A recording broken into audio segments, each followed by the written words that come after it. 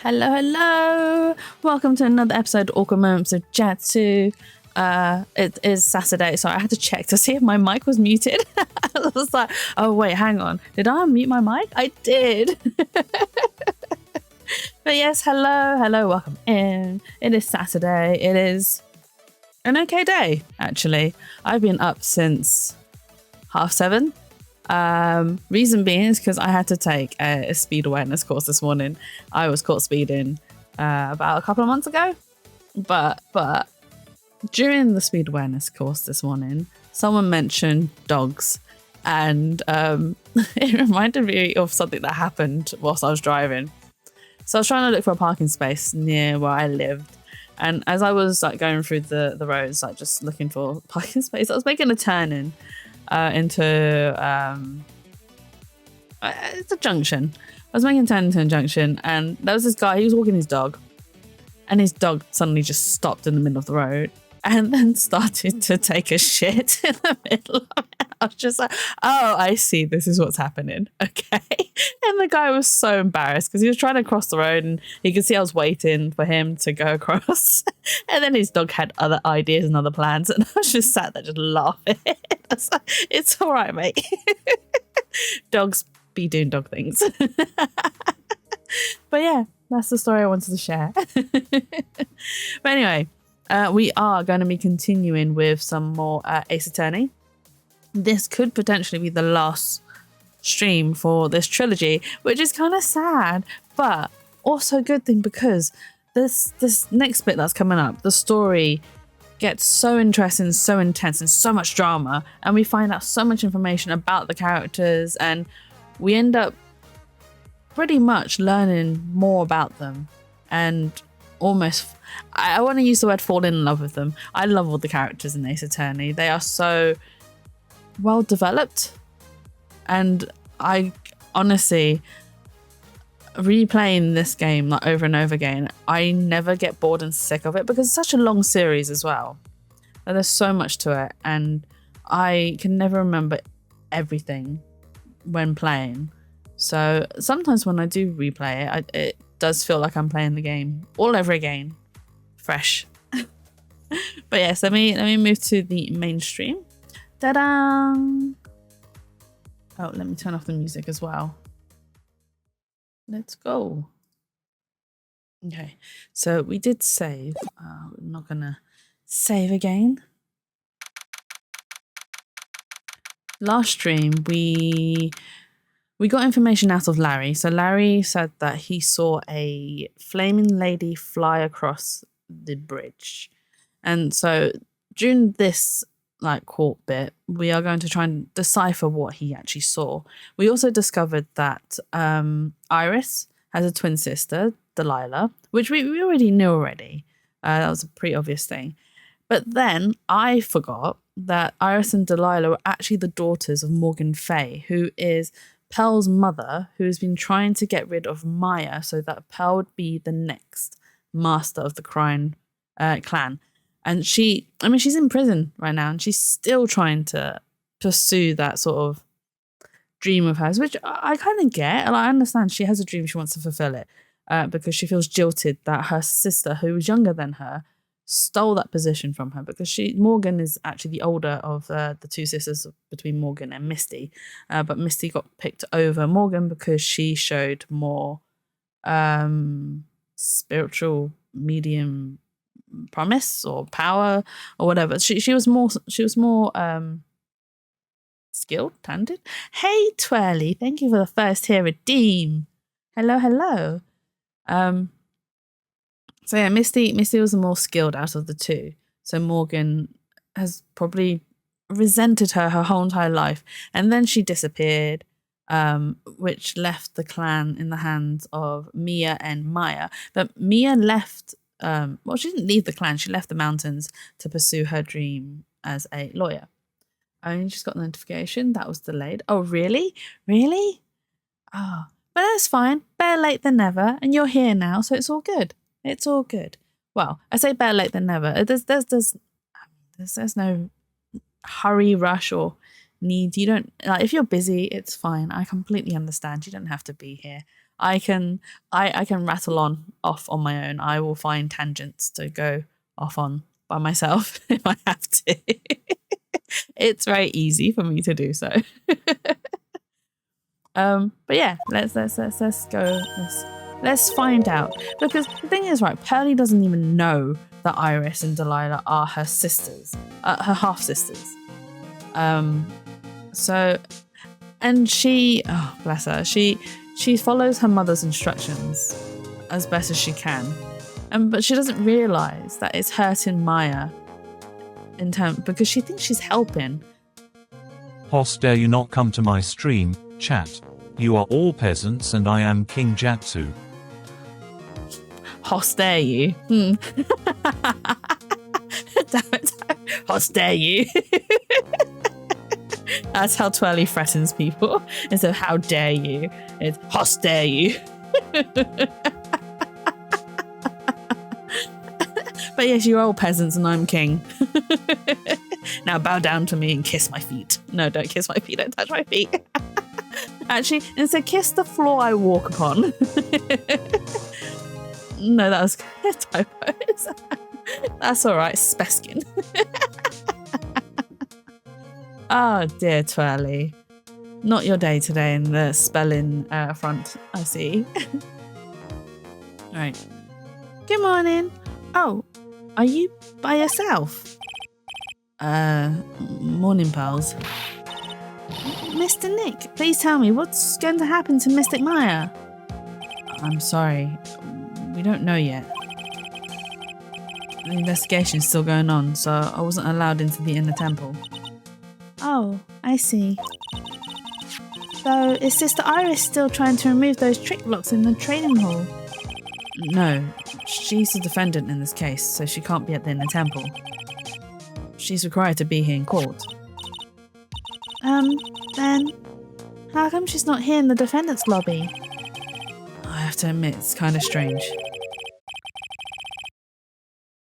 If you're looking for Iris, she's in the prosecutor's lobby. Who said that? Oh, it is Edgeworth! Edgeworth? What's Iris doing over there? She's going over today's testimony with the prosecutor as we speak. Today's testimony? You heard me. Iris is going to be testifying as a witness for the prosecution. Wait, what? The prosecutor's squeezing her for a confession, also I heard. Francesca von Karma, what are you up to? It's not Francesca. Yeah, it's not Francesca. We know it's not, because Godard already said that he's going to be taking this case. I know what you're thinking, but Francesca isn't going to be the prosecutor today. What? Then who is it? Who else would it be but Godard? Godard? Francesca's engaged in some important work at the Sacred Cavern. The Sacred Cavern? You don't mean that she's... Exactly.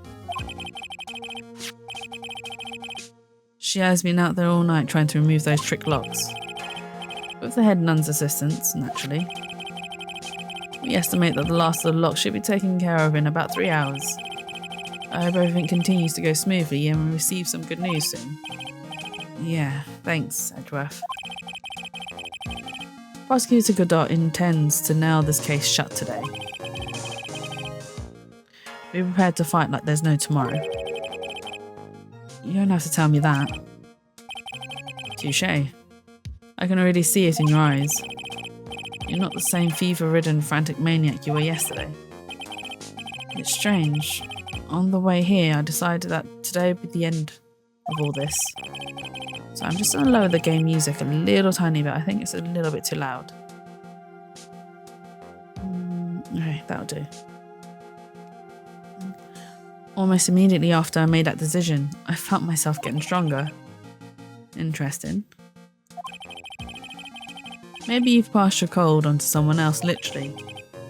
And with that, I leave the rest in your capable hands, partner. He called him partner! Thanks. Edgeworth called him partner? That's adorable. Oh, I really can't wait till September comes round because we finally get our dirty mitts on Miles Edgeworth Investigations 1 and 2. Oh my god, it's going to be so exciting. It's going to be so exciting. I still don't have answers for most of the riddles plaguing this case.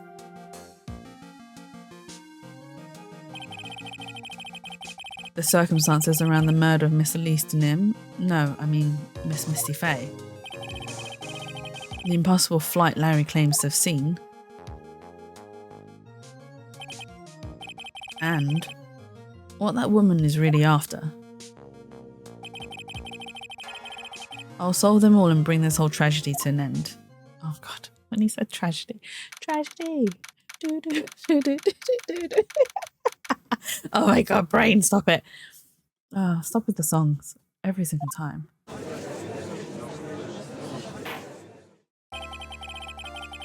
Court is now in session for the trial of Iris of Hazakura Temple.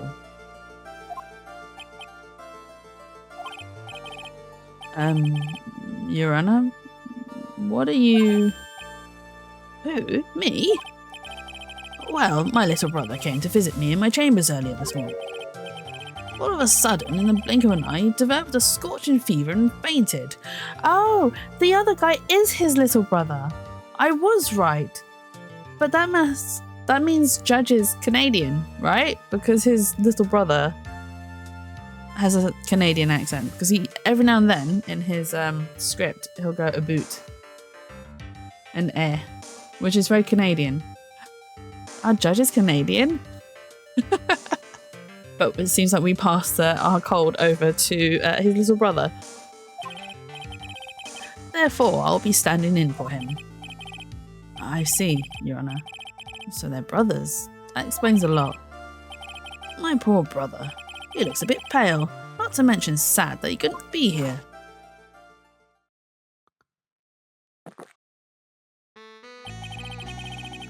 It is impossible to predict what the future has in store for any of us. This is precisely why people feel the need to judge the past. And we of the court have been charged with the solemn duty of passing such judgment. Well said, Mr. Godot.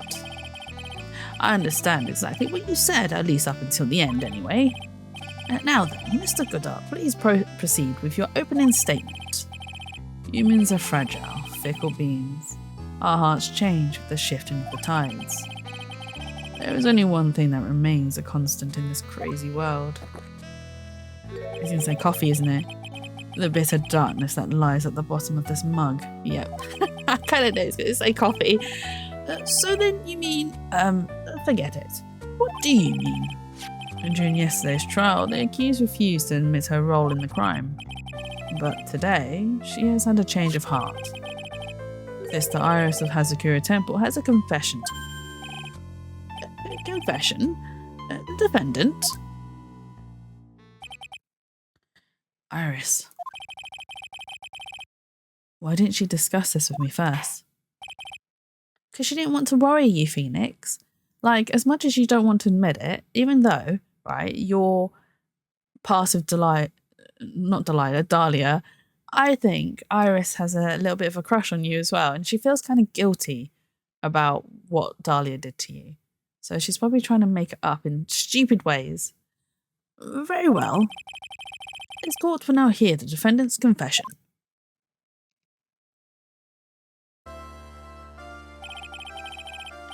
Upon meeting a beautiful lady, you always ask for her name and profession. That's one of my rules. Is that how you chat up the ladies, Godot? You ask them for their name and their profession. I mean, it's polite to ask for someone's name, yes. Profession? I don't know, because it seems like a very formal way to chat up a lady, in my opinion. I don't know. I to be honest, that's more of a getting to know someone rather than a, hey, I like you, let's get together conversation. My name is Iris. I am but a simple nun undergoing training at Hazakura Temple. A witness, is there something that you want to confess to? Yes. But first, I want to apologise to Mr. Wright. I I can't continue lying to everyone anymore. It's alright. What is it? Mr. Wright, I have to admit that I did play a part in this terrible incident. Are you actually confessing? Are you saying that you were the one who murdered Miss Elise Denim? No, I'm not, Your Honor. But I dealt with the cover-up after the murder took place. After her spirit left, I took the lifeless shell of Mystic Elise and carried it to the Hazakura Temple courtyard where I desecrated it. What?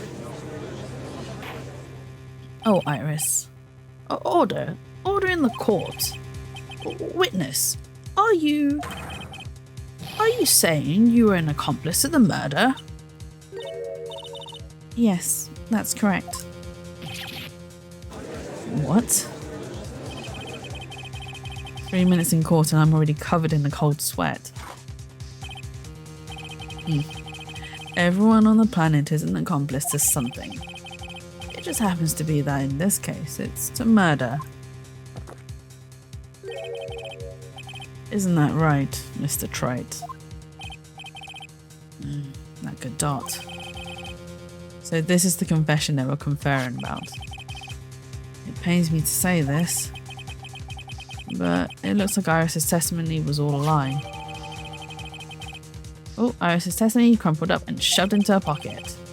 Now then, little lady, if you don't mind, I've got a question for you. Whose crime were you trying to cover up by your actions? Iris was covering for someone? Now I'm definitely up the creek without a paddle or a life jacket. I've been at Hazakura Temple ever since I was a little girl. Hazakura is run by one of the branch families of the Korean tradition. One of our missions is to protect the main family. I'm sorry, but main family? Yes, and that's why I would dirty myself if need be to protect her. The daughter of the master of the Korean channeling technique. Mystic Maya Fey. What? She's indicting. Oh, I see. She's trying to push all the blame onto Maya. Wake up and smell the coffee, Trite. She's naming Maya. Oh, hang on, I just realised something. Give me 2 seconds. I just realised the my overlay is cropped because of the game that I was playing yesterday. Not yesterday, Thursday. So when I connect this the HDMI to the laptop, especially with the older games like the Sandman and the Crooked Man, they show like the top window bars and the bottom ones. So I crop the screen just to get rid of it, and then I forget to undo it. And now we do have it, so it's a full screen. Sorry about that. Order in the court. So not only did you witness the murder, you know the name of the murderer. I'm terribly sorry, but it's true. I saw her commit the crime with my very own eyes. And then I cleaned up the area to try to protect her. That's ridiculous. Maya could never do so. The defense will refrain from commenting until the appropriate time. And now, witness, let's hear your testimony. What exactly happened on the night of the crime? Yes, Your Honor. I thought I was prepared for the unexpected, but I never imagined the case would wind up going in this direction.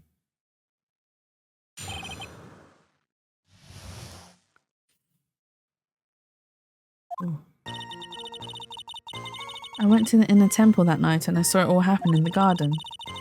I saw Mystic Elise strike Mystic Maya with her staff. While Mystic Maya was still stumbling, Mystic Elise moved in to deliver a fatal strike. Mystic Maya tried desperately to defend herself and stole the weapon. It was only in self-defense. You can't blame her for it. Oh, so she's saying that Maya tries to defend herself against Mystic Elise. But the thing is, right, we know Mystic Elise's true identity. Misty Faye. Misty Faye would never attack Maya. Why? Because she is Maya's mum.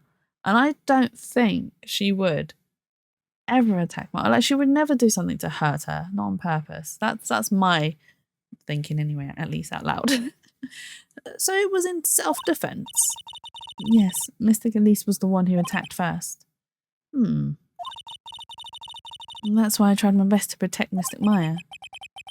You moved the victim's body to the temple so that Maya wouldn't be suspected. Isn't that right? Not bad. You've got the instincts of a true criminal. Something's not quite right. I'm sure it was established yesterday. But Iris never went to the inner temple that night. And that the person who did go was that woman. And by that woman, we're referring to Dahlia. Iris even admitted it. And now then, Mr. Wright, please proceed with your cross-examination. We're going to press everything. Iris is lying. Who is she trying to protect? Because we know that Pearlie didn't channel Dahlia, because she said that she couldn't. Sister Iris, your testimony has changed quite a bit since yesterday. You stated yesterday that on the night of the murder you didn't go to the inner temple. How did she now? Too bad for you, what she said yesterday isn't much today.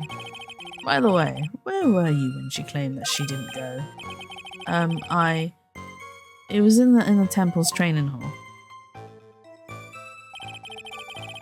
A private conversation between the two of you does not constitute testimony. That would be properly described as hearsay. What do you have to say, witness? I just couldn't tell him the truth at that time. Mystic Maya, she's your girlfriend, isn't she? Huh? They're not dated. I didn't want to be the one to break it to you that I saw her commit murder. There, we all understand how difficult this is for you. Now then, let's continue with the testimony. What did you witness in the temple garden? Well, Your Honor.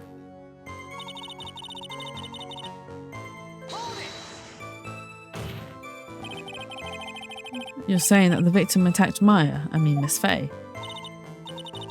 Yes, it was a truly frightening scene. Mystic Maya was struck hard on the head and looked like she was going to collapse. What were you doing at the time?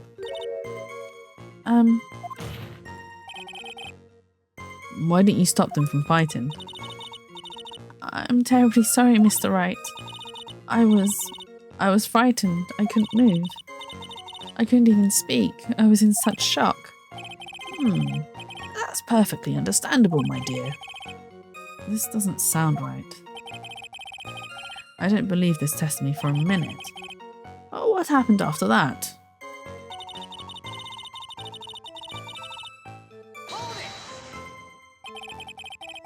She moved in to deliver a fatal strike. Yes, I'm sure of it. She threw down her staff and reached into her robe for a weapon. Wait a minute. What was this weapon? It was some kind of dagger. A dagger, huh? And Elise and him tried to stab her with this weapon. To kill Miss Faye. Yes, exactly. Huh. You look like I did. You look like I did after I mistakenly took a swig of Worcester sauce. How could you mistake Worcester sauce for your coffee? I mean, they are the same colour. They are the same colour, but they're in different containers. Your coffee would be in your cup. Worcester sauce is in a Worcester sauce bottle that has a bright orange label that says Worcester sauce. Well, at least the Lee Perrin's version has a bright orange label. I don't know any other brands, actually, or off-brand stuff. Would they? I imagine they'd have a brown label. But still, you couldn't mistake them. You couldn't mistake either of them. Godot, you're so silly. Do you have a problem with the testimony we're hearing from your client, lawyer boy? Do I have a problem with Iris's testimony? There is one thing. Your Honour, I have a small problem with the witness's testimony. You do? But this witness is your own client. Yes, well, nevertheless. That's fine. Witness, let's add your last statement to the testimony. Yes, sir. Hey, just a moment. It's my job to say that. He's using his coffee cup as a gavel. Listen, Grams, I won't say it again. Final judgment will be rendered by me. The judge got told. Godot's really fired up. Okay, now, let's continue. She threw her staff away and pulled a dagger from inside her robe. She threw her staff away. Mystic Elise was trying to kill Mystic Maya. I think that's why she wanted a more lethal weapon. It's true, it's not easy to inflict a deadly blow with a staff. Sister Iris, let me make sure I've got this straight. The victim herself chose to throw away her staff. Yes, that's what I saw. Is there anything odd about that, Mr. Lawyer? Yeah, it's odd, alright. Mystic Elise attacked Mystic Maya with the dagger, I'm sure of it.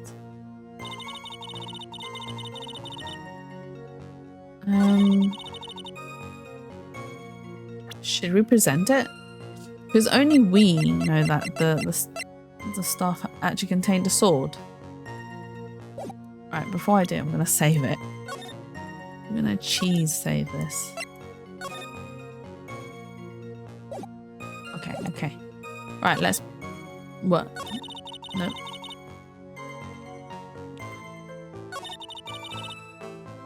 Let's have a look. No, I saw Mystic Elise. The sun is face will strike. Show stuff or dagger. Okay, right, let's present the sword. Oh.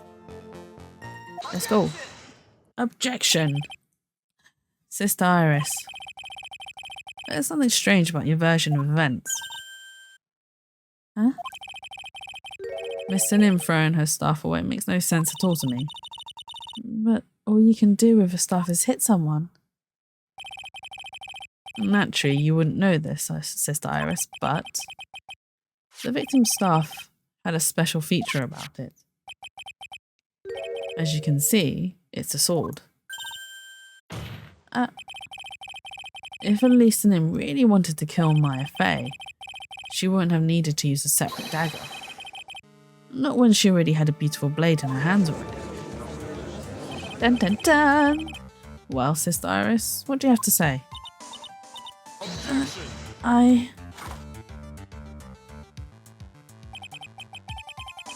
That was an impressive bit of investigating, Wright. I never would have thought there was a sword hidden in that staff. But even so, how should I put this? A long sword is unwieldy and thus quite ineffective in close quarters combat. Maybe that's why she chose a dagger over her blade. Well... Anyway, the type of weapon she chose to use isn't what's important. The important thing is that she tried to kill Maya Fey. As long as there's nothing strange about that, there's no problem with her testimony. But there is something strange about this whole testimony.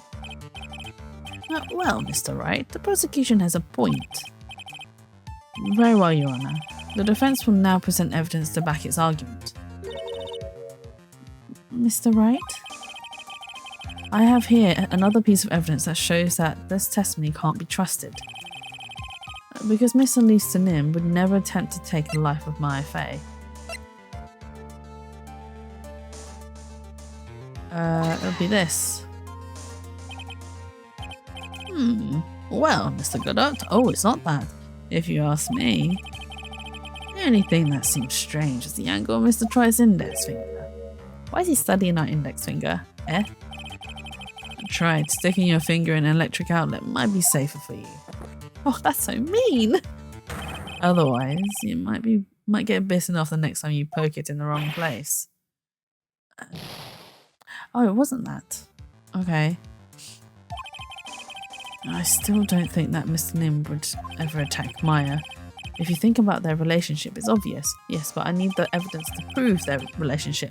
Why didn't you think it over one more time? Very well, Your Honour. The defence will now present evidence to back its argument. Okay.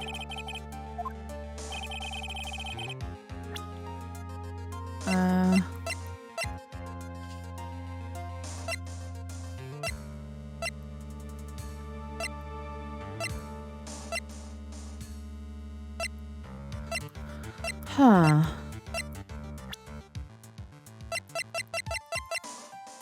Do we present her profile?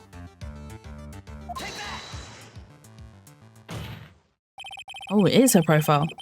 Elisa Nim would never have attacked Maya Fey. How can you be so sure? Because the victim's real name was not Elisa Nim. The real name was Misty Fey. Fey? No, not Misty Fey. Who is this Misty Fey? Is she related to... Misty Fey is the master of the crying channeling technique. She is also the mother of Maya Fey. Are you serious? Is it really true, Mr. Wright? Was Elisa Nim actually the great mystic Misty? Well, there's no doubt about it. It looks like Iris had no idea. I can hardly believe it. The idea that she would try to kill her own daughter, one who she hadn't seen in 17 years. Perhaps the prosecution can offer some explanation for why she would do such a thing. Haha, got you there, Godot. Order in the court. Upon first hearing the witness's testimony, it seemed natural enough. However, in light of some facts that have just been presented. 1, that the victim supposedly threw away a sword during a fight, and 2, that the two people battling to the death were mother and daughter. Despite the facts being believable when taken on their own, when taken together, the entire story seems difficult to believe. And listen, there's nothing in this world that is impossible, except for one little thing. Yes, what is this one little impossible thing? You still don't get it. You think maybe my beans are under roasted, but you have no idea, Gramps. Could you get to your point? I heard this witness's confession this morning. Just as I had taken the first sip of my 8th cup of morning coffee. You're going to ruin your health, my friend. Anyway, after hearing this woman's confession, I had a defective. Oh my god! I'm so sorry, Gumshoe. You're not defective. I'm sorry. You're not defective. I promise. I had a detective who loves to investigate sent to the scene of the crime, and he discovered this little beauty. Is that the dagger the witness testified to seeing? Obviously, Your Honor, but do you not notice something else? Look, thank you for the luck, Twirly. I very much appreciate it. I hope you enjoy doing whatever you are doing whilst leaving me on in the background to rattle off on whilst playing Ace Attorney. Now that you mention it, if you look closely, there appears to be blood on it. Where did you find that? I didn't see that when I investigated the crime scene. Did you investigate the pine tree at the crime scene? Huh? The pine tree? This dagger was stuck in the backside of the pine tree when the last blow was struck, ending the violent battle between the two women. This little baby was thrown in the direction of the back of the pine tree. Which means the blood on this dagger belongs to the victim, correct?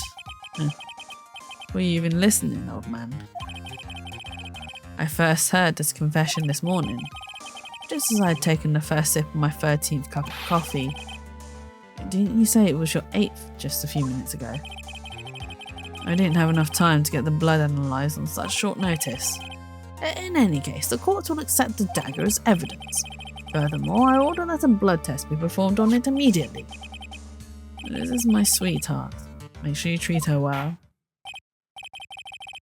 Bailiff, get this piece of evidence to the crime lab for testing immediately. Okay, so we need to wait for the results to come back. Now then, the testimony we've just heard had numerous unbelievable aspects to it. However, after having found the very dagger the witness spoke of, I believe we can consider her testimony to be credible. Cute girls never lie, ever. Actually, that's a lie, Godot. You know that. Cute girls can lie, too, if they need to. To be honest, anyone can lie. You can be cute, handsome, pretty, ugly, whatever you refer to. Anyone can lie. If they choose so, they would do so. It doesn't matter, irregardless of everything. In any case, witness, if you could please testify again to this court. About what, Your Honor? About the incident you saw, the battle between the two women. Yes, Your Honor. Let's go. Mystic Mai stumbled briefly after being hit over the head with the star. But then she dodged Mystic Elise's next attack and stole her weapon. Suddenly, Mystic Elise was the one on the defensive with her back to the stone lantern.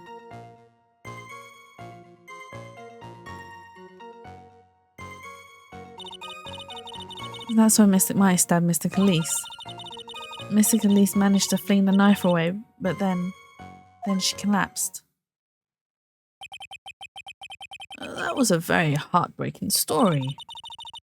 I don't know if there were any bad feelings between them, but it had been 17 years since Misty's disappearance. Perhaps they simply didn't recognize each other anymore. That seems reasonable. And now then, Mr. Wright, proceed with your cross-examination.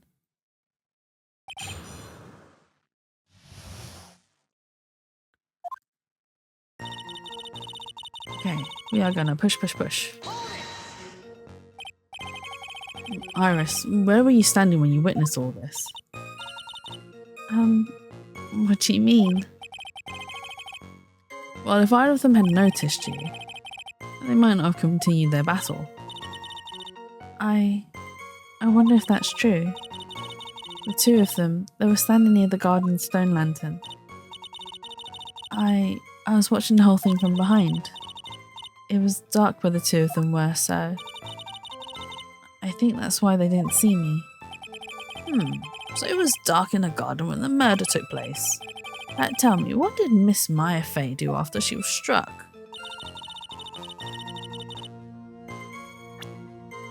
It can't have been dark, could it? We don't have the evidence for that. Okay. Well, we know that the lanterns were lit because we found ashes, I believe, and that there was no snow covering the lanterns themselves, which also indicates that they were lit. So they're warm, melting the ice. Then she dodged the next time, stole her weapon. Okay. What happened to the victim's staff then? I'm not sure. The area was very dark, so I really couldn't see. I think it got knocked away somewhere as the fight escalated. Makes sense. That would explain the need for the dagger. Mystic Elise raised the dagger to strike, but Mystic Maya dodged it at the last second. The dagger struck the lantern, fell to the ground. And then at some point, Mystic Maya picked it up. Nothing sounds especially strange yet. But what did the victim do when the weapon was stolen from her?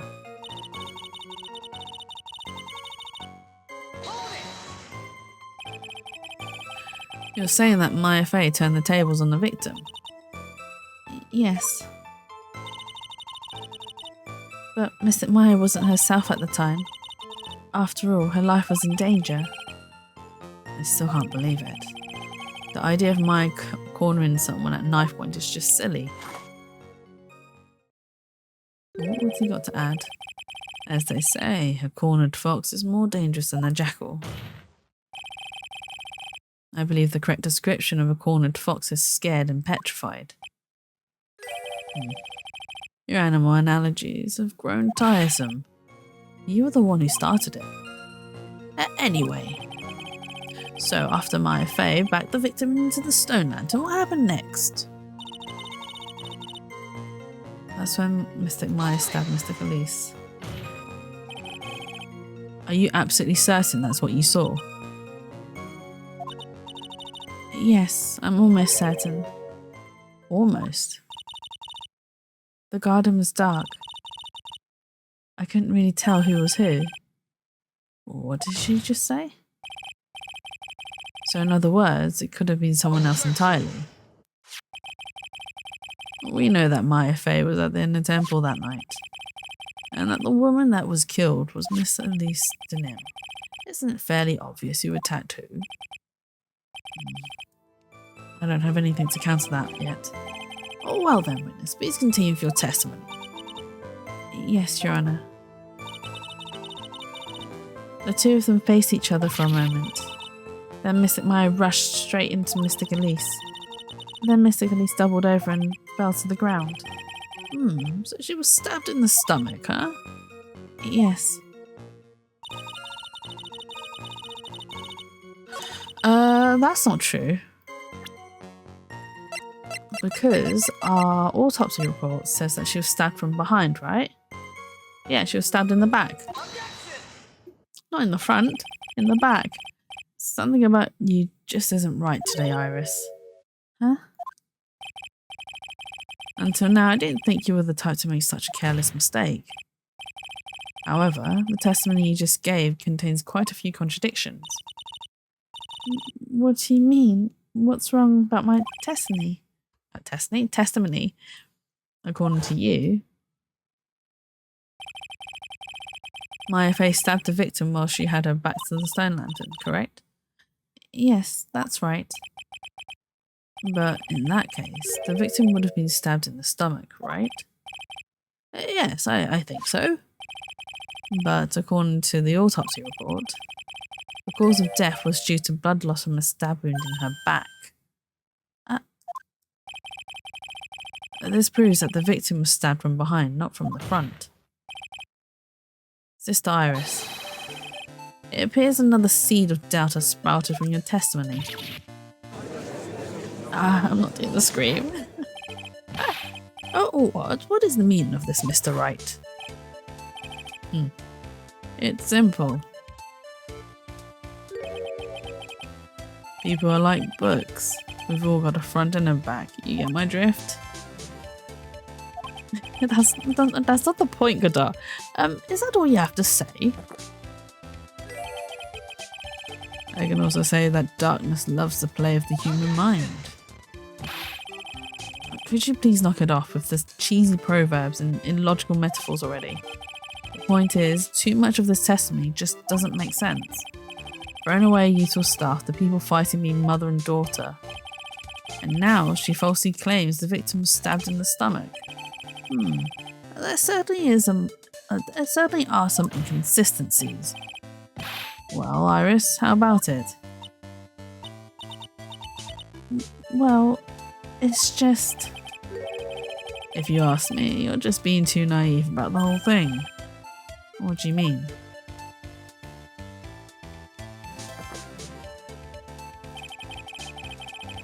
There are 253 distinct types of bitterness in coffee, but to pick out each one requires total concentration, the use of all the senses.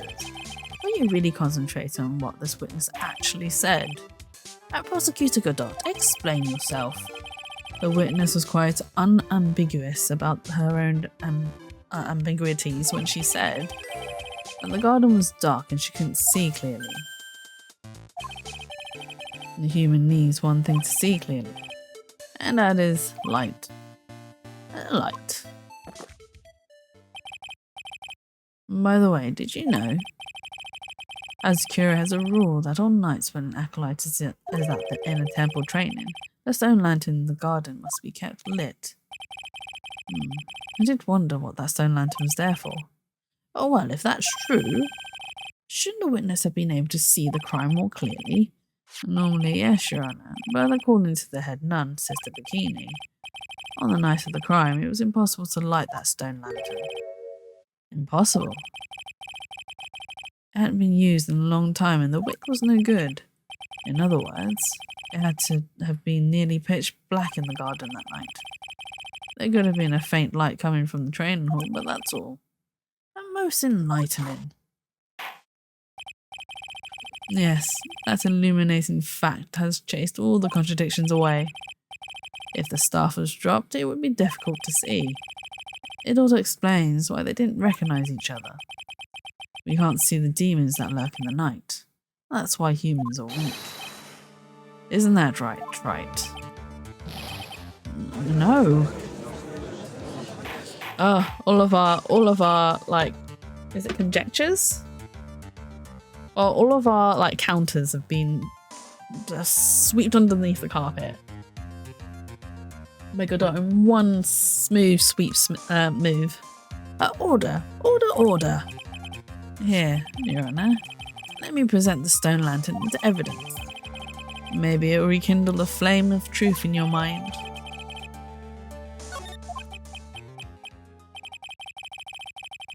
Why is the judge just sitting there with that look on his face? What's wrong, Your Honor?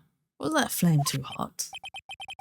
This lantern, there's something written on it. Why, it's written in blood. Oh boy.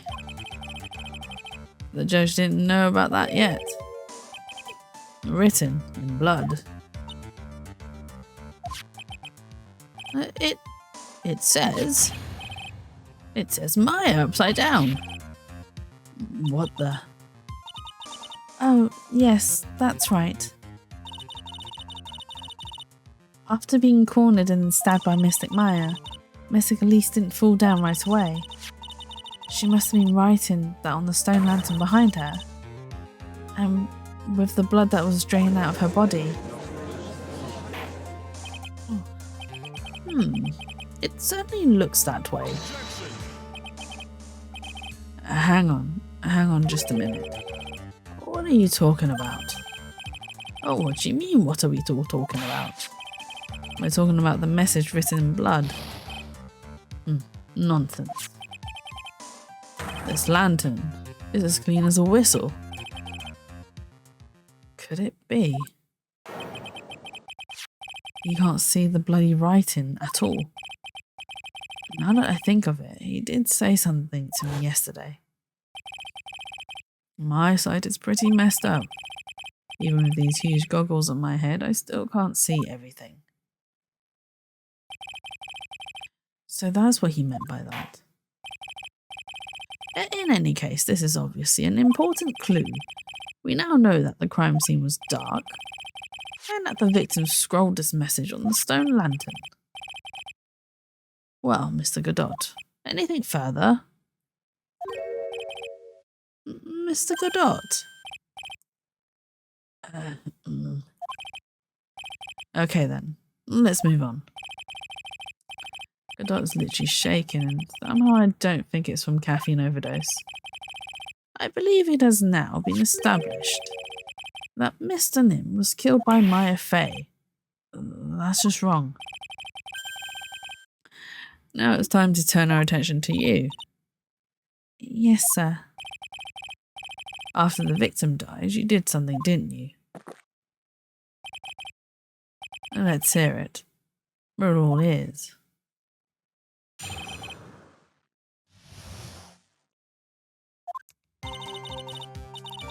After Mystic Elise died, I called out to Mystic Maya. I thought it was my duty to protect the future master of the crying tradition, so I removed the body from the inner temple by myself. I dragged it behind me all the way across Dusky Bridge. Then I used a snowmobile to carry it back to the Hazakura Temple and...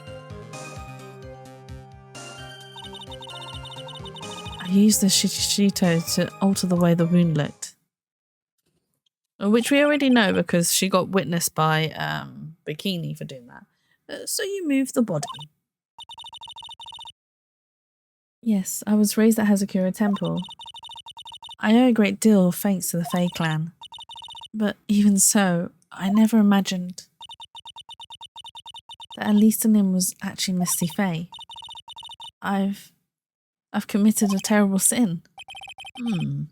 A terrible trick of fate. I believe you're looking for a twist of fate, Your Honor. trick of fate. That's something I would say by mistake.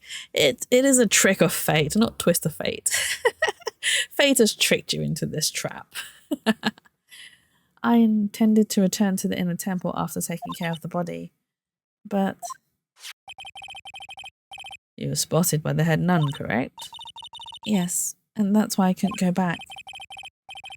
Your story makes sense, I suppose. Mr. Wright, go ahead with your cross-examination. Yes, Your Honour.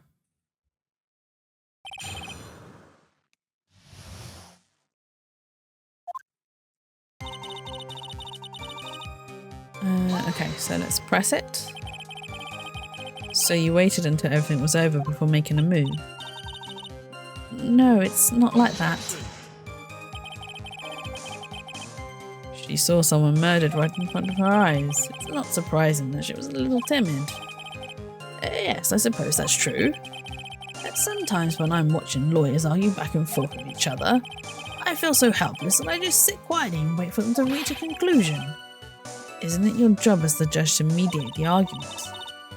It wasn't until Mystic Maya saw me that it finally dawned on her what she had done.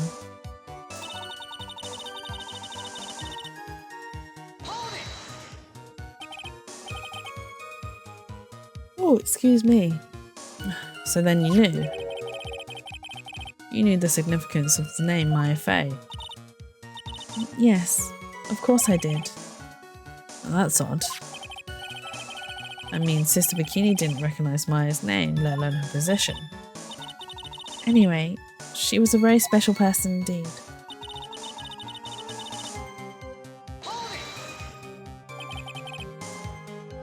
Why did you do that? Because I didn't want Mystic Maya to be suspected in any way. I thought the best thing would be to remove the body from the crime scene. You moved her body all by yourself? Yes, I did. It would have been impossible if it wasn't for the snow. The snow, huh?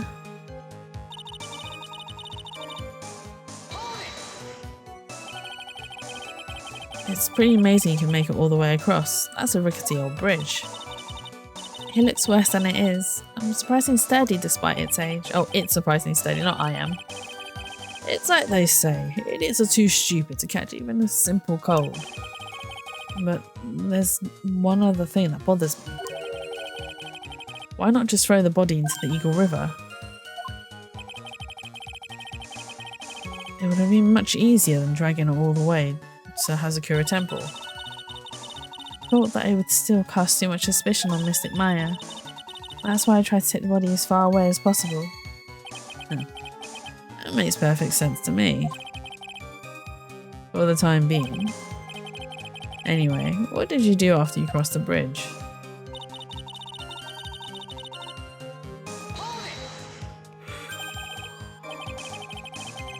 The snowmobile? Oh, I knew that would show up sooner or later. Yes, I had the key. I used the snowmobile to travel from Hazakura Temple to Dusky Bridge. This is the part that was in question the other day. Should I ask for more details? About the tracks? Oh, if you really did move her body by snowmobile, then there should be tracks left in the snow, right? Oh, well, yes, naturally, you could expect tracks. This picture was presented at yesterday's trial. Are these the tracks from that ride? Yes, I think they are. But I can only see one set of tracks here. I don't see what's so strange about that. Snow was still falling when I left Hazakura Temple. I see, snow was still falling, huh? And then, when the murder took place, it had already stopped. That's why there are such fresh-looking tracks. How about it, Mr. Wright? What do you think about this testimony? Nothing I've heard sounds strange at all. I better not get too worked up about it. I'm fine, Your Honour. I have no problems with her testimony. Very well, then let's continue the testimony. So you transported the body with a snowmobile all the way to the Hazakura Temple courtyard? Yes. I thought that way Mystic Maya would never be suspected. That's why I thought anyway. And then I...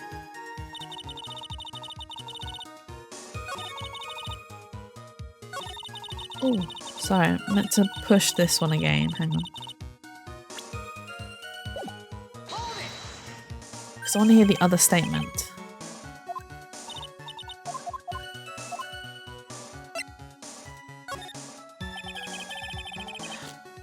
Let me hear more about this snowmobile ride. Well, it was very cold that night, so I rode it all the way to the foot of the bridge. I'm sorry, witness. But now, I've got a problem with your testimony. Excuse me? Godot, what are you up to now? That night, after the head nun left the remainder of the training to you, she said she walked from the inner temple back to the Hazakura temple. Yes, I'm fairly certain that's what the record indicates. Let's recall her comments on the subject. Give me 2 seconds.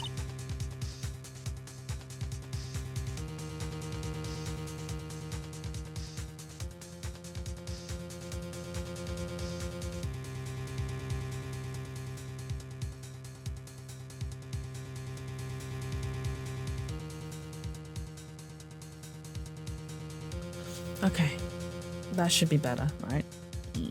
Yeah. Maybe, but when I made it back to the Hazakura temple, it was there by the main gate, the snowmobile, I mean.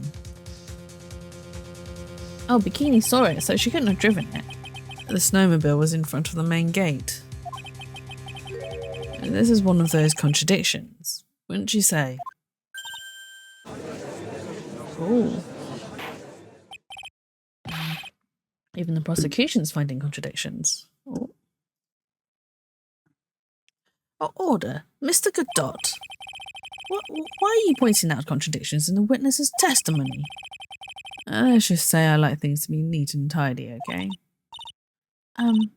Well, maybe... Sister Bikini missed it. Yes, maybe she didn't see it. You think she missed it? That doesn't sound right. Whatever. Even I don't think this is decisive enough to warrant any more time or effort. It's just... You better be careful in your testimony. That's all I wanted to say. A smart little cookie like you shouldn't have any trouble understanding that. Yes, sir. What was that all about? Why would Godot want to give me a hint? Very well then, let's continue the testimony. So you transported the body by snowmobile all the way to the Hazakura temple courtyard. Yes, I thought that way Mystic Maya would never be suspected. That's what I thought anyway, and then I...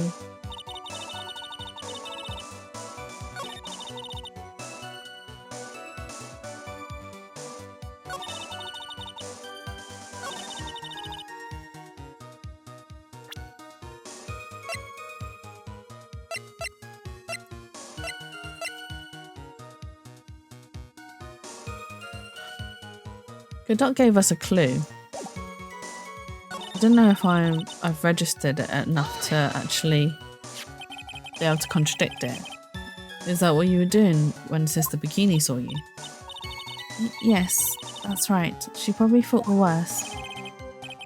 Probably. More definitely. I see. So Sister Bikini mistakenly thought you were the one that murdered Mr. Nim. I'm so sorry. Please forgive me. It's my fault that this case has gotten so confusing. I don't want to believe it, but I don't think my logic is failing me. Iris is trying to pin the murder on Maya. But why would she want to do that? There's only one reason I can think of.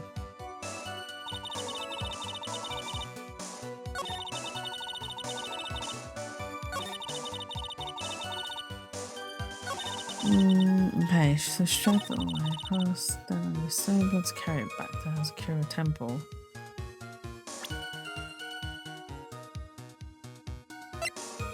But there's no blood on the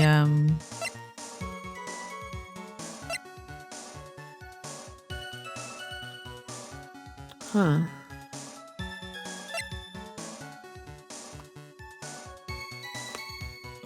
Oh, you proper heard that on. So I just saw the mixer pick up. My crack in my neck. I'm so sorry. Someone at work really hates it when I do it because she thinks the sounds are disgusting. She's like, Jatsu, stop it. And I do it by accident in front of her, and I'm so sorry. I forget. And she's like, I don't know what evidence to present at this point.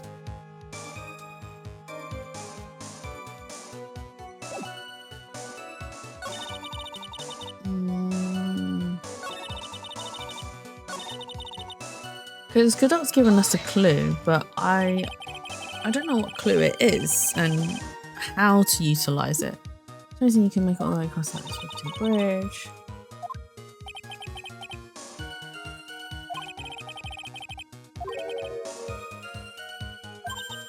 Yeah, so when we say why don't you just throw it into the river? And then use the snowmobile to carry it back. The snowmobile, I know it's strapped sooner or later. Yes, I had the key. I used the snowmobile to travel. This is the part that was questioning yesterday. Should ask for more details. We did. We asked about the snowmobile. Let me hear about the snowmobile ride. Well, it was very cold that night. So I rode it all the way to the foot of the bridge. I'm sorry, witness, but now I've got a problem with testimony. Oh yeah, because she said that she rode it to the foot of the bridge, but Sister Bikini says that she didn't see.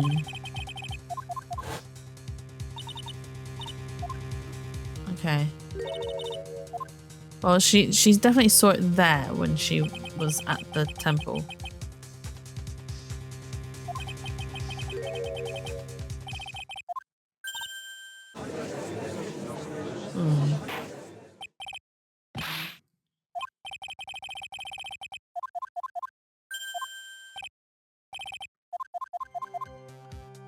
But she doesn't add this bit onto her testimony.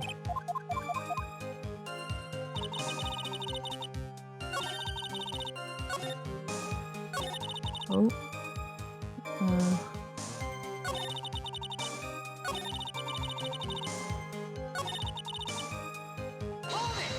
Oh, crap. Sorry, I didn't mean to push that one. I meant to push the statement after that.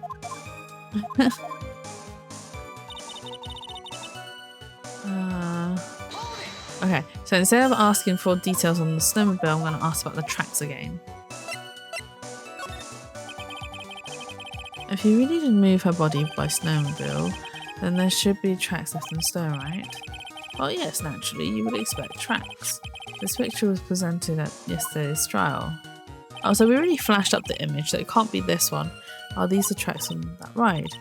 Yes, I think they are, but I only see one set of tracks here. I don't see what's so strange about that.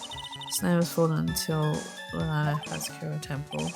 I see, so this snow is still falling, and then when the murder took place, it really stopped.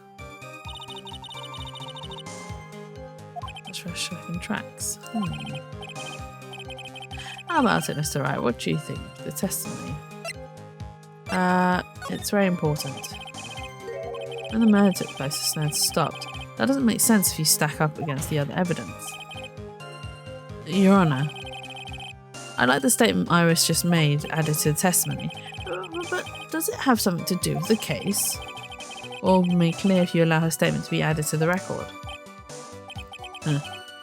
This should be fun. Oh, so I didn't add it in before.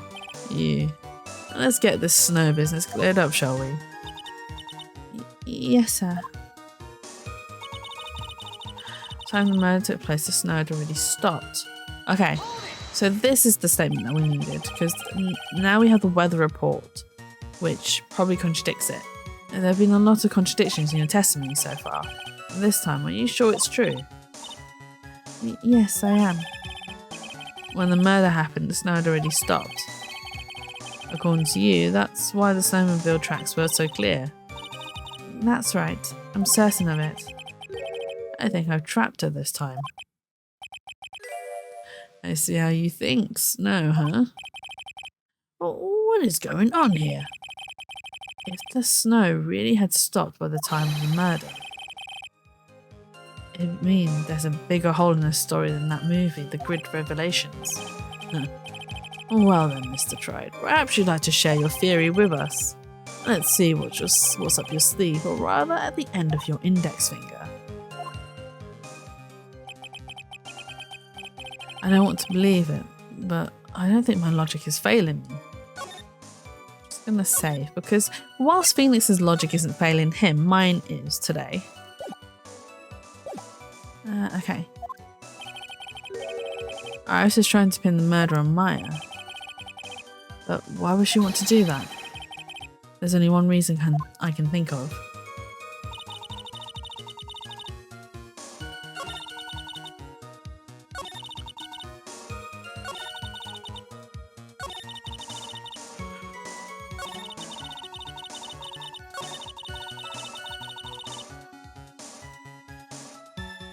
Okay, so by the time the murder took place, snow had already stopped. Okay, murder took place between 10 and 11. The weather report.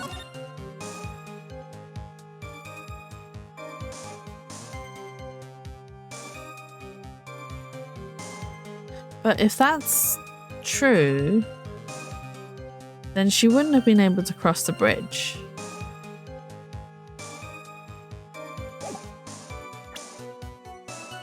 By the time the murder took place, the snow had already stopped.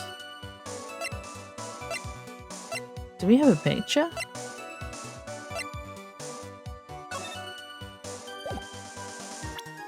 Okay, that's not the crime photo we were looking for.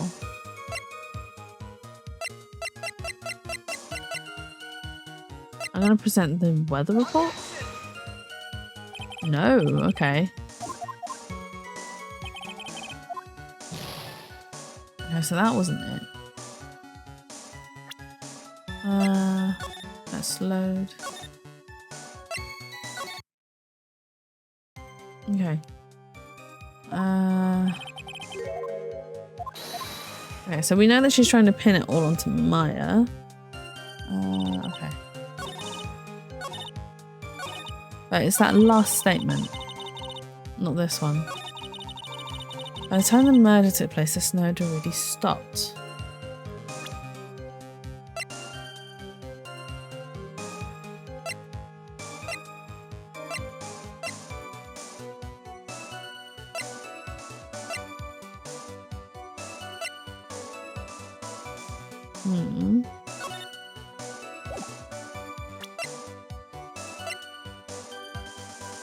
Okay.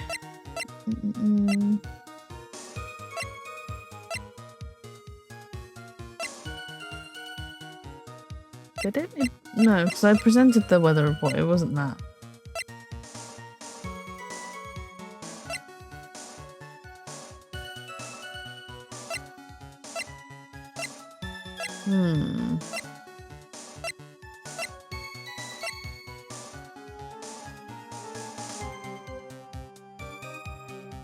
But then,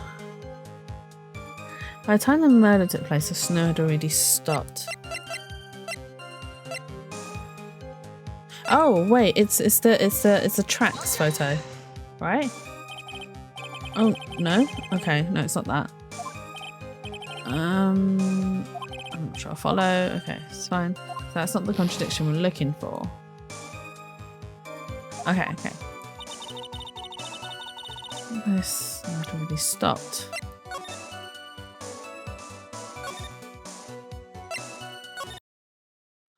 What about that what in my evidence contradicts that statement?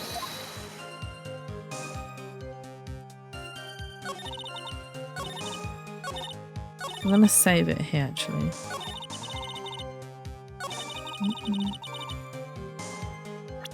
So then I don't have to redo that section. Hang on.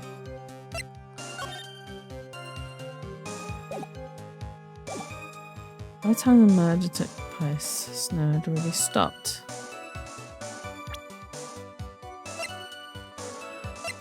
What can we present? I found outcropping has burned when it comes to the victim stuff. That's not right.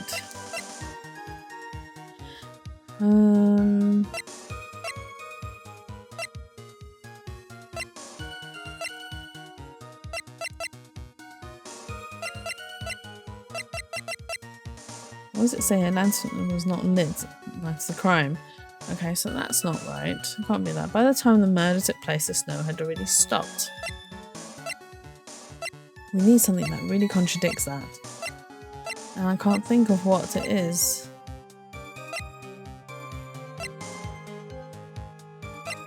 It's not the weather report. It won't be that. I'm gonna cheat a little bit. Shh, shh, shh, shh. Don't judge me. Shh, shh. We have to occasionally cheat. A little tiny bit. Where is it? Here it is. Okay. So we've done that bit. We've done that bit. Okay, trial. Pull the trial. Yeah, testimony. We've done that bit. We've done that bit. No, we've done that bit.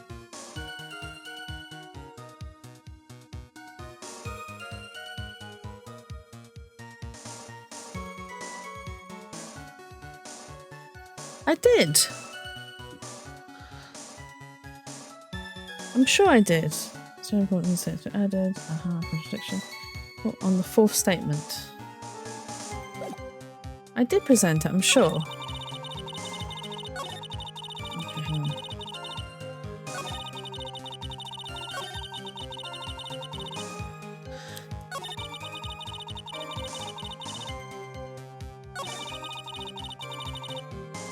Okay, so this is the first statement.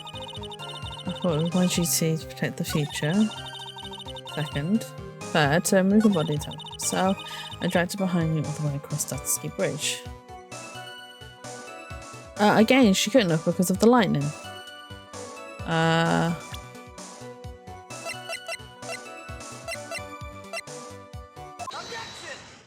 Okay, so that's where... Okay, so it was the weather report. I was just presenting it at the wrong statement. You claim that the snow had already stopped when the murder occurred. But I'm sorry, Iris. That just isn't possible. What? It's the weather data from the night of the murder. According to this, the snow didn't stop until 10:50 p.m. But you couldn't have crossed Dusky Bridge at that time. Why did you say that? Because 5 minutes before the snow stopped, Dusky Bridge was struck by lightning and caught on fire. What did you say? The bridge... it was on fire? You don't mean to say you didn't know about it? It was because of that lightning strike that the bridge had burned down. What?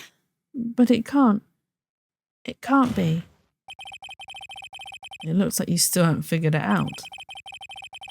No matter how hard you try to deceive or conceal the truth, you can't pull the wool over the eyes of a real defense attorney. No!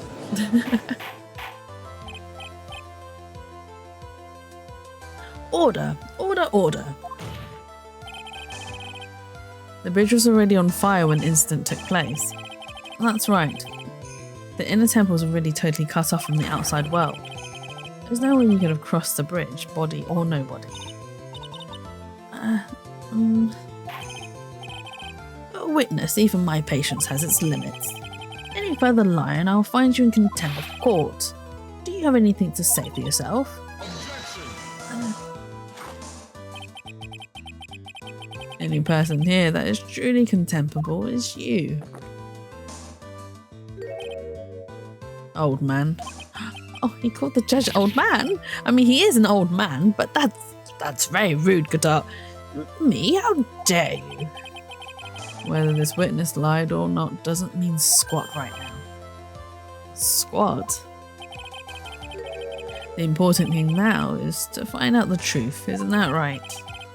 Yes, of course, but whether it was snowing or not snowing, or whether the bridge was burning or not, there are two facts that can't be disputed. First, the body of Elisa Nim was discovered in the Hazakura Temple courtyard. And second, the head nun, Sister Bikini, witnessed Iris desecrating Elisa Nim's body. Makes a good point on both accounts. That's right, I'm not lying. What are you claiming this time? I wasn't myself at all that night. Though my memory is still somewhat hazy. You've stood at that witness stand and testified this entire time.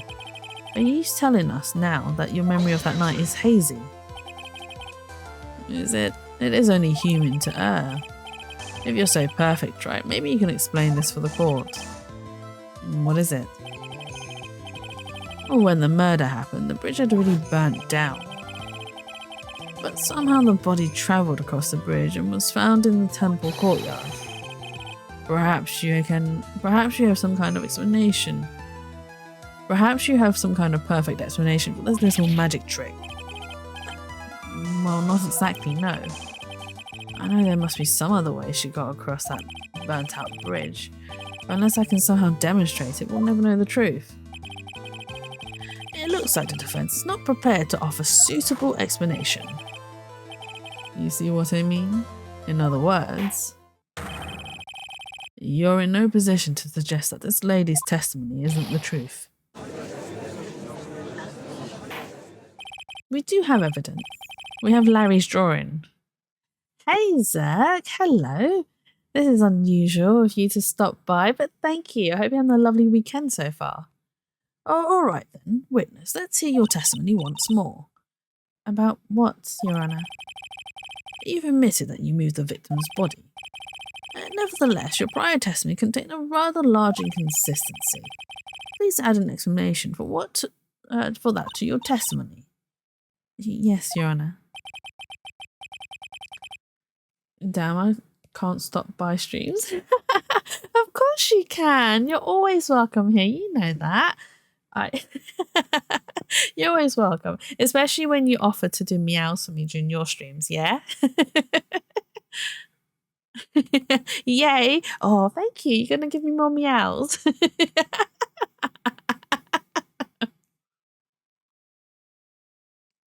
I'm going to tell you this because you might as well know. But I've started to refer to you as the baby meow to Tyria. So, the baby meow. No way, I didn't agree to this.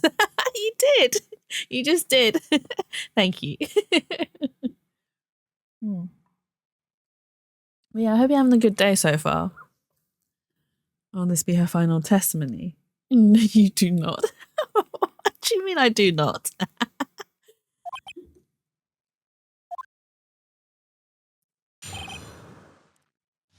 I do not refer to you as the baby meow. I do now. Yeah, I do. I was speaking to Terry about it. And I was like, yeah, you know, the baby meow. She was just like, the baby meow. Moving the body. Other than walking over the bridge, there's no way to move the body. So I must have just gotten confused, I guess. Was the snow still falling, or had it stopped? Does it really matter that much? Or are you saying that there is a way to cross a burning bridge? I mean, even that you are young, you are but a little baby, you are. You're a baby. So it was just a misunderstanding, I see. It's the photo of Dusky Bridge after it burned down from the lightning blast. It was taken on the morning after the accident, or incident even. It certainly was burnt to a crisp and... Oh, it certainly was burnt to a crisp and one of the suspension wires even snapped.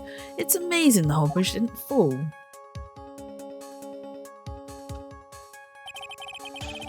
Clearly, it would be impossible to carry a corpse across a bridge in this condition.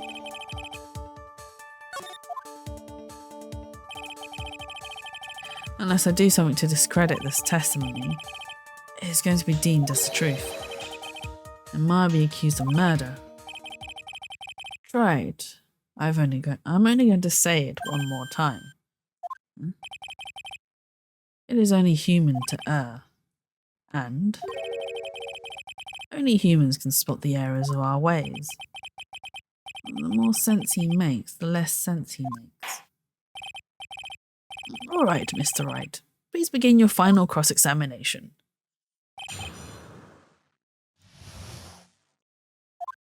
But yeah, you are young. How dare you say you're not that young?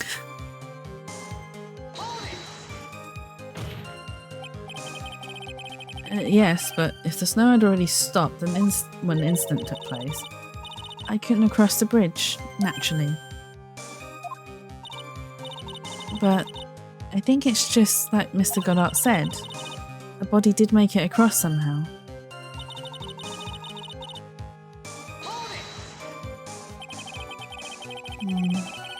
I'm approaching my mid-20s though. You are still a baby. You are still a baby. To me, you are. I'm in my 30s. You are a little wee baby. Little baby meow. Yeah, that is officially your new nickname. You are the baby meow. But you seem to be quite sure of yourself when you gave your testimony. You said you were sure the snow had already stopped. You're just old. No, you're just a baby. I'm at the perfect age, thank you very much. You're just a little wee baby. I'm terribly sorry. I was wrong.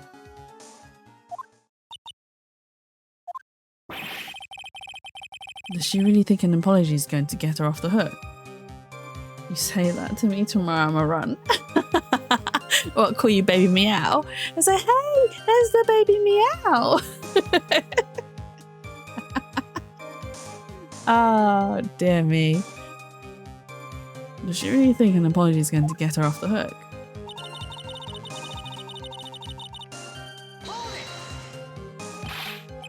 Did you know that Berry is also going to refer to you as the baby meow too, right? Because I told her about this. You're just gonna... That is your new nickname, honestly. This is no joke. You're giving sworn testimony in a court of law. Well... No, wait, what? The only person I haven't told yet is Twirly, but she's lurking about somewhere, so I'm sure she would have heard this. She didn't say it to me yet. She will tomorrow. She will tomorrow. Oh god. Well, Mr. Wright, let me ask you a question. Do you remember what the weather was like 1 week ago today? Huh?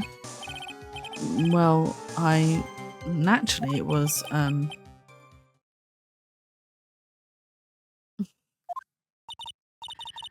You see, it's not that easy to remember, is it? But if it had been some kind of a special day, I would have remembered. For example, it was pouring rain on the day of my elementary school graduation. Why would you bring that up, Phoenix? No one wants to hear about your childhood traumas, Trite. What? By the time the murder took place, the snow had already stopped. If you insist on obsessing over that one statement, let's see the proof.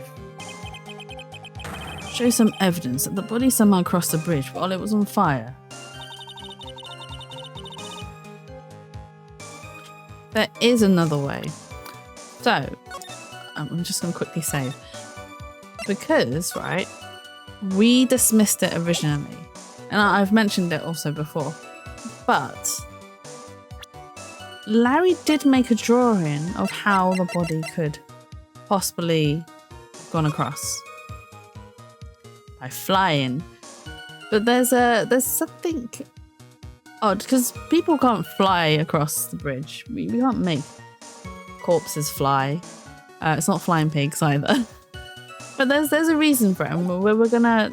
This is a good bit. So I'm gonna present this. She can fly.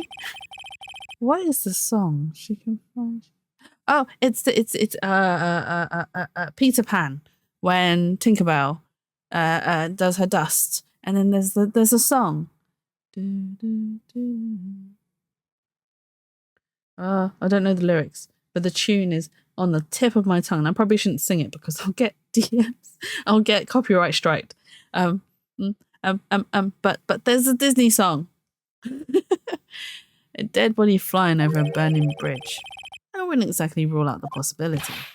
Oh, what? You're saying it's possible? Don't make me laugh. I hate to tell you, I've never watched them almost. Disney? Most Disney? What's Disney? Zach, you are kind of missing out, but you're also not missing out. I grew up on Disney. My dad bought me literally almost every single. I want to really show my age. Every single VHS. Disney equals Disney. No, I know. I'm just teasing. But yeah, I owned practically every single VHS of Disney, apart from Sleeping Beauty. No, Sleeping Beauty. Did I own Sleeping Beauty? There were a few that I didn't own. Oh, VHS. Yeah, exactly. That's how old I am, VHS. Yeah, but I got pretty much almost nearly all of them. I say my dad did. And then the thing is, right, we still had them up until a few years ago when my mum decided it was a good idea to just throw them all out. But here's another thing as well. What she doesn't realise is that they are actually worth quite a bit of money, especially if it has the certifying holographic sticker on them, which, by the way, all of them did. And yeah, she threw them out. And I mean, my sister was more upset about it. Yeah, my sister was way more upset about it than I was. Mostly because we grew up on Aladdin. We absolutely loved Aladdin. Aladdin was her favourite, like absolute 100% her favourite out of all the Disney films. And my mum got rid of them. And she was so upset. I had Hercules in my collection as well. I absolutely love Hercules, and she got rid of that. But it is kind of sad. I watched Cinderella a lot at my nan's because my sister, but I never cared. I wanted ninjas. Were you into the turtles, Ninja Mutant Turtles? That's the strong boy Hercules, and that's probably why I am quite interested in Greek mythology. And a lot of times, so when I write, I don't write that much these days, but when I did write some stories and create characters and stuff like that, I would refer to Greek mythology quite a bit. And it's not just Greek mythology. I love the idea of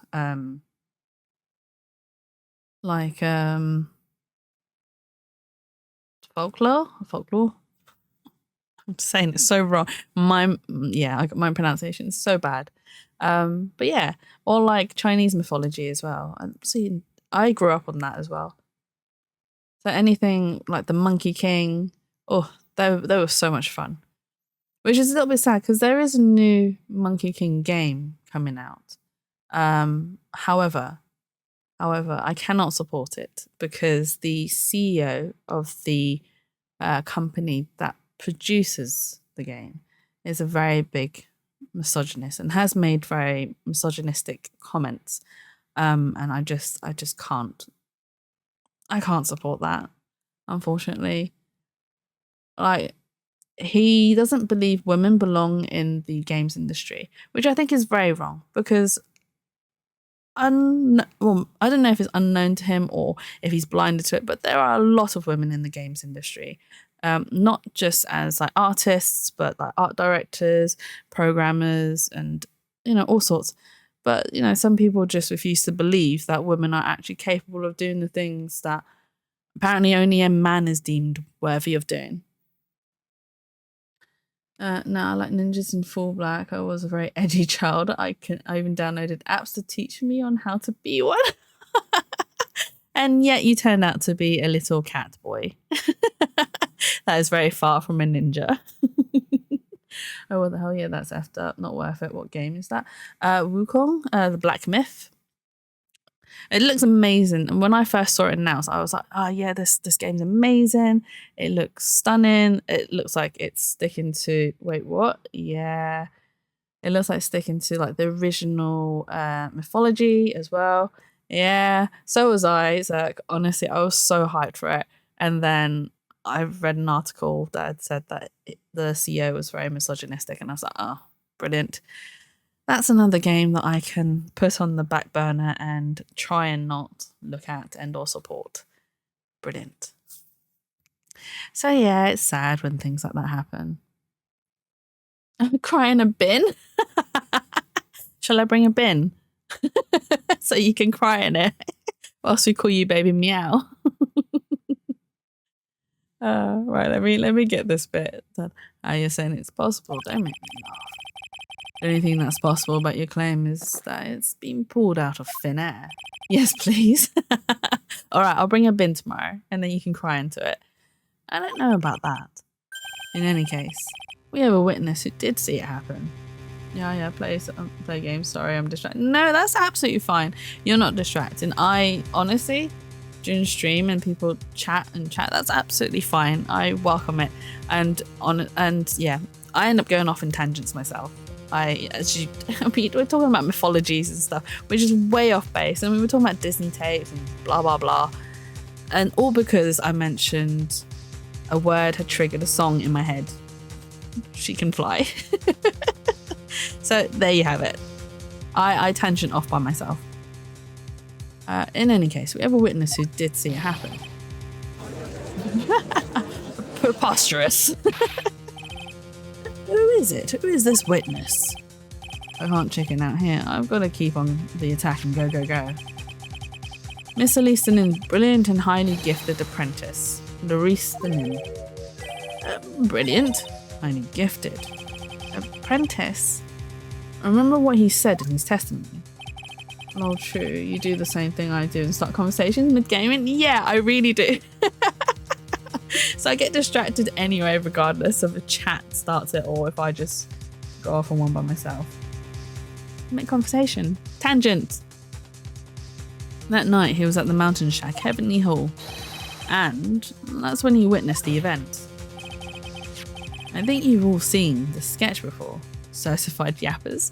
I'm not really a yapper though. That's the thing. Like you'll probably realise or notice tomorrow I don't talk a lot in person.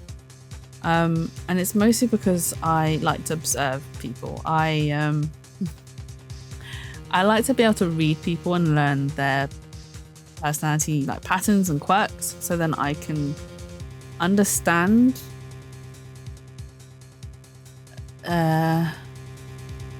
you as a person. So it means that I learn to read your body language, the way you talk, the words you use, and basically your mannerisms.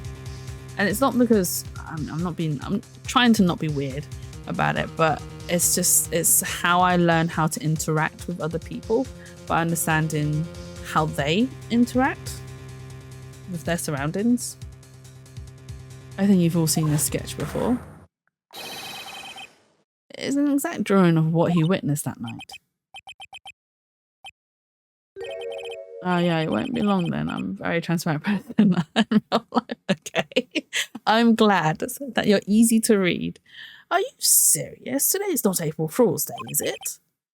Mr. Wright, are you seriously claiming that the victim flew through the air? And you're using this pathetic scribble to support your argument? Uh-oh. The judge looks like he's about to blow a gasket. Well, Wright, there's nowhere for you to hide now. Other than looking like it was drawn by a 6-year-old, does this sketch prove anything? Yes, I'm pretty sure it does, and I'm going to prove it. Now listen, I know your tricks. You're trying to turn this whole thing upside down. If you're so eager to turn this case upside down, why not start with this sketch? Upside down? Why did Godot say that? Because we need to turn the image upside down. All right then, let's hear the defense's theory. What exactly is this sketch trying to show? I don't think old Whiskerface is going to forgive any more mistakes. Whiskerface? Did he just call Judge Whiskerface? All right, Phoenix, look carefully and think it over. This sketch drawn by Larissa Nim is...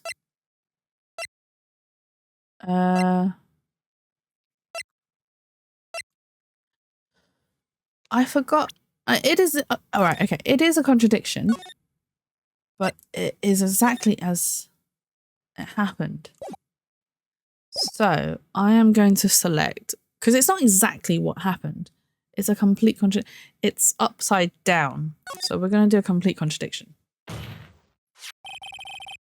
Something is obviously funny about this sketch. I'm no art critic, but even I can see that. No, that's not what I mean, Your Honor. Lewis didn't even stated it over and over, that this sketch was exactly as he saw it. However, if we're to believe his testimony, then the sketch contradicts reality as we know it. It contradicts reality. This is getting interesting. Looks like you're back to that finger pointing thing again.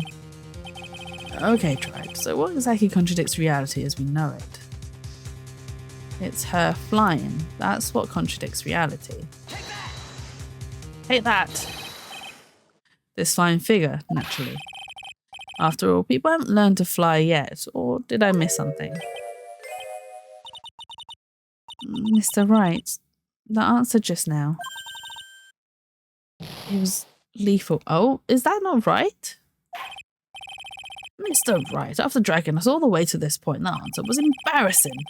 It was so embarrassing, I'm actually blushing. Blushing only suits women, not the elderly. Oh, that's so rude. I mean, right, this is... Barry's not here, so I'm not going to get sus commanded. But, if you can make an older person blush, I think that's kind of funny. And it makes you want to do it more. Oh, dear. Your Honor, please give me one more chance. I'm in a tight spot now. What I really need to do is turn this case upside down. So it's time for me to flip things around and get them straight again in my head. Do you know what you're saying this time? Over and over. Okay, so we can skip this bit. So as he saw it. What contradicts reality? Okay, try it.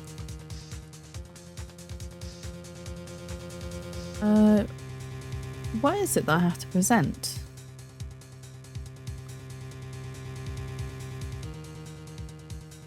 So it wasn't the flying lady. Is it the suspension thingies? It's this wire connected to the bridge. The wire. All right, I've got some stream stuff to complete by today, but I will see you tomorrow. No worries, sir. Thank you for stopping by, and I hope everything goes well. If you're streaming later, I might pop by and be like, hey, Zerk. Hey, baby meow. I might come and do a bully. But yes, enjoy the rest of your day. Thank you, thank you. The wire? Is that the thing that contradicts reality? It is indeed.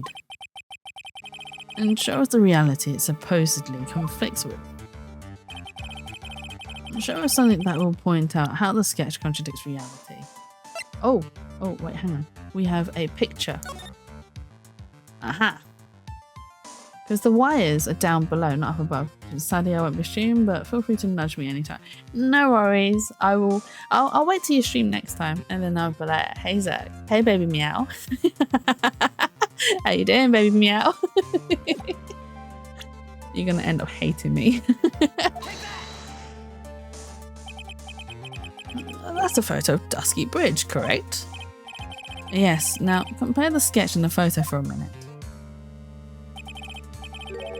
In the sketch, the wire appears to be above the guard wires.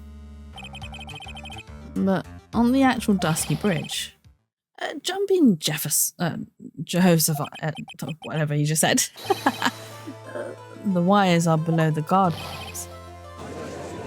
What? Order! The sketch is somewhat different when... Thank you for the hydrate, Zach!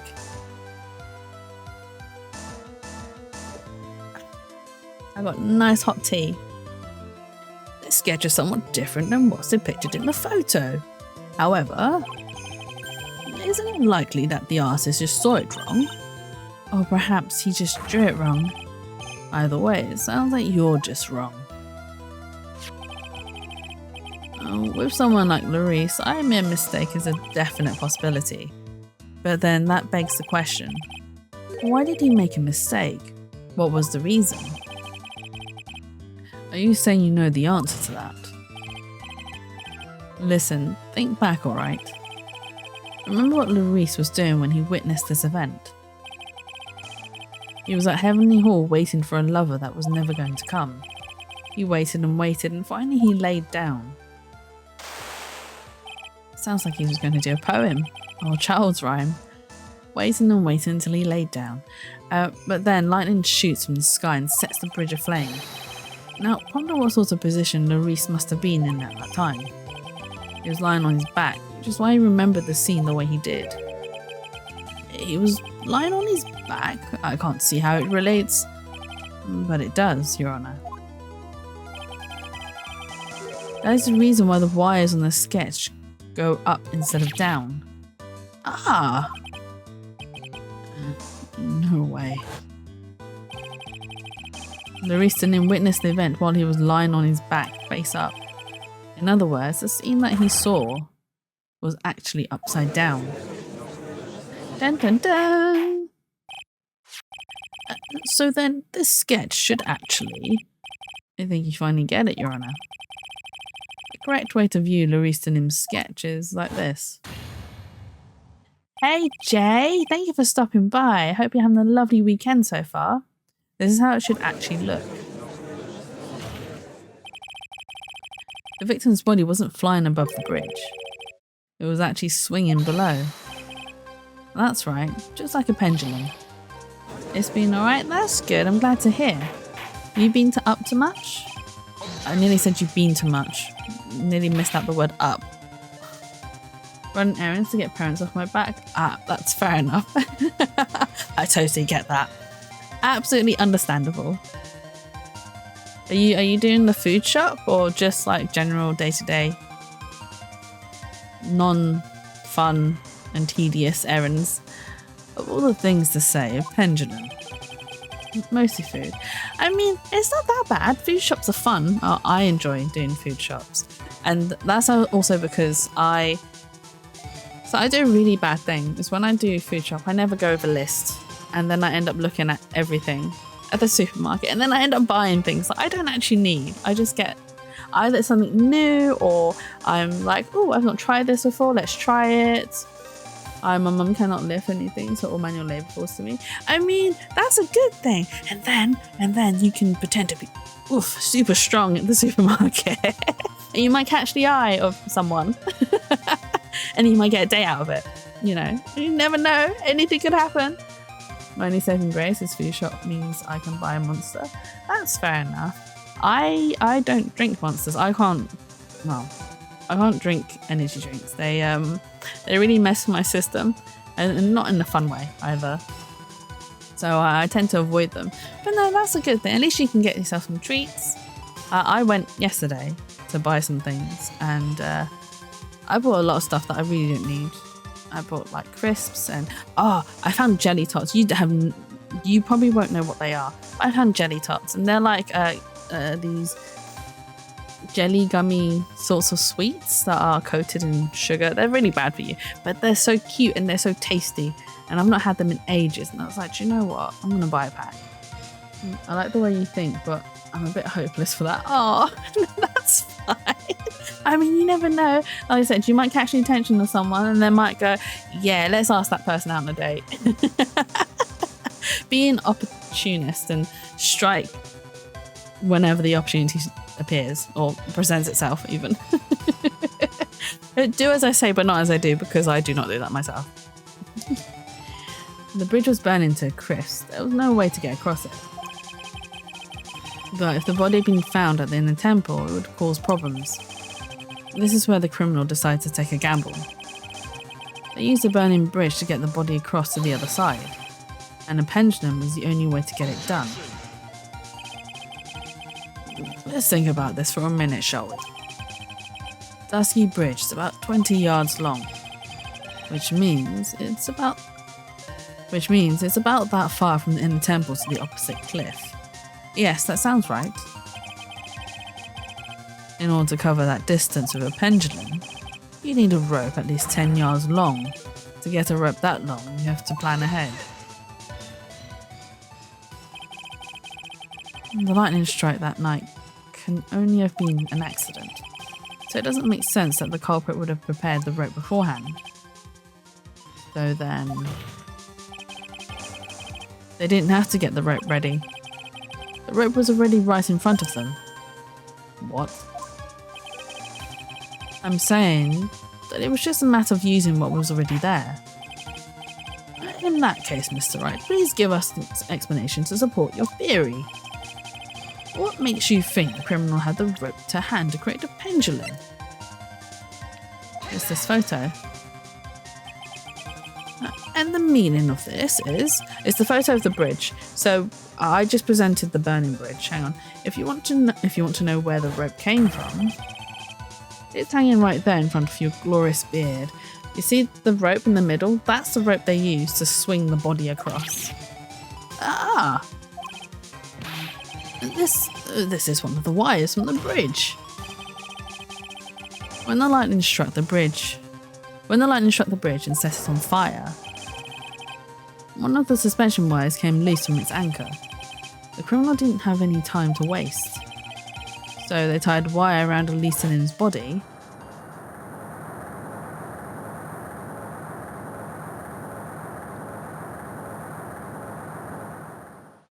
I mean, the fact that they literally perfected that pendulum swing where it swung across and then the rope or the wire had let go of the body and it just continued the momentum and went onto the other side of the cliff. It's just, that's got to be like some pure luck there. Because there was simply no other way to move the body.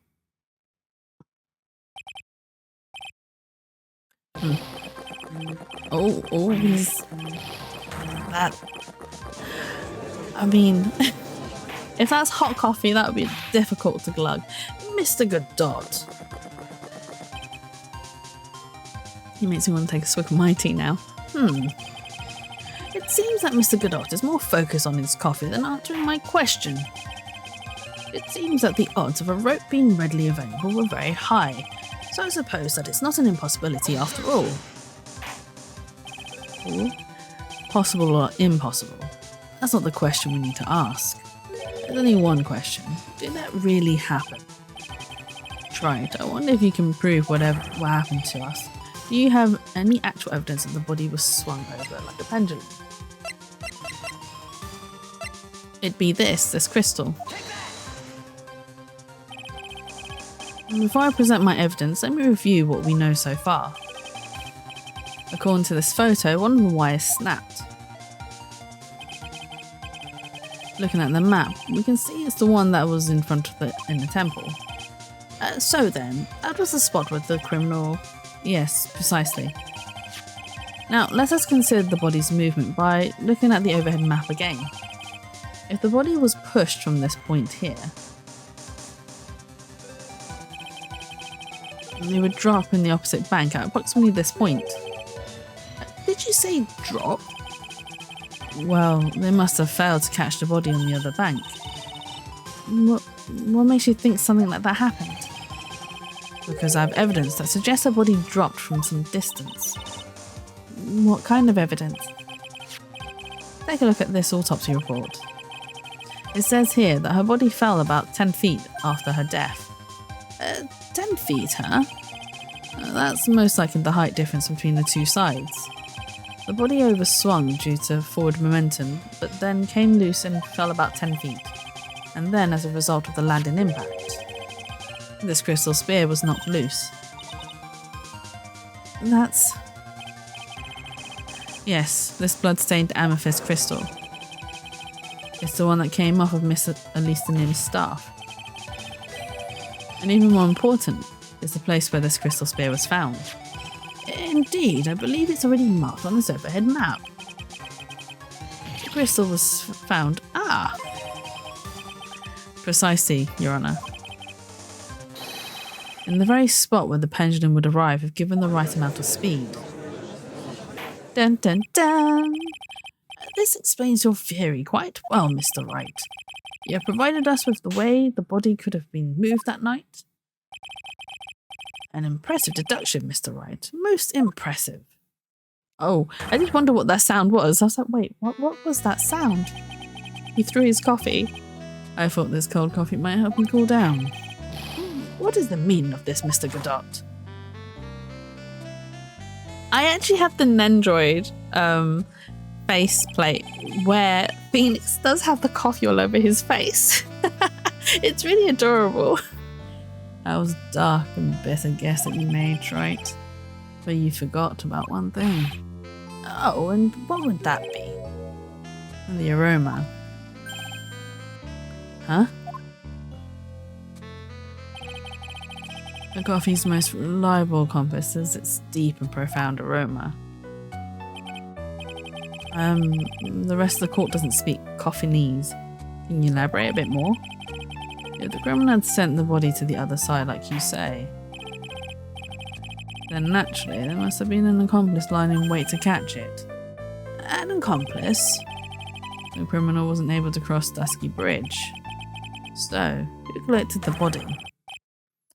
What do you have to say about that, Wright? Mr. Godot is correct. This can't be the work of a single person. Well, Mr. Wright, you know what you must do. Yes, Your Honor. The body couldn't have made it to Hazakura Temple without an accomplice.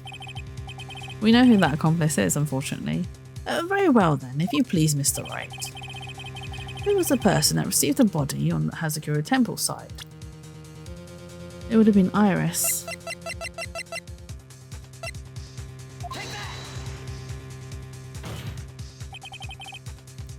It can only be you, Sister Iris. Huh? But I don't see why you're so surprised. The only way to transport the body from Dusky Bridge is by snowmobile. But with her bad back, Sister Bikini can never pick up a body like that. You're the only one that could have managed. Oh, am I wrong? Tried. We even listened to the witness's testimony. On the night of the crime, this little cutie pie was on cleanup duty in the temple garden after the mother-daughter bloodbath. Yeah, but she wasn't stuck on the other side. She was with us on the Hazakura temple side, so she can't have been there. I haven't forgotten, but have you, Mr. Godot? This witness was also seen at Hazakura temple, desecrating the corpse of the victim. Strange indeed. It's almost as if, on that night, the defendant was in two different places at the same time. Sister Iris, let me ask you something. Why didn't you mention it when you first gave your testimony? Mention what? The pendulum, of course. Using this sketch drawn by an eyewitness, I've established how the body was moved using the burnt-out bridge, which means it's now a fact that this occurred, something you should have already known. No, I had no idea. I didn't know anything about the pendulum. But the body couldn't have been passed along to the other side without your help. So you should have known about it. In fact, it'd be impossible for you to be clueless about this whole thing. Unless you're not really Iris to begin with. What? I knew, I remembered this bit. I was like, I'm sure, but then she's playing as Iris. Then she's presenting as Iris, so it might not be. What? How can you say that, Mr. Wright? What kind of nonsense is this? You're saying that this witness isn't Iris of Hazakura Temple? Are you serious? Right? You mean this woman is... Oh, the whole entire truth is going to come out.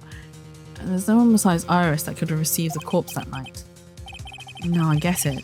Now I know why I've been sick to my stomach this whole trial. Why her whole demeanour changed so suddenly from yesterday. And why she's trying to pin this murder on Maya. The woman that's standing there, the witness stand. Her real name is... Oh, right. It's Dahlia.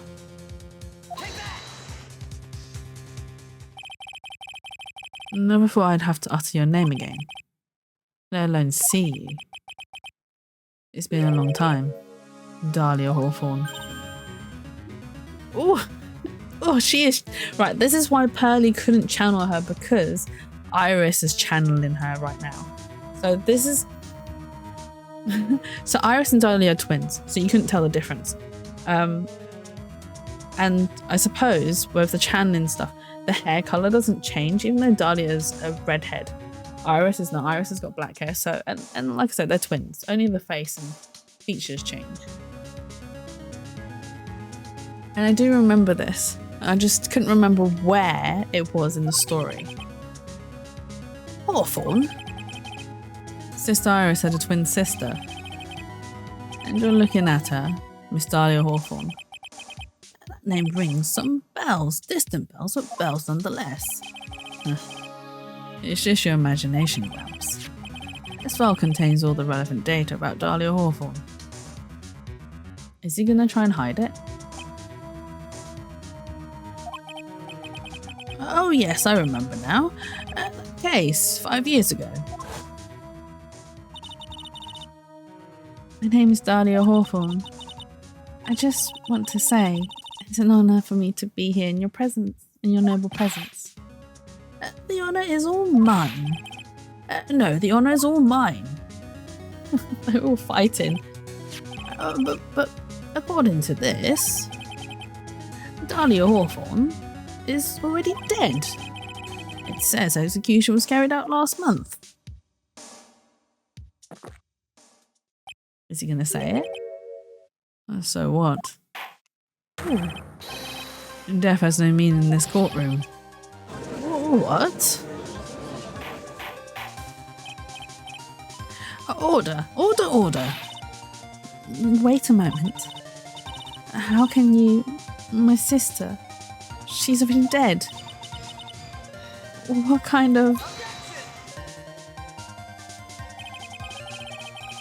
You of all people should already understand, after all.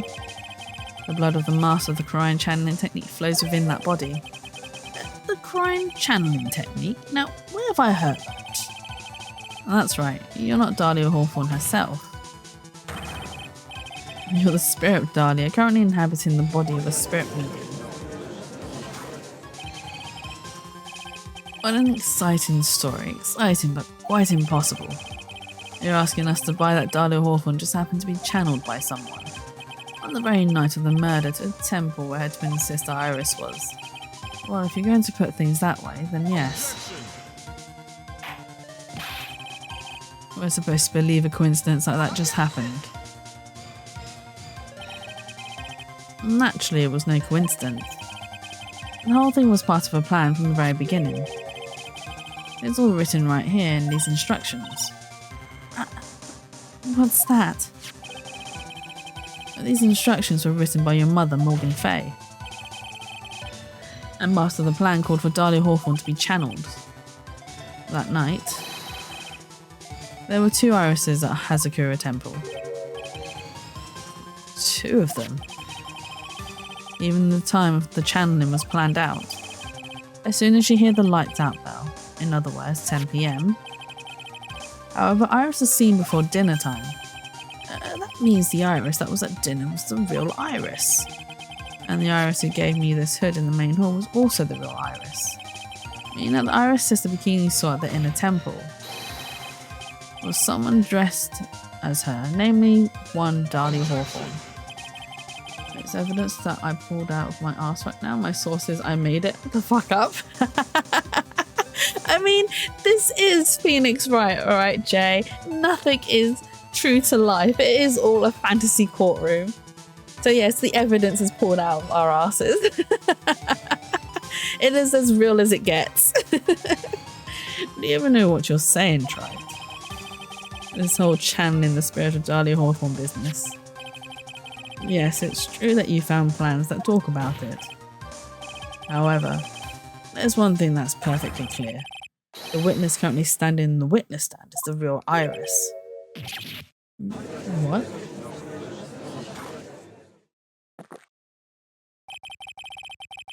Calm down, remember what you know about the night of the crime. After meeting Sister Bikini, the Dahlia Hawthorne that had been channeled would have been stranded at the inner temple due to the lightning strike.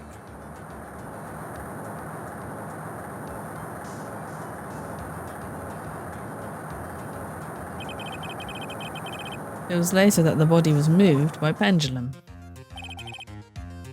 That's right. Naturally, that would mean that the Iris that received the body was the real Iris. Are you with me so far? Yes. After being notified of what happened, the police came to Hazakura Temple's main hall. There, they found Iris in her room and arrested her. And ever since, she's been under police supervision at the detention centre. Yes, I suppose. I can't deny any of that. Phew, thank goodness. It looks like he's finally convinced. But something still seems off, way off. I'm still not convinced that the Iris here is the same one from the other night. I suppose you're about to say something really ridiculous.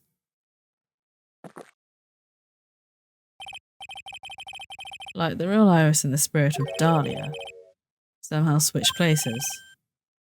Switched places? To be perfectly honest, there are still quite a few things I don't understand, but I do know that unless we confirm the witness's identity, we can't continue with this trial. Iris doesn't have the spiritual power needed to channel Dahlia, which means they must have switched places somewhere. Oh, well, Mr. Wright, since the time she was arrested at Hazakura Temple, have there been any chances for Iris to switch places with Dahlia Hawthorne? There was, because she escaped. She escaped Edgeworth during the earthquake. Your Honor, I think there might have been one chance. Oh, explain yourself. Yesterday, for a few minutes, Iris's whereabouts were unknown. Unknown? What do you mean? What I mean is, there was a span of time in which Iris was able to move about freely, unsupervised. Well, who was it? Who would give a murder suspect time to move about freely like that? Sorry, I know you didn't mean to. It wasn't your fault. We're gonna have to point the finger at Edgeworth. The person who gave Iris the chance to freely move about was... Oh, I'm sorry. I'm sorry, Edgeworth, my love. We know you had a little bit of a panic attack and that's why you let her go back. So, this is Mr. Edgeworth, isn't it? Your Honor. There was a fairly large earthquake yesterday, was there not? An earthquake?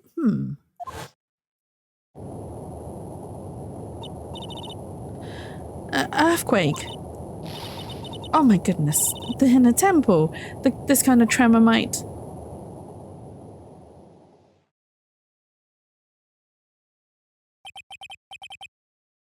How could I have? She fled. She escaped.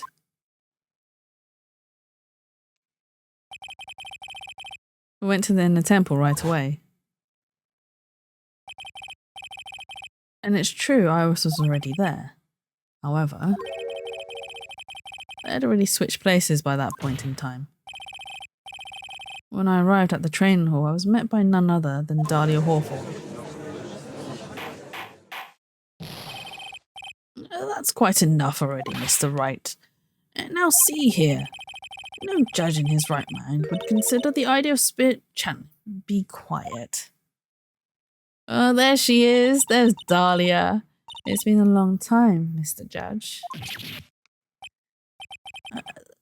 That voice.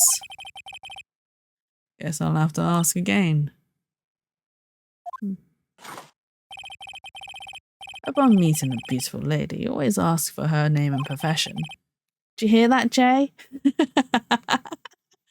When you're at the supermarkets and if you come across a beautiful lady, don't forget to ask her for her name and her profession while showing off those muscles while she's lifting up the groceries.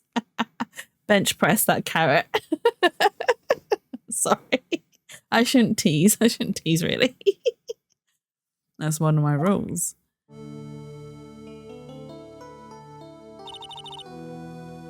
Dahlia Hawthorne. And my current profession? Permanently retired.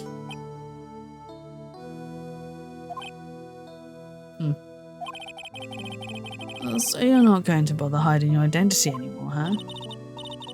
Why should I? After all, I'm dead. There's really nothing you can do to punish me.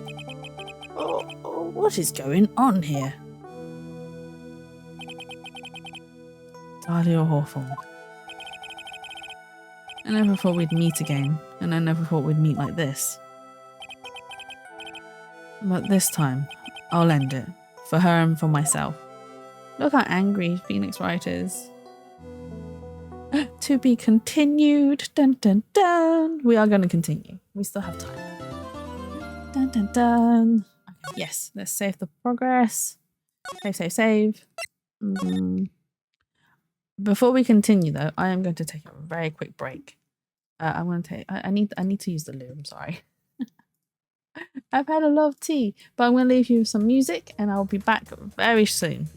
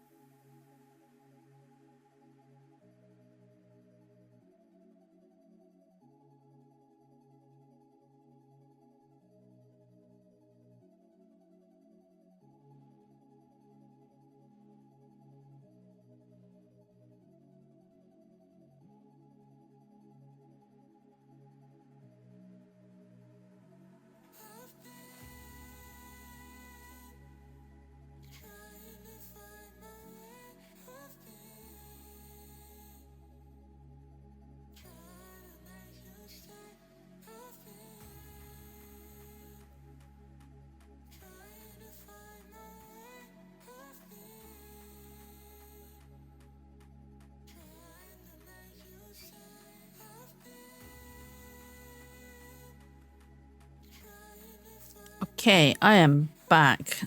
Let us continue. Did I not mute my mic? I forgot to mute my mic. It's okay. Where's the music? Okay. Let's continue.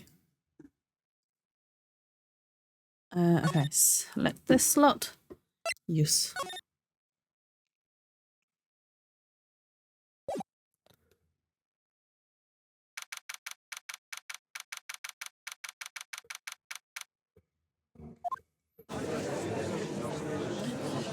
So we got to try and prove that this is Dahlia. Now then, let's continue where we left off, shall we? Oh well, witness. Oh no, we don't need to prove it. She's already said. She's not even going to bother hiding it.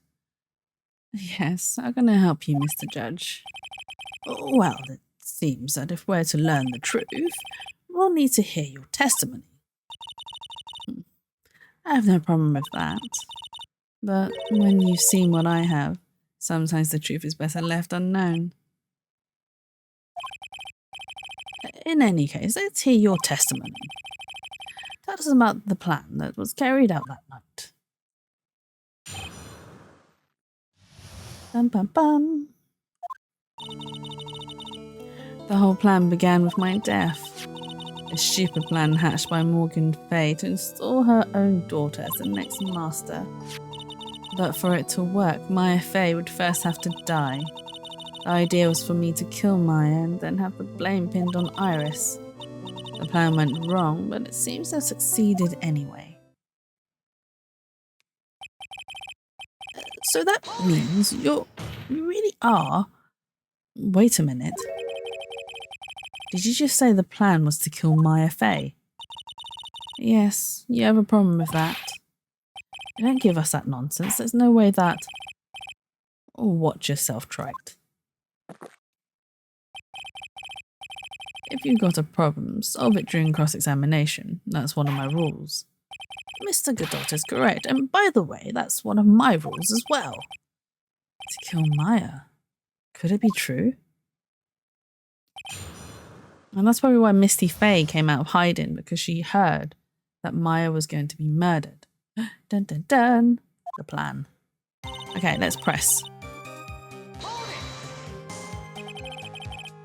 You were executed last month, correct? Yes, I was hanged. It wasn't exactly pleasant. How did you manage to discuss the plan? When did you talk with Morgan Fay? Last year, she was transferred to the same detention centre as me. Since I was on death row and she was my mother, it was actually pretty easy to meet with her. I see. So that's when you discussed the plan. Are you crazy? At first, that woman was planning to kill me as well, even though I'm her own daughter. Oh, all of this to make Pearl Fay the master of crime. She's a cold, twisted woman. She thought she could finally regain her lost honour. The honour she lost when her younger sister, Misty, took her place as the master. Ever since that day, she's been working on this plan. A plan, huh?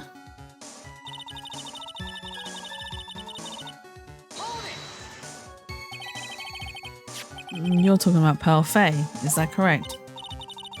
Yes, though at first she had high hopes for the two of us. You and your twin sister Iris. That's correct. Fortunately, neither of us had much spiritual power. And that's why we were abandoned by her, along with our father. Abandoned? The only person I ever really cared about in my life was myself. My sister was a nuisance, so I convinced my father to leave her at an old temple. You mean Iris? Yes, my father remarried a woman who also had a daughter. The less children you have, the more money there is to go around, right? And on top of that, my father had absolutely no interest in children in general. How horrible. The really horrible one was that woman, that bitter, vengeful woman. It was her stubbornness that gave birth to that child, Pearl Fay. She was born with an abundance of spiritual power, unfortunately for her. Morgan Fay heaped all of her broken hopes and dreams onto that poor child's back. All because of her pathetic dreams of having her bloodline become the main family.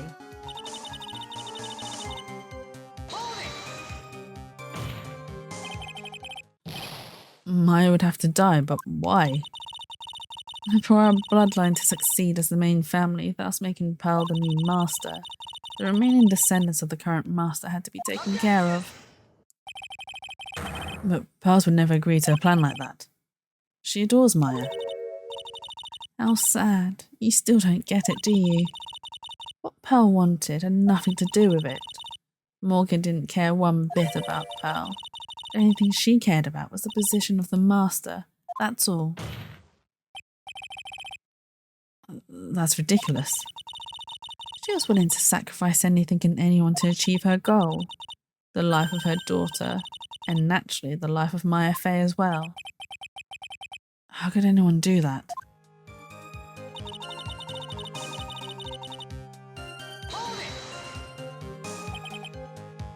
You were going to kill Maya? Pearl didn't need to know anything about it. All she had to do was to follow the instructions in the letter and channel me. Then I would have simply used her body and finished the job. In any case, I'm already dead and there's nothing any of you can do to me. So the plan was to blame the crime on your younger twin, on Sister Iris of Hazakura Temple. She and I look absolutely identical, no one can tell us apart. If someone were to witness me killing Maya, naturally they would think it was Iris that had done it. And the witness in this case was the head nun, Sister Bikini. I never would have guessed she was going to return to Hazakura Temple that night. But she wound up seeing Iris's crime anyway. But why did you want to pin the murder on Iris in the first place? She's your twin sister, isn't she? Twin sister? Don't make me laugh. She's nothing but a backstabber. I couldn't care less about her. Backstabber? You just don't understand. You never will. Anyway.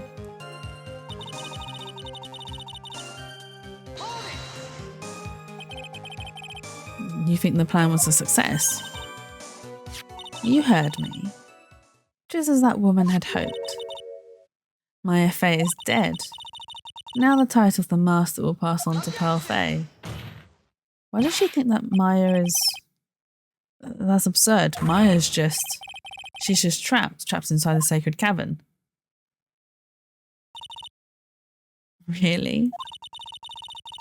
You're as foolishly optimistic as ever, aren't you, my darling Feeny? Do you want to know the truth? Ever since we met, I've despised you. Your snivelling naivety and your pathetic faith in other people.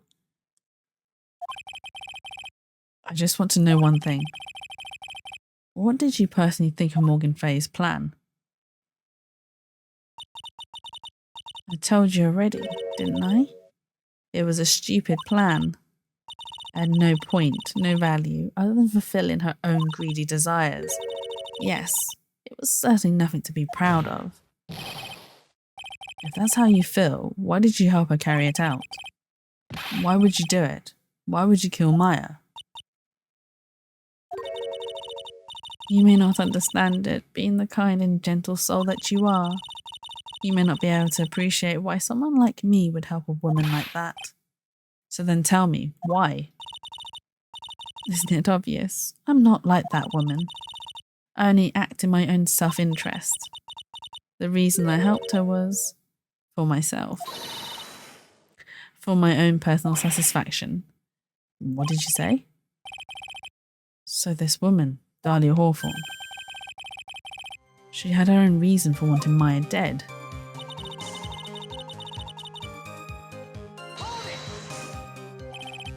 I still don't understand why she wanted Maya dead, actually. Obviously, it's because you were helping Morgan Fay. Helping? Don't make me laugh. From the day I was born to the day I died, I never helped anyone. I lived for myself and, in the end, I died for myself. I thought that was obvious. So she wasn't actually cooperating with Morgan. She was just using Morgan, her plan, so she could accomplish her own goal. All I wanted to do was kill Maya Fey.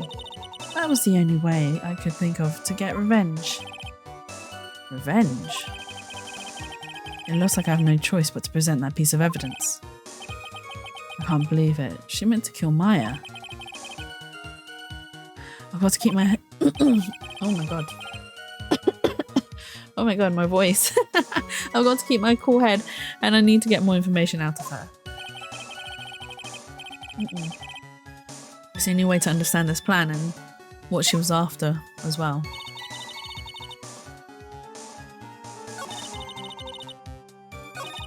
But what evidence? Oh my god. Jazzy's been talking way too long. My goal. What was her goal?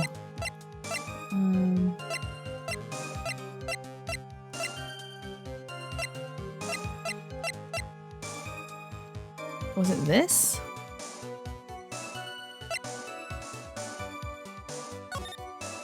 So Morgan left instructions: be careful once night falls, should be there. As soon as you hear the lights out there, must channel her spirit, leave everything up to her. Her name is, she is our ally, the whole. Here's a picture of her, use it when channeling her. I know you can do it. Once this is burned, but also make tell anyone about this letter. Gravely roast and last it in the fires of Hades and bring our vengeance to fruition. I don't think the plan was to kill Maya. I think the plan was to actually kill Misty Faye.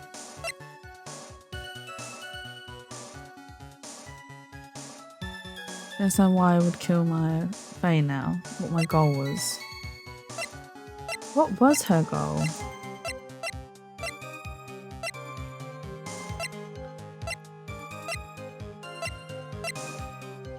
Unless...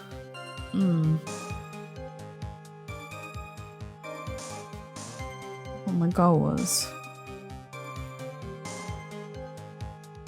Was it to get revenge on Mia? Because, right, the only reason why she's in prison is because of Mia. Mia put her there. But Mia's dead, so she had that... Well, she had that chance taken away from her. Okay, let's have a look, let's have a look. I just want to...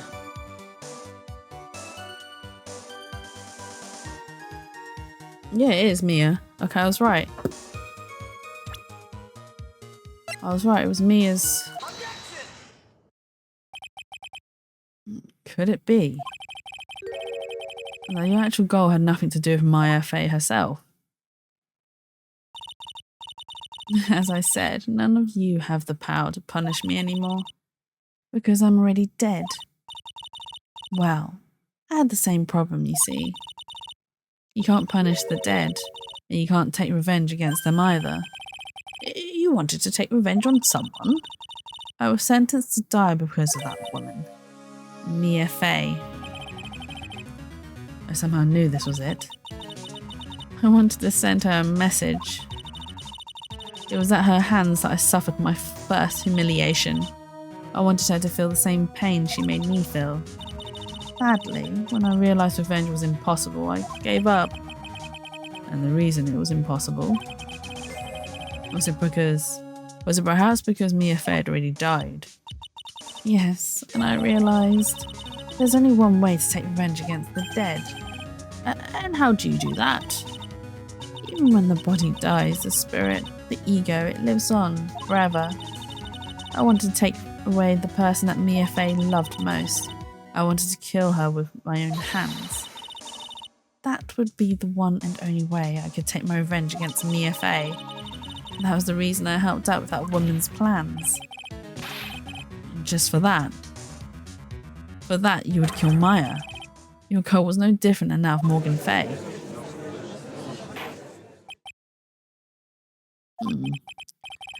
As they say, the apple doesn't fall far from the tree. What a cruel plan. Cruel, cold, and heartless. Don't waste your time preaching to the dead. I've already told you, there's not a thing you can do to me. That night, at about 9:30 PM, I materialised into this world. I quickly pinned my hair up and put on a demon warding hood. Then I picked up the staff that was by my side and left Hazakura Temple. Oh, wait. Oh, so it was Elise that channeled her, and that's why Pearly couldn't, because I couldn't figure out, I remembered that someone else had done it, but I couldn't figure out who had. Okay, so it turns out that it was Misty Faye that channeled Dahlia, because she'd read the plans, she found the plans, before Pearly did. So it was Elise the Nim who channeled her after all. That ridiculous head, and I never noticed a thing. She left Maya Faye at the inner temple and wobbled back, clutching her poor old back. Oh, what did you do then? That kid was easier to handle than I'd hoped. I caught up with her in front of the stone lantern. Then I took out the dagger I got from the storeroom end.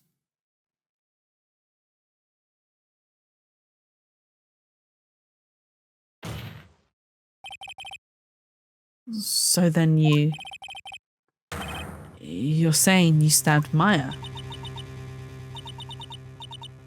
It's strange, but I don't have a clear memory of what happened after that. Oh, what does that mean? No clear memory?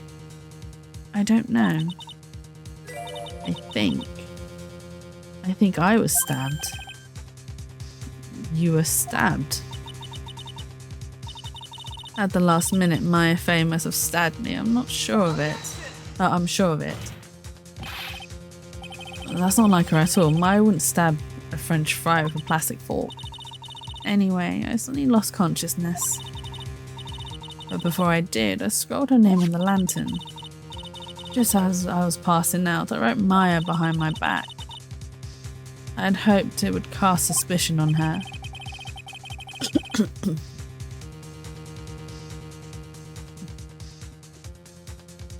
I can't believe she was thinking of that until the bitter end.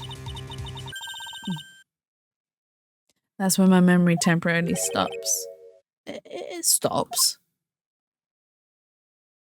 Oh my god, I'm so sorry. I don't have any memory of actually killing Maya Fey with my own two hands. My very last memory was Maya's terror-filled eyes. When I woke up after that, I was in the sacred cavern surrounded by darkness. Are you in the sacred cavern? The entrance was sealed with one of those trick locks. Somehow I'd been trapped in there. But how did you wind up in there? I'd like to know that myself. Anyway, I was worried. I didn't know whether or not Maya Fey was dead, and I swore I wouldn't return to the underworld until I knew I had killed her myself. For a ghost, you're one tough cookie. I wanted to get out of there and make sure she was dead, but I couldn't do it. I couldn't get out. The trick lock stopped you, huh? I didn't know how to remove it. So then you're saying you were actually confined against your will inside this sacred cavern? Yes, I wanted to get rid of that annoying lock as soon as possible. But it wasn't easy. I kept getting interrupted while I was working on it. Interrupted? It was early in the morning, but someone came into the training hall. What? Who? Could it have been Maya? I thought the same thing, but I couldn't see. Why not? If someone had spotted me, I would have lost my chance to take revenge. So I made sure to hide myself well at the back of the sacred cavern. That morning, only 2 people could have gone into the training hall. Maya and Pearls. Pearls went there to cover the hanging scroll in gravy. Still, I finally managed to remove the lock. But I was too late. What do you mean by that? The flies had already started to gather.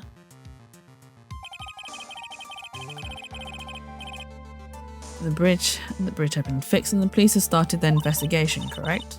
Naturally, I couldn't go out. So instead, I returned to the cavern and put the lock back on myself. I realised I wouldn't get a chance to see Maya's corpse as I had hoped. But just then, Lady Luck showed up. Lady Luck. After that big earthquake, she showed up all by herself.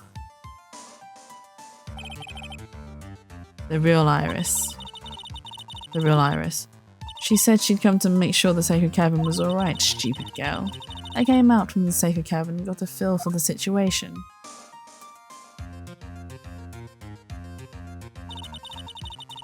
And I locked her away in my place.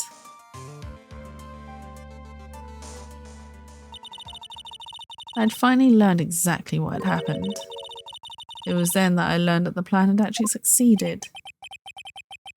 What do you mean your plan had succeeded? I'd misunderstood one thing, you see.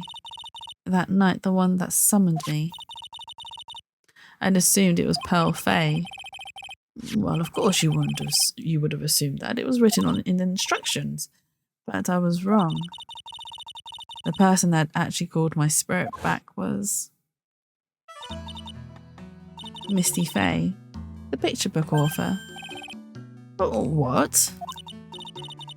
Well, that's really the only possibility, isn't it? After I lost consciousness in the garden, it was her body that was left lying there.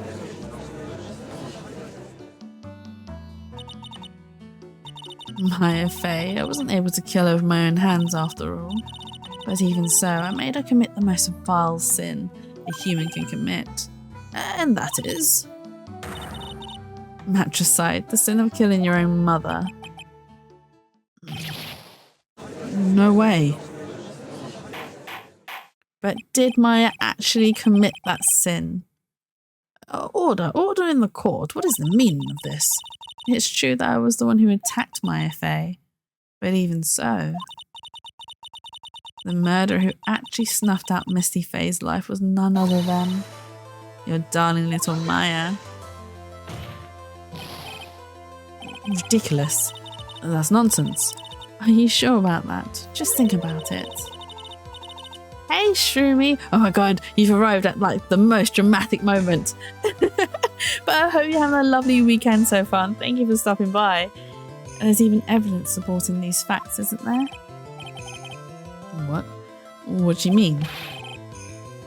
What is this so-called evidence? The fact that Maya Faye has disappeared is evidence enough, isn't it? Huh? The idea that she's still in the sacred cavern is just ridiculous. She wasn't able to escape from the inner temple, that much is obvious. In that case, there's only one place she could be. Where? Do I have to spell it out? The bottom of the Eagle River, where else? Eagle River. Maya Faye killed her long-lost mother. Can you imagine the guilt she must have felt when she realised that? That's why she threw herself into the Eagle River. Most bodies that wind up in there are lost forever.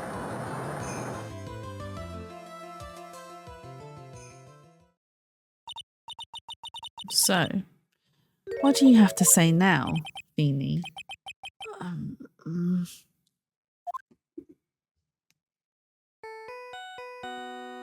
Oh. Is that Good Dots? Because that's his theme song. Oops. Sorry, that's my phone. What kind of ringtone is that? I mean, Phoenix, you can't say much. You've got the Still Samurai as your ringtone. I mean, I can't say anything because I have the Still Samurai as my ringtone as well. Good dot here. Okay, thanks. Dun dun dun. Okay, so we know that Iris has been... Is this the evil bitch? This is the evil one, Shroomy. So, Pearly couldn't channel her because Misty Faye had channeled her. And then, so she used Misty Faye's body to then go find Maya to try and kill her because she wanted to take revenge on Mia, who's already dead. So she's like, well, I can't punish the dead or get revenge on the dead. So what I can do is take it out on their loved ones. So she was going to enact revenge on that. So she went to attack Maya and then she passed out. So she reckons that Maya had actually stabbed her in self-defense, and that's why she ended up passing out and losing her position in Misty Faye's, or being channeled by Misty Faye. So the channeling stopped as soon as she was stabbed. And then she woke up again in the sacred cavern. And then, but she was inside the sacred cavern. So she unlocked it and then came out and then realized that someone was coming. So she went back into the sacred cavern, locked it again. And it happened to be Pearly going there to put gravy onto the scroll and desecrate the scroll of Misty Faye. What was it? To bravely roast it. And then once Pearly left, Dahlia then came back out of the cavern, and then Iris came along. And then they had a chat. Well, Iris came along because she wanted to make sure that the cavern was safe because of the earthquake. Dahlia then took that opportunity to then grab Iris and then shove her into the cavern and then put the 5 trick locks. So the person in the cavern right now isn't Maya. It's, well, it could be Maya alongside with Iris. But here's a big but. Who is channeling Dahlia right now? I think Dahlia thinks that it's Pearly that's channeling her right now, which isn't true. I think, and I think I am correct because I don't remember, but I think it's Maya that's channeling Dahlia right now.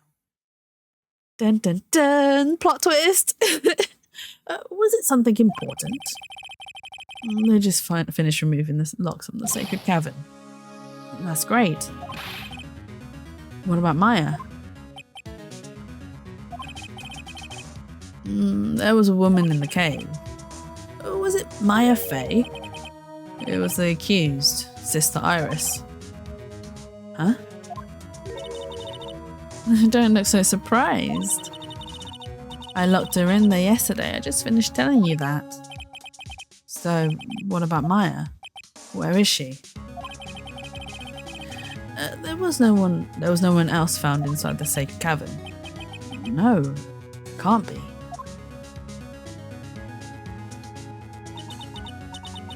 I told you, didn't I? She's dead. No. No. Oh, poor Feeny.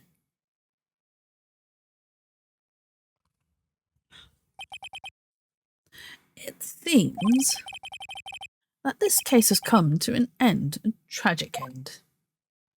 It's not the end yet. We haven't figured who actually stabbed her. Sadly, it appears the killer of at least a name also known as Misty Fey was her own daughter, Maya Fey. Overcome with guilt for what she had done, Maya Fey jumped to her death into the raging waters of the Eagle River. Can't be.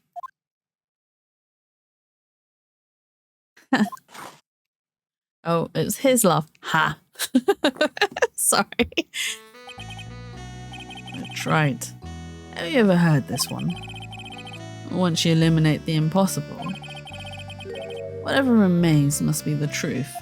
That's a Sherlock Holmes reference, no matter how improbable it may seem. What is that supposed to mean, Prosecutor Godot?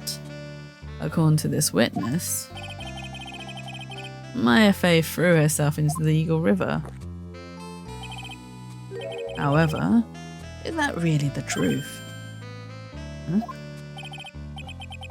Remember, this woman testified earlier that the bridge was already on fire when the murder was taking place in the garden, which means if Maya had thrown herself into the river,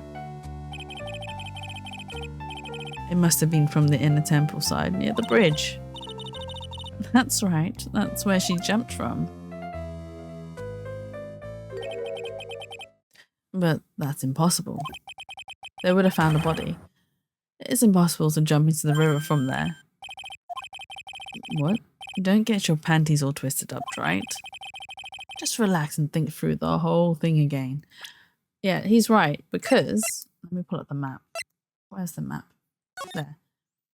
If she jumped from the inner temple side, you can see there's the shoreline, or the shore bit. She would have landed on the ground, and the police would have found a body. So she didn't jump. We know for certain she didn't. So it's impossible. Maya couldn't have thrown herself into Eagle River. Well, Mr. Wright, Miss Hawthorne claims Miss Fey threw herself into the river from the inner temple side. Do you have any evidence that refutes this claim? Yeah, the map. The map we were just looking at. It's impossible to jump into the Eagle River from the inner temple side. No one knows that better than this witness. What did you say? 11 years ago, you jumped into the very same river. Just take a look at this overhead map. As you can see, Below the cliff on the inner temple side is the big rock shelf. Oh, you're right. She wouldn't have reached the river if she had jumped off from there. In other words, if she had jumped, we should be able to see her body in this photo.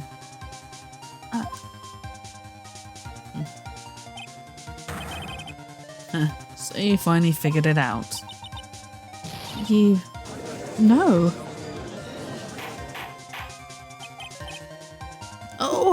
Order. You're just playing with me. Maya Faye's body is at the bottom of the Eagle River. There's nowhere else she could possibly be hiding. Miss Hawthorne, have you ever heard this one before? Once you eliminate the impossible, whatever remains must be the truth. Yes, just a few minutes ago. Maya Faye wasn't inside the sacred cavern. We now know that she didn't throw herself into the Eagle River. Correct. That eliminates all the most likely possibilities. Now, although it seems improbable, there's still one other place she could be. Oh, what? Oh, what is this one possibility you're talking about? That's obviously a bluff. So where is her dead body then? Finally, I think the pieces are falling into place. Normally the living have no way to punish the dead. But I think there is a way to give Dahlia Hawthorne the ultimate punishment. Shall I tell you, Miss Hawthorne? Shall I tell you where Maya is this very instant? Maya Faye is in this very courtroom. Maya's channeling Dahlia. There's only one possibility left. Namely, she's right here in this very courtroom. What? Maya Faye is here? You say she's here in my courtroom? Dahlia Hawthorne. I seem to recall that you said I'd misunderstood one thing, you see. So what? But I think there's one more thing you misunderstood. What do you mean? Tell me something. At this very moment, who is channeling Dahlia Hawthorne? Why, that's obvious.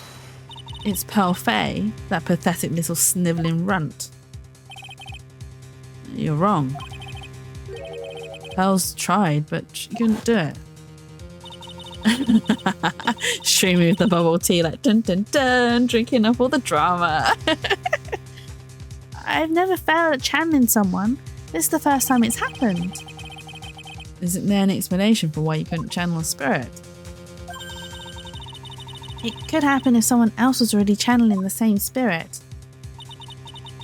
Someone called me before Pearl did, but who? Pearl's even tried again on the day after the crime, but she couldn't do it. What could that mean? I think the truth is becoming clearer to you right about now, am I correct? It wasn't Pearls that channeled you. There was someone who called you before she could.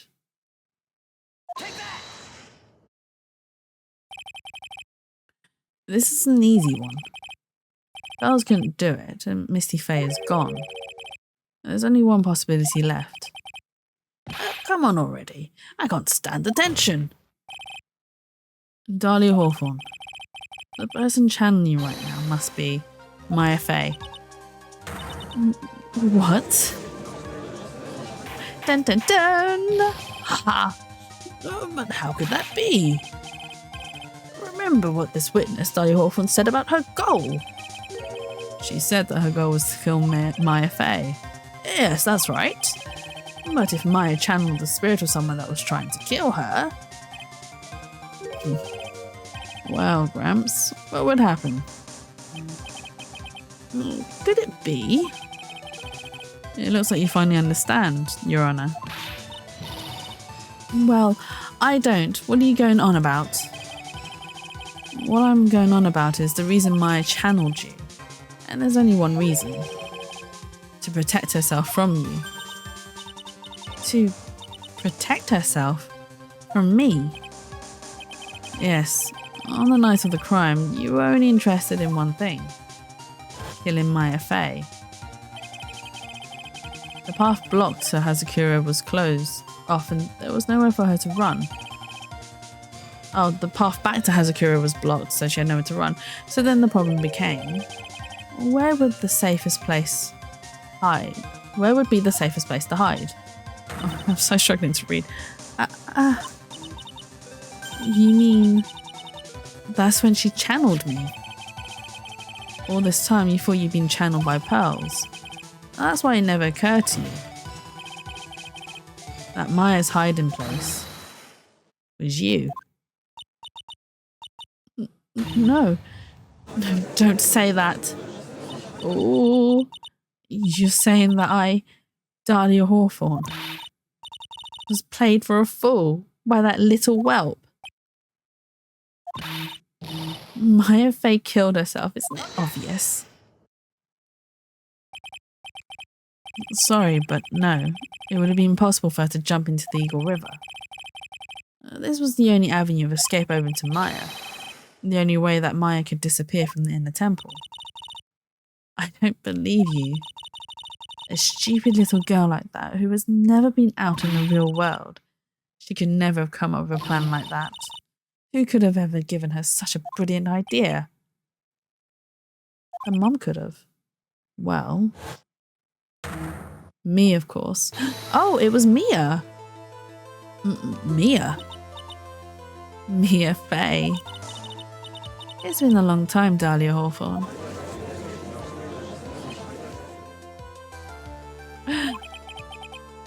So it's true. It was you. Yes. It was something else. But what? What are you doing here? That hair. It's pearls, right? Tell me something, Dahlia. I want you to think back to that night one more time. You had just cornered Maya in the inner temple's garden, and then, in the final moments of the fight, you lost consciousness.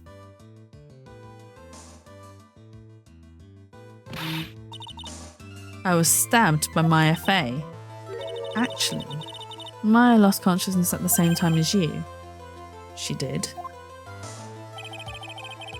Not terribly surprising, since she was about to be killed. When she woke up, she was in the training hall. That's when Maya decided she needed help, so she channeled me. She explained in a memo the situation she was in. She asked me what I thought she should do. She did that? I can't believe it. Of course, I didn't have all the details. But one thing was perfectly clear. And that was, I knew that you couldn't be allowed to wander free. Free? What do you mean? It was a race against time, so I wrote down 2 things that Maya had to do. Hand on Dahlia Hawthorne as soon as possible, and lock herself in the sacred cavern until help arrived. So as Maya put that lock on there. Yes, but why did you order her to do those 2 things? If she hadn't done it, Dahlia Hawthorne would have been channeled by someone else. By one Pearl Fey. Pearls? Yes, Pearl didn't properly understand the plan, but all she was trying to do was follow her mother Morgan Fey's instructions. If she had succeeded in channeling Dahlia Hawthorne's spirit, things would have turned out very badly, to put it mildly. So that's how it was. Dahlia Hawthorne would have used the body of Pearl Fey to kill Maya at all costs. Yes, it certainly sounds like that was the intent all along. How dare you? I won't forget this. Why not just admit it, Dahlia Hawthorne? Your little plan was nothing but a big failure. Yes, another failure to add to the pile of shame, wouldn't you say? What do you mean by another? Think about it, Dahlia. Remember all your past crimes. Not a single one of them was a success. They all ended in failure. What? How dare you? 11 years ago.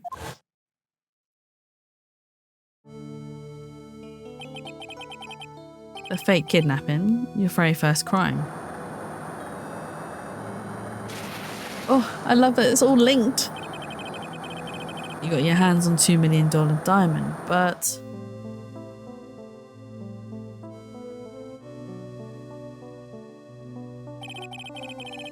after Terry Foles escaped and went to meet with Valerie Hawthorne, the truth was exposed. Shut your mouth, that wasn't my fault. It was because of that stupid oaf of a president and that weakling of a policewoman. And then, 1 year later, you tried to kill me. Well, I'm still alive, but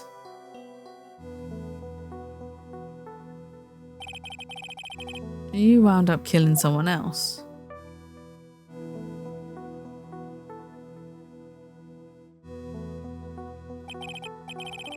As a result, you were sentenced to death.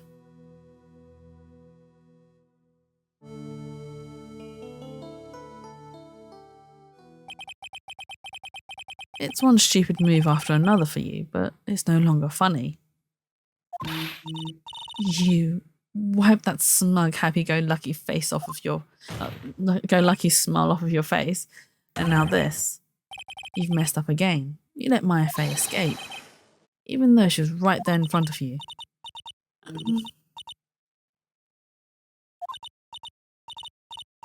Mia Fey, Mia Fey, Mia Fey.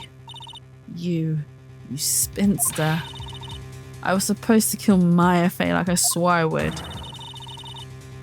And if only you had gotten this spiky-haired jerk the guilty verdict, I wouldn't have been hanged to death. True. But I think you finally understand, Dahlia Hawthorne. You'll never defeat me. What? What did you say? Whether you're alive, dead, or somewhere in between, you will never defeat me. As long as I'm around, you're destined to lose for all of eternity.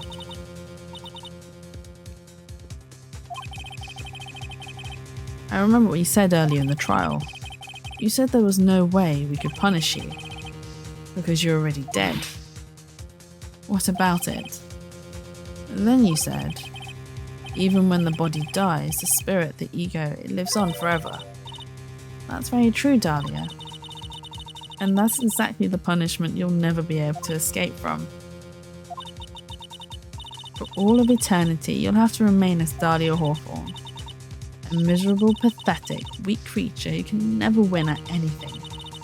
And for you, there is no escape from that, no hope of freedom.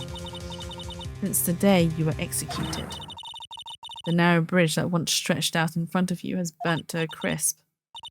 You, ooh. You're wrong. It can't be.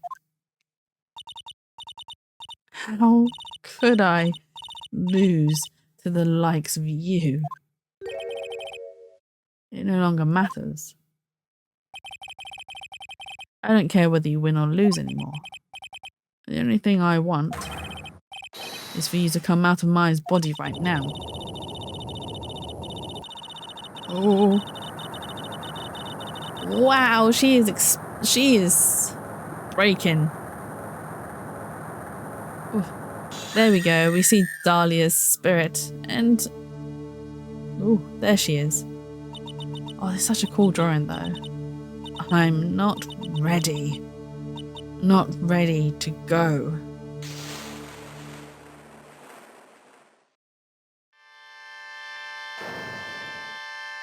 Oh.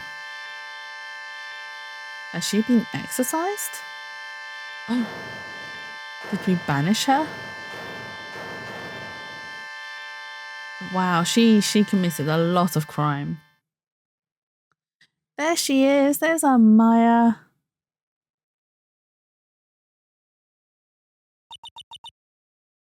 Nick. This.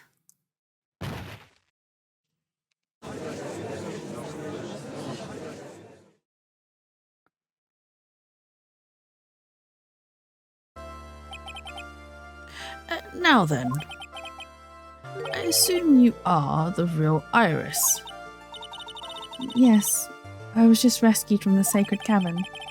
I must say, you and your twin sister are indeed identical from what I can see.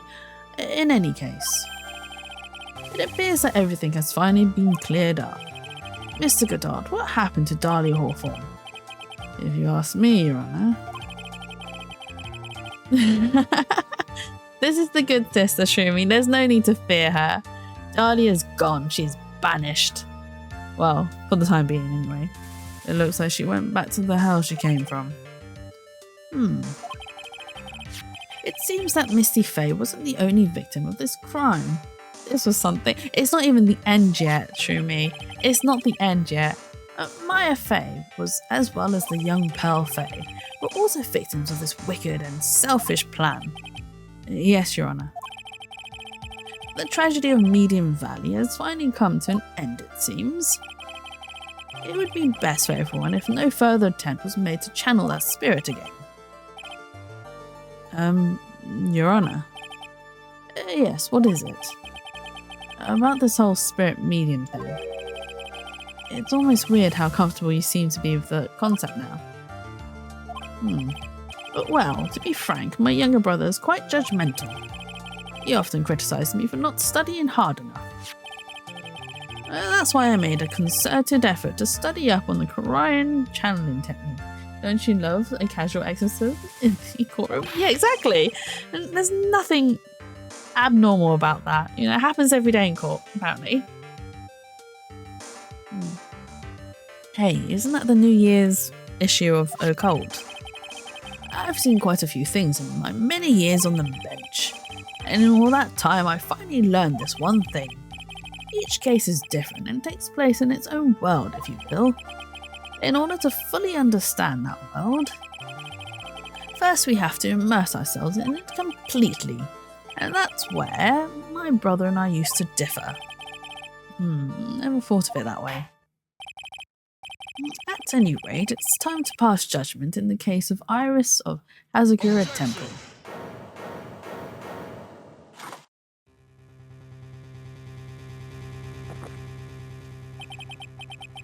He is right to object. You're a little too fast with that gavel you are. Oh, what do you mean by that, Mr. Goddard? This trial isn't over yet. That's what he means. What? Right. Remember what Miss Evil Spirit said in her testimony? Huh? Dahlia's testimony. I caught up with her in front of the stone lantern. And then I took out the dagger I got from the storeroom and...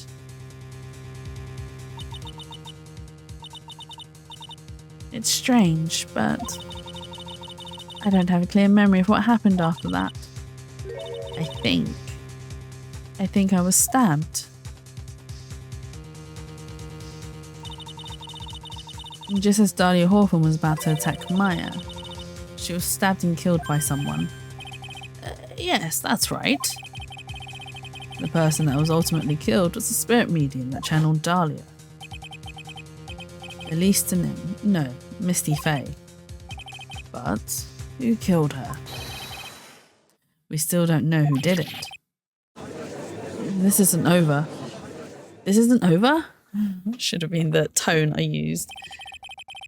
Unless someone else is found guilty, the accused is still on trial.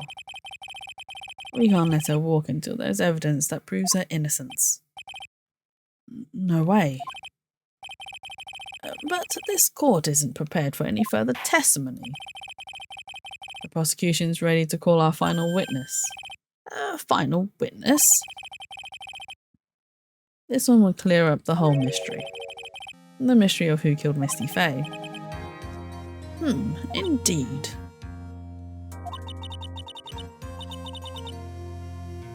Is it really alright, Mr. Prosecutor?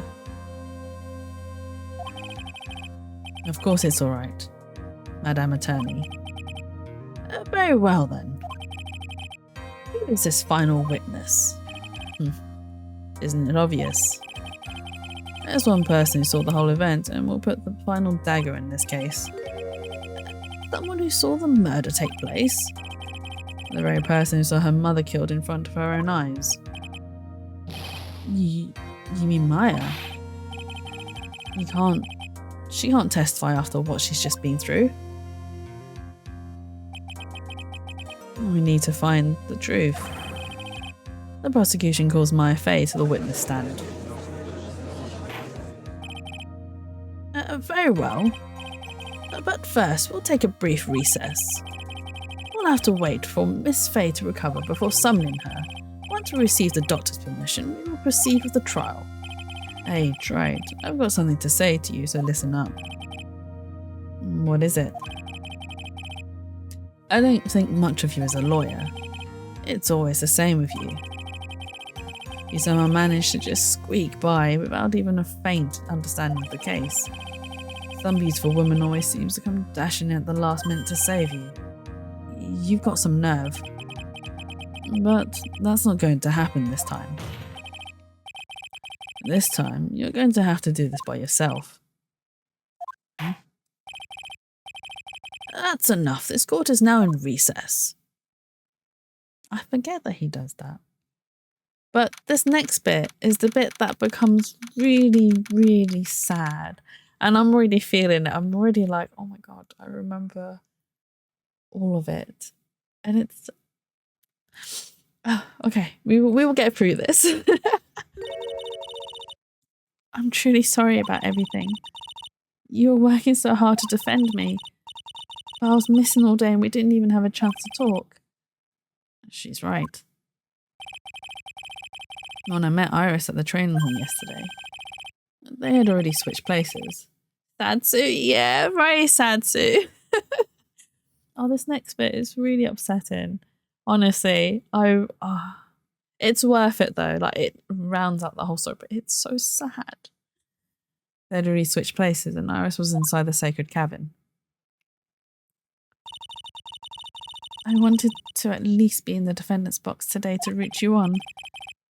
Well, it wasn't your fault. You were locked up this whole time. There's something more important than that, though. I have to ask you. Why did you help your sister out as much as you did? Huh? If you'd tried to get help at the sacred cabin yesterday, you wouldn't have spent an entire day locked up in there. My sister... I felt sorry for her. She was abandoned by her mother and never got any love from our father either. Yes, but it was the same for you too, wasn't it? Yes, but at least I had Sister Bikini, who was like a mother to me. If only Dahlia had come with me to Hazakura Temple. I always loved her. Dahlia was always so smart, so strong. She never complained about a thing. And that's why I promised her that I would help her. Are you talking about the fake kidnapping case 11 years ago? Yes. I wanted to be useful to her in some way.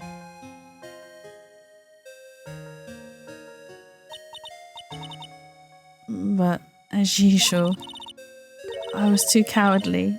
At the last minute I ran away. Because of that...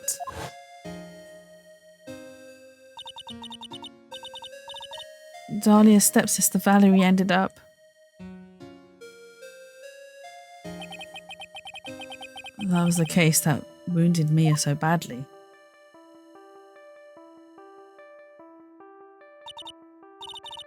But things didn't end there, of course.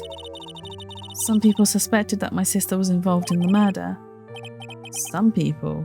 You must mean... Yes, 2 defense attorneys. Mia Fey and Diego Armando. After poisoning Mr. Armando, who was getting too close to learning the truth, Dahlia even tried to kill the person who had unknowingly hid the poison for her. You. That's right. Iris, there's one more thing that I have to ask you.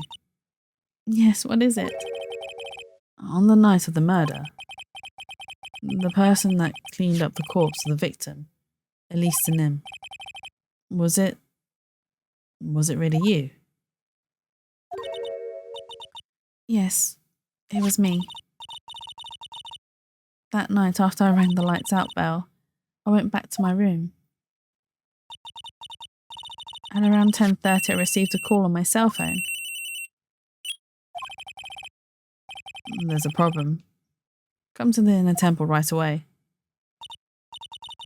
I got on the snowmobile and headed for the inner temple, but...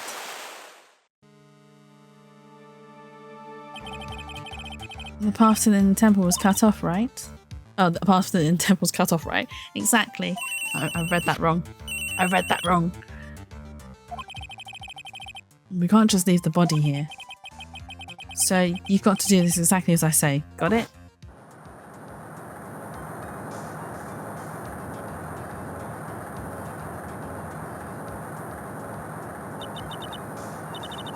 It was me. I was the one that received her body. The murder weapon had been left in her body, so she wouldn't bleed too much. The staff that Mr. Khalees always held. I knew it. So the actual murder weapon was the staff. Yes, that's right. I brought the body back to Hazakura Temple on the snowmobile.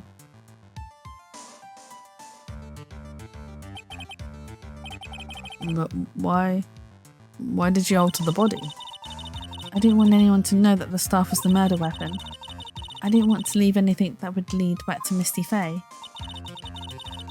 So I dressed her in a robe and stabbed her with the shishito.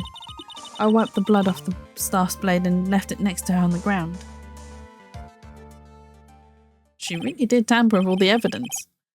Iris, just tell me one last thing. Tell me the name of the person that called your cell phone. The real killer. I'm sorry, Mr. Wright. I can't do that. I can't say who did it. I see. Defendant. Yes? The judge is calling you. He wants to see you in his chambers. He has some questions about Dahlia Hawthorne. All right. Well then, I'll see you later. There's something I want to tell you. Why is she blushing? Oh, okay. Something she wants to tell me. Why is she blushing? What have you got to tell Phoenix? So it's true. Iris cooperated with the real killer. Maybe even from the very beginning. Phoenix. Mia. How's Maya doing? Physically, I'm not worried. She'll recover completely. But emotionally, she's been hurt very badly by this case. I see. You don't mean she's learned who Elisa Nim really was? Yes. I went to the medical office and talked with her. I told her everything I knew. But why? Maya's stronger than you think. I knew she could take it. All of it. What do you mean by that? I want you to figure that answer out by yourself. The trial's about to restart. The real killer. Do you know who it is yet?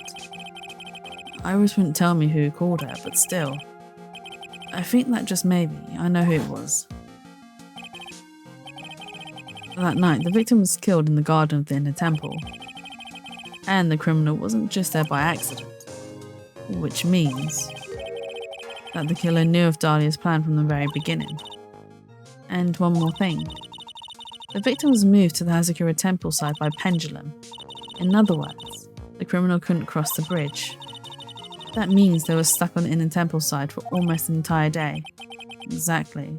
So the culprit was someone that wasn't in Hazakura temple the following day. That's as much help as I can give you. The rest of the battle is yours to win, or lose. Okay, I've got it. Thank you, Mia. Finally, it's almost time to bring this case to an end. What exactly did Maya see anyway? And who was it that actually killed Misty Faye? Whoever it was, I have to prove it. Me, all by myself. Oh, by myself. I'm sorry. I won't sing. It looks like we are going to complete this trilogy today. So, because we are going to continue. I still have time. Yeah, let's go. It's going to be so sad. Let's go. We're going to end this once and for all. Now then, before we proceed any further, I'm going to announce the results of the test we had performed earlier. Tests? Yes, the tests on the bloody dagger that was found stuck in the pine tree. Oh yeah, that. Totally forgot about that. That's the weapon that my FA used when she fought with the victim. So what are the results? Was it the victim's blood or... Due to time constraints, a full test wasn't possible. However, there's one thing we can say with certainty. The blood that was on this dagger was not the victim's blood. Dun dun dun! It was not the victim's blood. That is all. Now then, let's restart this trial. So it wasn't Misty's blood on the dagger. Then whose was it? Dun dun dun. I'm sure both the defense and the prosecution know this, but this trial is rapidly coming to a close. Both sides will need to show some firm evidence for their claims. I understand, Your Honor. But from what I've heard, the witness is dangerously weak, physically speaking. So let's finish this quickly. Agreed. Let's protect Maya. Very well, please bring in the last witness. Witness, please tell us your name and profession. My FA. My profession is, I'm the assistant manager at Wright & Co. Law Offices. Maya. According to the magazine I have here, you're a spirit medium of the Grind channeling technique. I'm frightened. The Fae clan. I don't want any more to do with it. Oh, Maya. The pain the Fae bloodline causes must be unbearable. Very well. Now then, Miss Fae. When the event occurred, you were in the garden of the inner temple, and you witnessed the moment of Miss Alista Nim's murder. Is this correct? I didn't see any. Straighten up this instant, young lady. Huh? Pick your head up and speak clearly. There's always time for crying later. But your mother was killed right in front of your eyes. There's nothing you can do to change that fact. But there's something you can do. You can finish this. You've been watching the whole thing, right? You've seen the witnesses come out and you've seen us squeeze the truth out of them. Now it's your turn. Let's hear your testimony. On the night of the crime, what exactly did you see happen? Godot is a dick now. There's a reason why he is. Trust me, Shroomy. Trust me. He is pushing for a reason.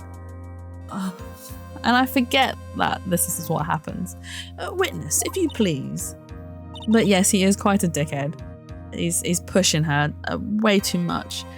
And again, there's a reason why she's reluctant. And a reason why he's pushing. Yes, Your Honor. Oh, my heart. Shroomy, my heart. I was passing through the garden on the way to a spare prep room when it happened. Suddenly, someone struck me over the head. I stumbled and ended up against a stone lantern. I think I screamed, "Help me!" And then something warm splashed over my face. That's when I lost consciousness. So you were struck on the head. I suppose it must have been the staff. Maya, the person who hit you. It was Dahlia Hawthorne, wasn't it? I'm sorry, Nick. I couldn't see. I don't know who it was. Maya, think hard. Sorry, Nick, but I really couldn't. But we'll lurk while I take a shower. No worries. Go enjoy your shower, Shroomy. Go get unstinky and become fresh and clean. Stinky Shroomy. That kind of works. Sorry. I won't call you that, I promise. I can't say it was an especially good night for young ladies to be walking around alone. It seems that it will be hard to determine the criminal through testimony alone. Very well then, Mr. Wright. Please begin your cross-examination. Maya, hang in there. She doesn't look well at all. She looks so dejected. I mean, anyone would be, considering she witnessed her mother die in front of her. A mum that she's not seen for 17 years. And then suddenly she reappears and she gets murdered in front of you. Like, that's got to be horrifying. And now we have to push her for answers in court. Who else was in the temple side that night? Well, Sister Bikini, of course. But I remember her saying that Iris would be coming later as well. On the day after the incident, Edgeworth met Bikini at Hazakura Temple. That means she couldn't be the criminal. So then, did Iris actually come later, like she said? Well, let me think. She seems confused. It's probably because she's so tired. No, I'm sure I didn't see her. She must have come while I was preparing for the training.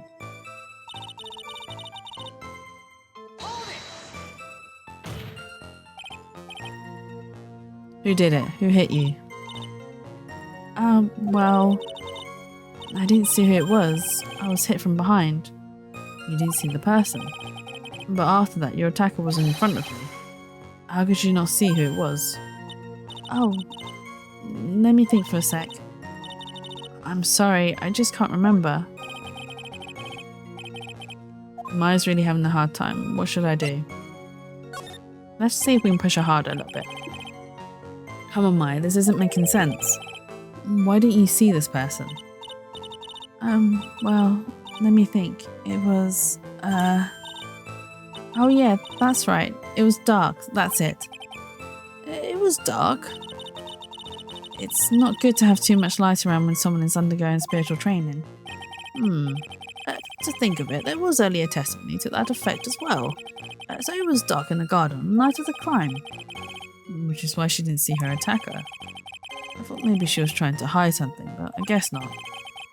Judging by the testimony that I saw, the identity of the attacker was most likely the spirit that was channeled by Elise Denim, Dahlia Hawthorne. Very well, please continue with your testimony. What happened after you were struck on the head? And up against the stone lantern.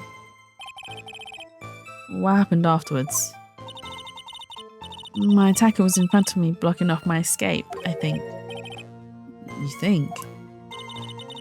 After getting hit like that, I was in a state of panic. There were only two things rolling around in my mind at the time. Oh, well now, this is beginning to get interesting. So what were the two things rolling around in your mind?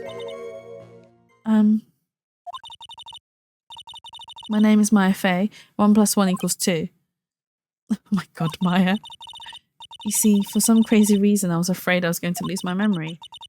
I know it's odd considering my life was in danger, but that's how it was.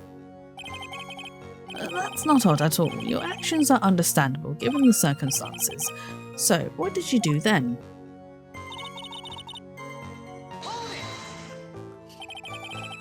You think you screamed, but you're not sure.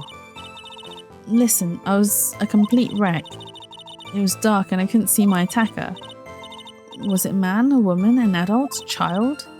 I had no idea. I was scared out of my wits. Believe me, my dear, I'm certain I would have soiled my robes. Thank you so much, Judge, for that information. I thought this person might attack me,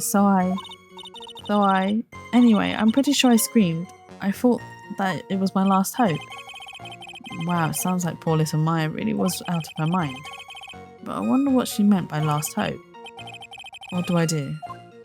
Do I press it for more details? Yeah. Wait a minute, Maya. What's this my last hope stuff? What? What do you mean by your last hope? No. That's what you said. You said my last hope. Huh? What? I said what? Look, you were facing an attacker you couldn't see and you screamed, right? You screamed, help me. Yeah. But you testified that you screamed that because you thought it was your last hope. Oh, well, that's like... What do you call it when that happens? Maya's not doing so well up there. Oh, yeah, Oh, that's right. I remember now. I was facing my attacker, but that's not who I was screaming at. What did you just say? Yeah, that's right. It was the person behind my attacker that I was yelling at. That's who I was screaming to help. Screaming to for help. Ah! What is it now? I messed up. I didn't mean to let that slip out. Huh? Oh, witness, are you absolutely sure what you're saying? Behind the attacker, there was another person. I meant to keep that part a secret. What have I done? It takes a ton of pressure to make a diamond. That's what I always say. A ton of pressure. You're in a court of law here. You can't make things up or try to hide things in this chamber. Witness, the information you just presented is vital to the case. I want you to add it to your testimony. I can see a man behind my attacker by the light of the stone lantern. A man? Who was this man? Well, you see, I couldn't see. You couldn't see? She's used this excuse twice now. Well, lantern light isn't very bright. Lantern light, did you say? There's a great big stone lantern in the garden. They always light it when an acolyte is there for training. Hey, you know what they say, under the lantern, darkness reigns. So I could see the person that was further away, but not my attacker who was closer. Plus, there weren't any other light sources in the garden at the time.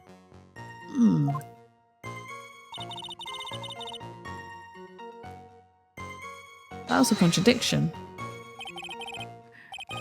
You don't mean, was it? I didn't know at the time, but I think it was probably blood. Is she saying that's when Mr. Nim, who was channeling Dahlia, was stabbed in the back by the killer? At that moment, I was paralysed with fear. I was just sitting there in the snow. I'm sure blood got on everything around me.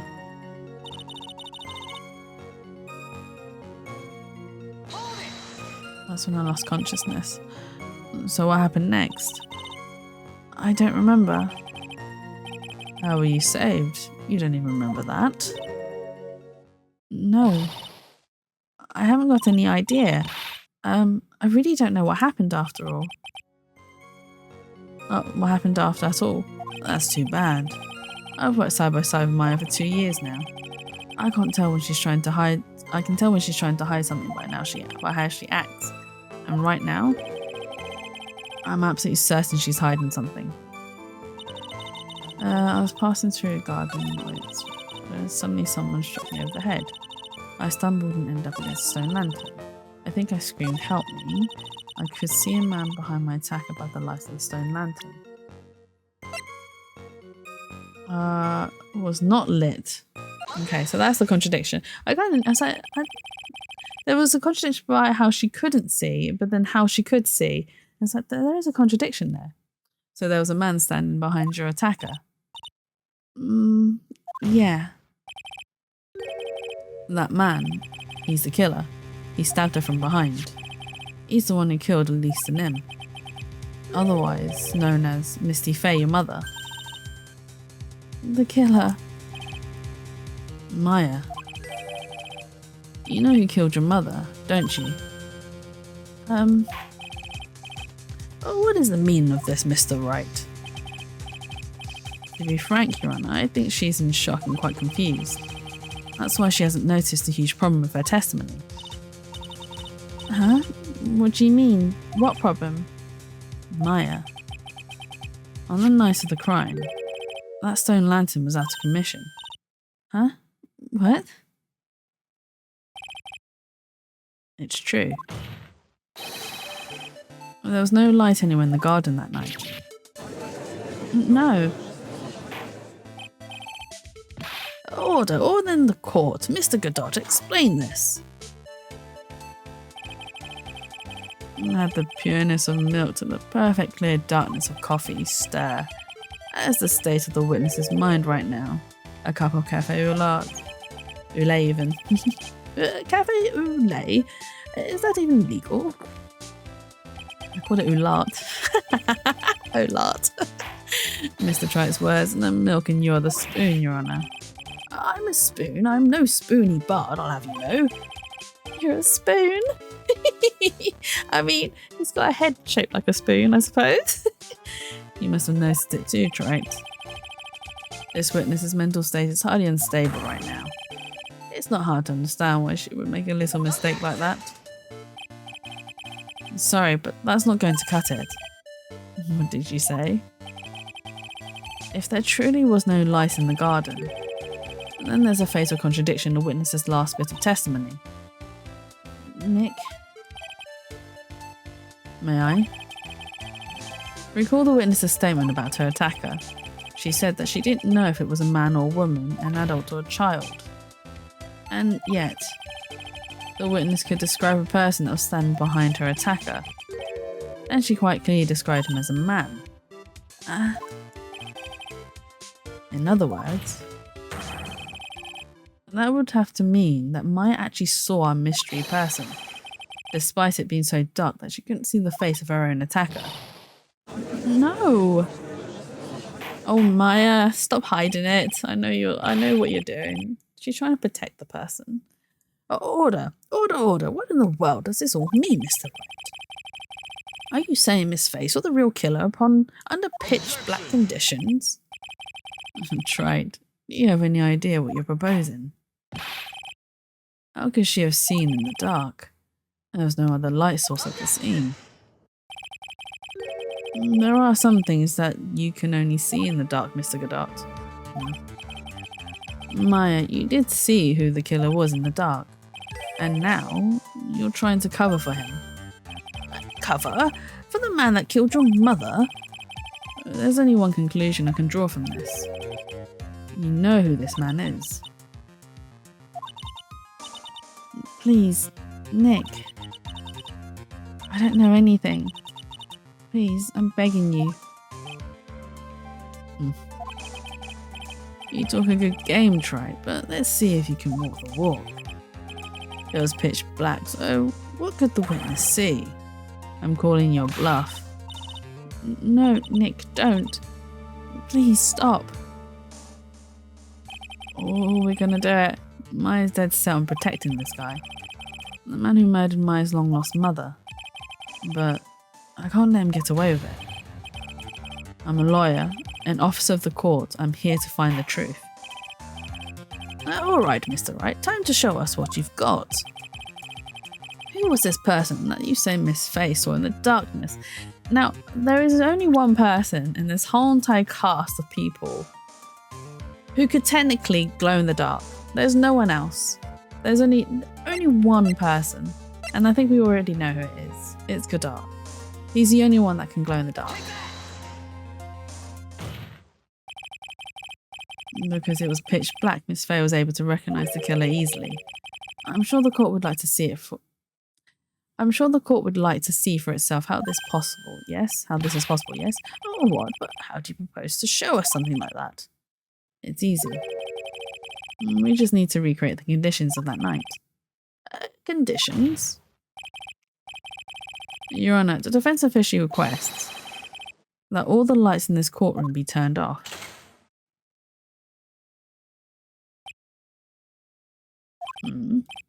What? This is... But it can't be.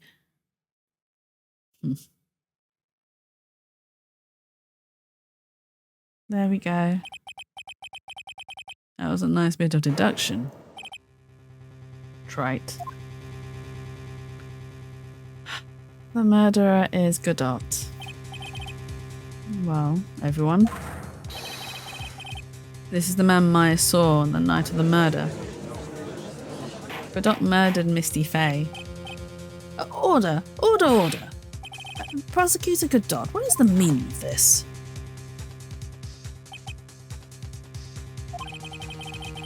Surely you must be shocked to hear yourself accused of such a thing. Oh, why aren't you denying it? Your Honor, you're asking the wrong person. Oh, what do you mean by that? If you got a question, ask the witness. That's one of my rules. Well, Maya, how about it? What you saw that night? Or was it 3 glowing red lights? Well, witness, answer the question. Is she gonna? You're wrong. I never saw that. She's gonna protect him. Maya? I thought the person that stabbed my mother was a man. For a totally different reason. What? Oh, witness, Mr. Wright. What the... Stop your chattering, Your Honor. Chattering? If it's worth asking, ask the witness. That's one of my rules. All right. Well then, let's continue the testimony. Please tell us how you knew the killer was a man. Yes, Your Honor, I didn't realise it until I woke up, but... Oh, wait. Maya! When I came to, I was just lying there on the training hall floor. By the time I got back to the garden, the place had totally changed. The torches were lit, and the body was gone. And all of the snow around the stone lantern had been carefully cleaned up too. Since the person did all that work alone, I just assumed it was a man.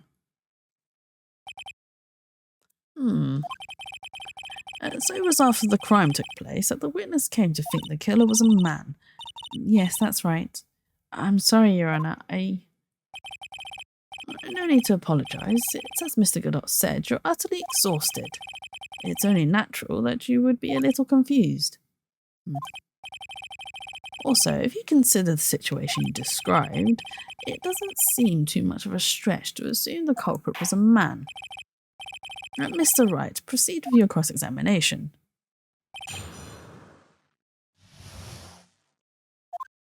I don't know how we're going to spin this one. Just lying there on the training hall floor. So you lost consciousness when you were in the garden, is that right? Yes, I think. I think it happened when the victim was stabbed. So then the person that carried you into the temple, it could only have been the killer. That's what I think too.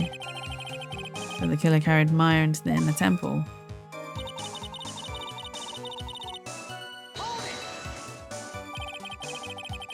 Naturally, the killer must have done it, right? Yes, I think so. But why would the killer tamper with the crime scene like that? There must have been something that the killer desperately wanted to hide.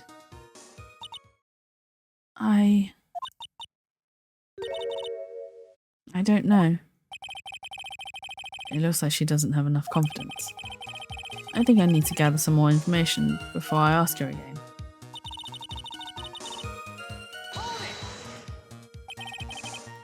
The torches were lit. Yes, and that's how I noticed that the whole scene had changed. I'm going to say it was the killer who lit the torches. I mean, who else could it be? The killer probably lit them since it'd be impossible to do any cover-up work in the dark. However, if that's true, there's one thing that still bothers me. Why did the killer go to the effort of moving the body? That's true. It's hard to see how that would be of any advantage to the killer. Okay. The only one who would gain anything from that would be the only person that was at the inner temple, Maya.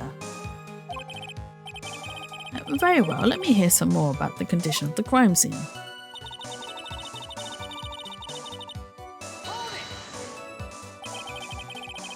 So you're saying the killer cleaned up the snow? It did look really odd. The snow was moved in a natural looking rectangular shape around the lantern. There were a lot of shovels around the inner temple, but they're all really heavy. Way too heavy for me to use. An odd fellow indeed, this killer. Why on earth would anyone want to take snow away? Well, there's one thing I can think of. Didn't you say that a lot of the victim's blood sprayed onto the snow? Yeah. The area collapsed and ended up being splattered. In other words, the killer's purpose was to hide the bloody snow. I think that's the most reasonable explanation. Perhaps. However, there's something that's bothering me. If the killer just wanted to hide the snow with blood on it, there was no need to remove the amount. That's true. He could have scooped up just the snow that was stained with blood. It looks like there are some mysteries behind this issue, but I think this will help explain them.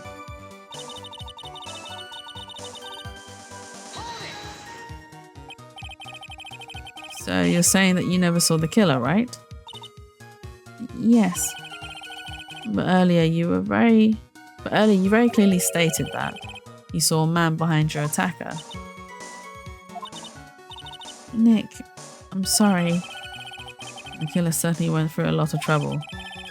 Moving the body by pendulum, manipulating the crime scene. But for what purpose? Why do all that? Maybe Maya knows more than she's letting on. Okay, so we need to find out a contradiction, but her place totally changed. The torches were lit and the body was gone. And all the snow around the snow lantern had been carefully cleaned up too. Since the person did all that work, I should assume it's a man. But the thing is, right, so he cleaned up everything, but then he didn't clean up the lantern itself. So I'm going to post that as a contradiction.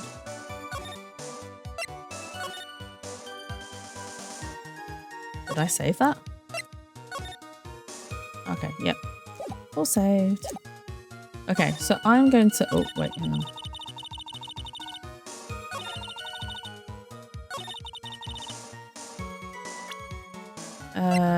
Okay. So I'm going to present the lantern.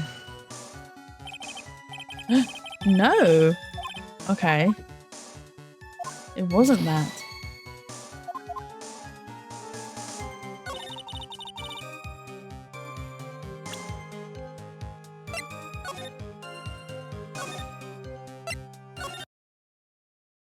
It wasn't that. Okay.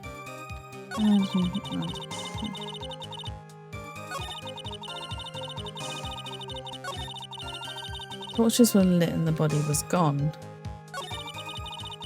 And all the snow around the snow lantern being carefully cleaned up. Oh, we need to push something. Okay. There was another statement that we need to push. Was it the second one?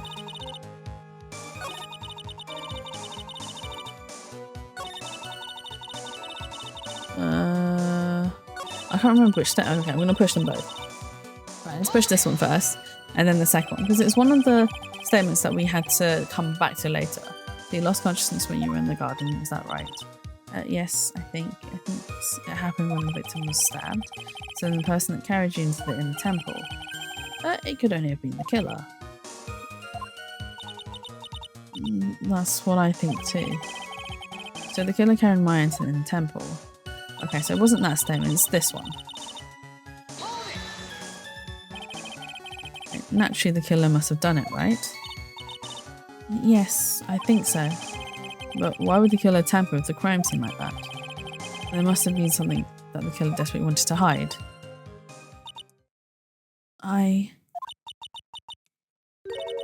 The truth is, when I saw the crime scene, I felt something. You did? Yes. I felt like the killer was hiding the evidence for me. For my sake. What? Hiding it for you? Everyone knew that I was the only one at the inner temple that night. If Sister Bikini had come back and looked at the garden, she may have thought that you had done it. No, she definitely would have thought so. And you're saying that's why the killer cleaned up the crime scene to make it look like nothing had happened? Yes, I'm sure of it. Well, that's certainly an important piece of information. I want you to add that to your testimony. Yes, Your Honor. Okay, so we got a new bit. I think it was from my set the killer cleaned up. Right, and this is where we present the lantern because he didn't clean up properly. There's still blood splatters and Maya's name on the lantern itself. So we present this. There we go. That's the statement I need to present the lantern at. The body of Elise Nim was carried all the way to Hasakura Temple's courtyard. Then at the garden, the real scene of the crime. The snow that we suspect was covered in blood was scooped up and removed. It's reasonable to believe all this was done in an attempt to hide the true crime scene. However, there's still one matter that seems somewhat odd. Oh? And what would that be? You must have figured it out by now, Mr. Godard. It's the message written in blood on the lantern. It was written very clearly on the white stone lantern. Maya. If the killer was so motivated to protect Maya from suspicion, then why didn't they wipe the writing off the lantern? You're right.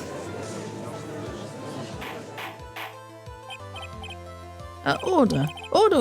But Mr. Wright, isn't it a fact that the killer was trying to cover up the crime scene? Indeed, but it doesn't make much sense to move the body and remove the bloody snow, then not wipe off the most incriminating thing of all, the bloody writing. But if that's the case, do you have an explanation for the killer's mysterious behaviour? Why would this killer move the body and remove all that snow, but then leave the bloody writing on the lantern? I don't know what the killer's plan was, but it's the fact that the killer left the writing on the lantern. There must be a reason for it. Well then, Mr. Wright, let's hear your opinion. Why did the killer leave the message writing in blood on the lantern? The killer wrote it to pin the crime and the killer didn't notice it. And there's a reason, it's because Godot can't see red. Prosecutor Godot, earlier in this trial you gave me some good advice. Once you eliminate the impossible, whatever remains must be the truth. Maybe you're not as dumb as I thought. The real killer wanted to disguise the fact that the crime had occurred there. If that's the case, they wouldn't have left the bloody writing on the stone lantern on purpose. Therefore, it must mean that they didn't notice it. But that doesn't make any sense. The torches were all lit and everything. And there's no way any normal person would miss something as glaring as that. You're right. There is no way any normal person would. Oh, what are you trying to say, Mr. Wright? There's only one person involved in this incident. Who could have missed something the bloody writing?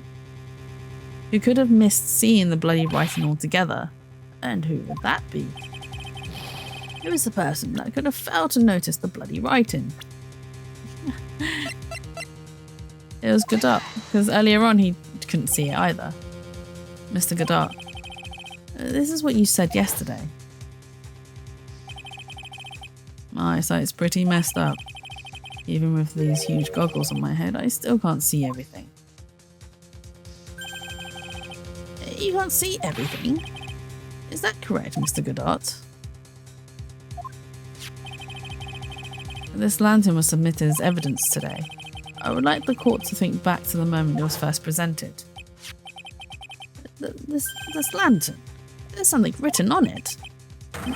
Why, it's written in blood. Nonsense.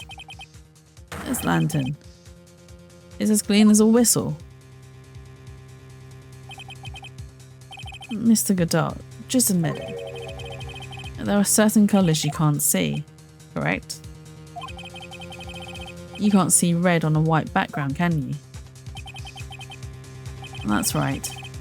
We went through this once before, during the poisoning case at Tribulations. This is the apron the delightful Miss Bird was wearing at the time, and somehow spilled coffee on. Oh yeah, because he didn't see the ketchup on the apron. This thing's still bothering me, Mr. Godot. Why have you not explained the bloodstain on the court? Bloodstain to the court? Bloodstain? What bloodstain would that be? Don't play games, prosecutor. The blood-coloured stain that's smeared all over the apron. That's ridiculous. No one told me anything about a bloodstain. You can see the coffee on the white apron, but you couldn't see the ketchup because it was red. It's strange. In a black and white photo, those letters would have appeared black to me. I wonder, why am I the only one that can't see them? So then, Mr. Godot, are you admitting it? Are you admitting that you can't see the red writing on the lantern?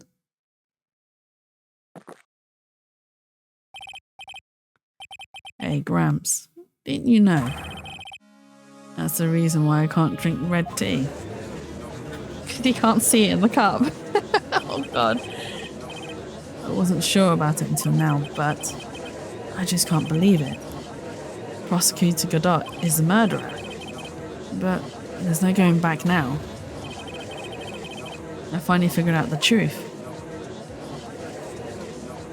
Wow, the crowd is chattering. Mr. Godot, the defense at this time formally accuses you.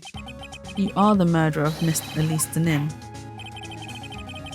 also known as Misty Faye. It's hard to believe this may be true. However, once again, Mr. Wright has brought up a disquieting fact about you. Disquieting? How do you read that word? I will figure it out later.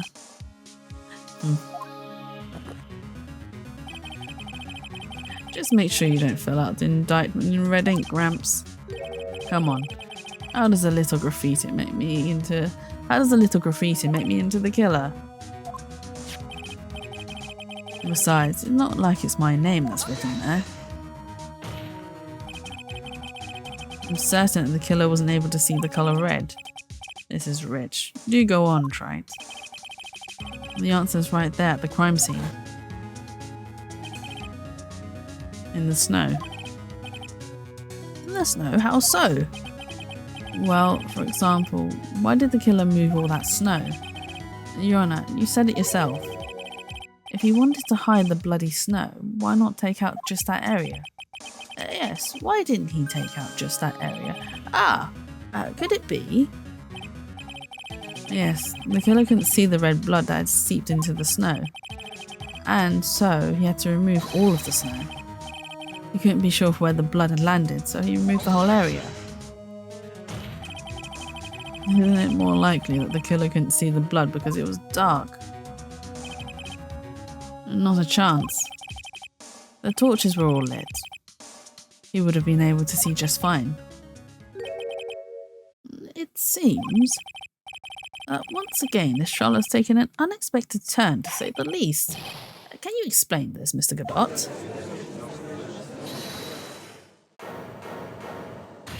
Oh, it's Maya. Wait just a minute. Maya?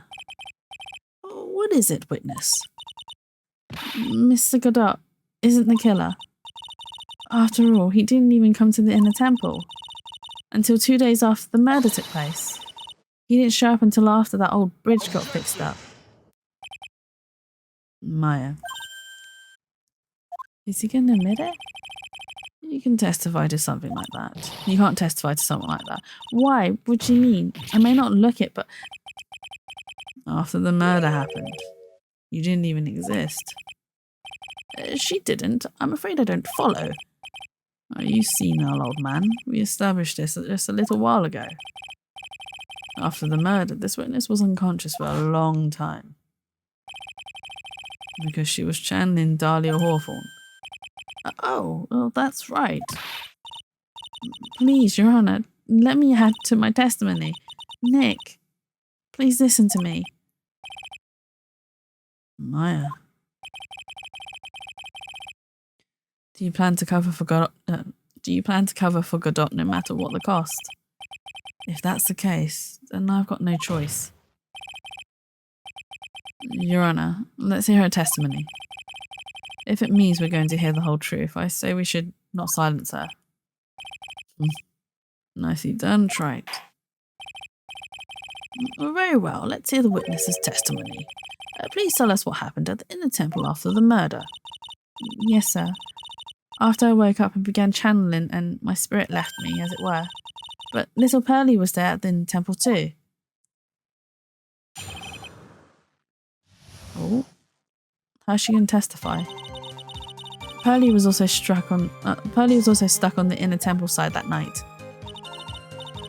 The next morning, she looked around but couldn't find anyone.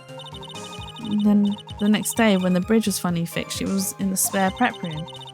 That's when Mr. Godot arrived at the temple for the first time. He found Pearlie first and cheered her right up. Actually, we found Pearlie first. Who is this Pearlie? She's my little cousin, Pearl Faye. So when did you hear about this? Oh, just a while ago, when I was in the medical office. I'm terribly sorry, but what you heard from someone else is simply not admissible as testimony. What? Come on. Pearlie would never tell a lie. She's way more honest person than I'll ever be. Real smart, Maya. You always know the best things to say when you're under oath. The prosecution has no objection. You believe the witness. Mr. Godot. Let's just move on to the cross-examination, if the defense has no objections. This is highly unusual, but, well, Mr. Wright. Let's get this cross-examination started. Oh, he's gonna play. Phoenix is gonna play ball.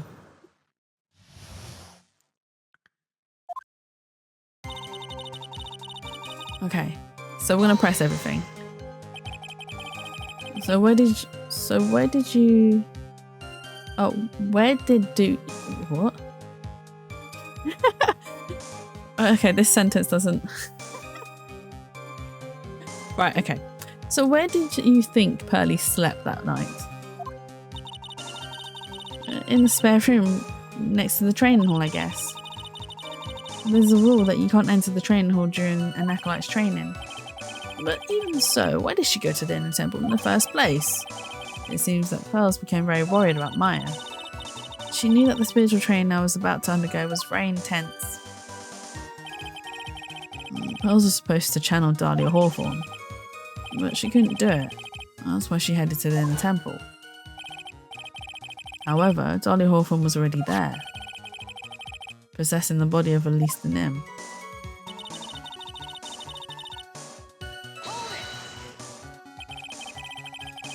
She searched the entire Inner Temple side, end to end. Well, you see, Pearlie gets pretty scared when she's alone, and there weren't that many places to look. She says that she even went back and forth several times. And then Temple side has two structures, the training hall and the spare prep room. And there's also a storage shack, I think. That's about it. There's a storage shack too. Pearls was looking for other people, right? Would she have really examined a storage shack all that carefully? Well, if it was me, that would be the first place I'd investigate. So that means it's possible that someone may have been hiding in the storage shack.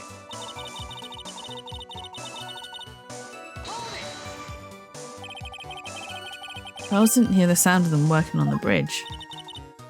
What do you mean? I was just wondering why she would stay in the prep room. If it was me, I'd at least go out and wait at the foot of the bridge. Oh, well, Pearlie said she was sleeping at the time. She said she was so scared during the night that she couldn't sleep well and woke up a bunch of times. Poor little girl, all alone like that. Well, we know that she had at least one friend in the Sacred Cavern, Dahlia Hawthorne, who was busy battling with the trick lock. She couldn't let anyone see her, so she wouldn't have shown herself to Pearls. What happened after the bridge was finally fixed?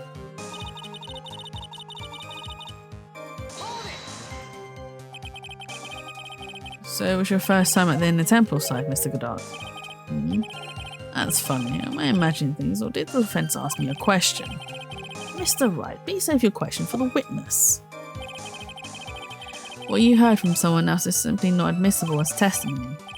Those are your words, Your Honour. Touche, Mr. Wright. Oh well. What do you have to say, Mr. Godard? Hot nights and even hotter coffee. Well, that's what I always say. If it hadn't have been for this case, I never would have visited there. A freezing cold temple in the mountains. I think I'll pass. So you had never visited Hazakura Temple or the Inner Temple, huh? You want to say something, right? In any case, I have to find a crack in Godot's armour. While I cross-examine Maya, that is. Very well, please go on with your testimony. After fixing the bridge, the policeman came over to the Inner Temple side, right? Yes, then Mr. Godot.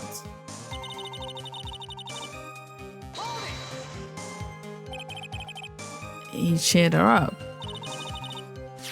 That's what Pearlie said. She said he was a very nice older gentleman. Thank you for looking after my cousin, Mr. Godot. And here I was thinking you were nothing more than a coffee addict. Cut it out. You're making me blush. This guy is really beginning to get on my nerves in more ways than one. The truth is, there aren't that many places to look on the Inner Temple side. The policemen were all busy going over the garden with fine-tooth combs, so I decided to carry out an investigation of my own, Godot style. I'm the same way. I like to hand down verdicts in my own way, judgy style, or judge style even. Maybe I should ask some questions Phoenix style. Godot's investigation. You said that you conducted an investigation of your own. Did you find anything? It looks like my investigation went about as well as yours tried. After all, I didn't miss the bloody writing on the lantern. Well, I didn't miss it, so speak for yourself, Goggles. The only odd thing I discovered was the beauty in the training hall. Beauty? Misty Faye, naturally. Clad in her stunning Japanese garb, surrounded by the hue and aroma of Western tastes. Western tastes? Could he find a stranger way to describe gravy? So from there you headed for the prep room. Wait a sec, what did Godot say just now? I think I just found his proverbial weak spot. There's only one thing of any importance here. Where was Godot when the murder was taking place? He must have already been at the Inner Temple when it happened. Otherwise, he couldn't have killed Elise and him.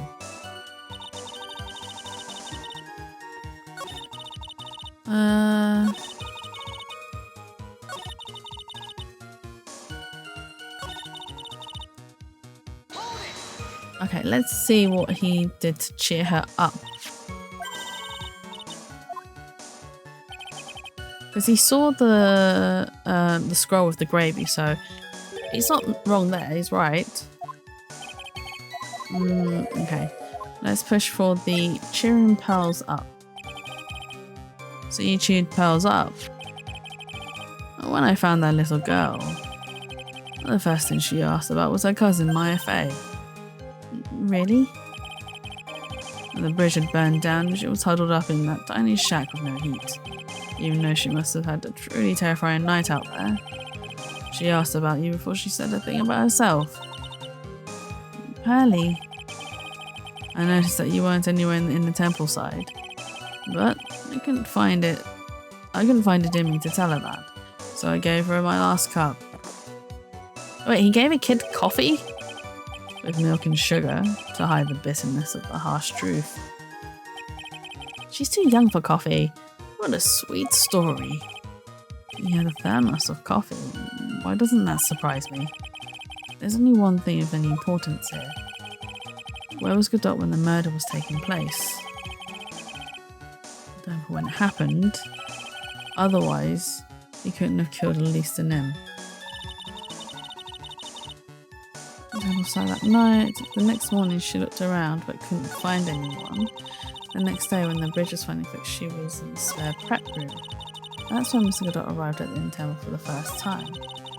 He found Pearly first and cheered her right up. I don't know where the contradiction is for here. Okay, let's have a look. So we had the lantern. Dusky Bridge, no. To her, Fountain Garden, nope. Crime scene photo, it wouldn't have been that. No. Tracks, no, it wouldn't be tracks, wouldn't be that. Nothing here, I mean, the only thing, this image is obscured by gravy.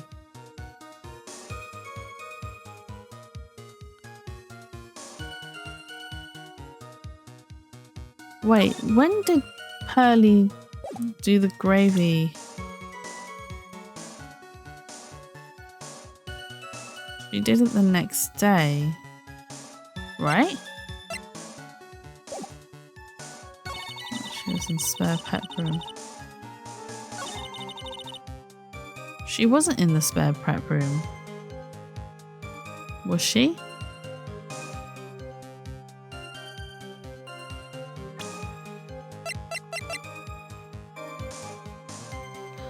Oh, I'm stuck. My brain's not working.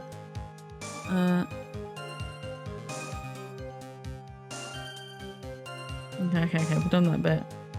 The next bit, trial.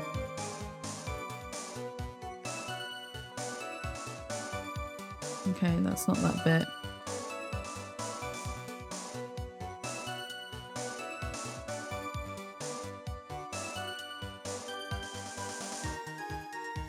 Okay, so the hanging scroll is the weakness, but where do I present it?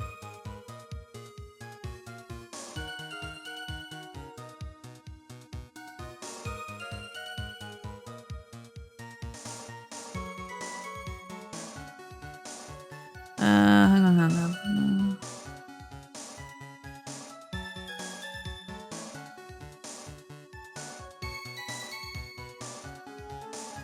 But where do I... Okay.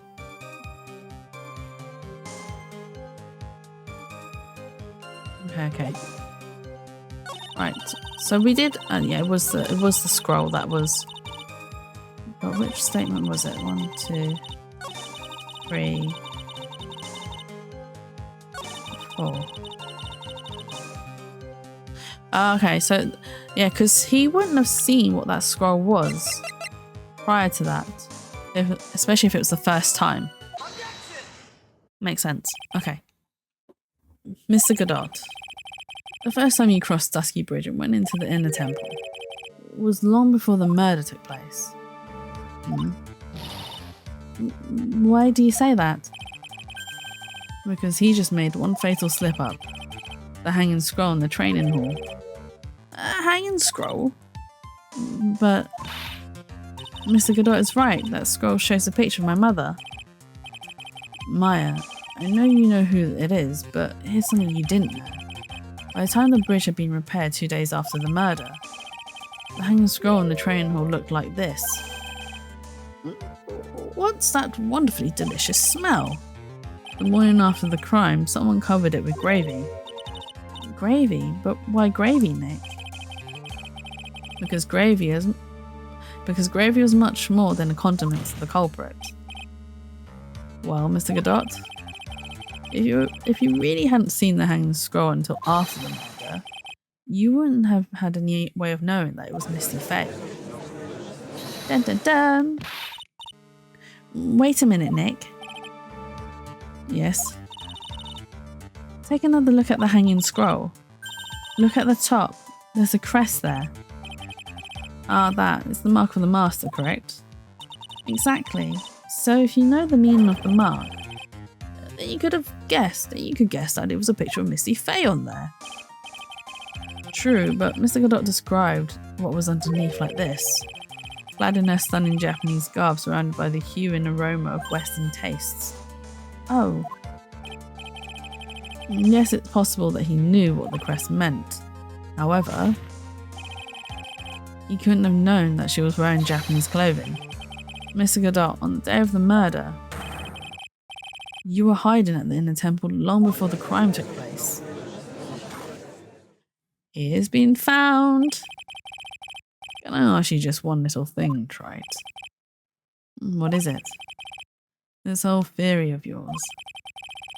It all rests on a certain assumption. That I knew beforehand that the crime was going to be committed. That's right. Otherwise, there's no reason for him to sneak into the crime scene. Of course Mr. Godot knew about the plan. Huh? Oh, what did you say? Is it really possible that another person knew of the plan? Yeah, because there were actual plans. This crime was actually planned over a year ago. Morgan Fay authored the plan for her daughter's future, and these instructions were hidden somewhere in the Mayfana? The Fay... I switched letters around. Mayfana, Jesus. Fay Manor. Over a year ago. However, by the time Little Pearls found these instructions, they had already been unsealed. Unsealed? Yes, the killer had read these instructions long before Pearls ever found them. That's how he knew the crime was to take place at the inner temple. And you still insist this crafty killer is me. You bet I do. But you just said that the instructions were hidden. That's right. Mr. Godot couldn't have known where the instructions were hidden. If he really wanted to know, he had one great chance to find out. Yes, and when was that? During a visit. A visit? Morgan Fay told her daughter Pearl about where the instructions were hidden. During one of her visits to the detention centre.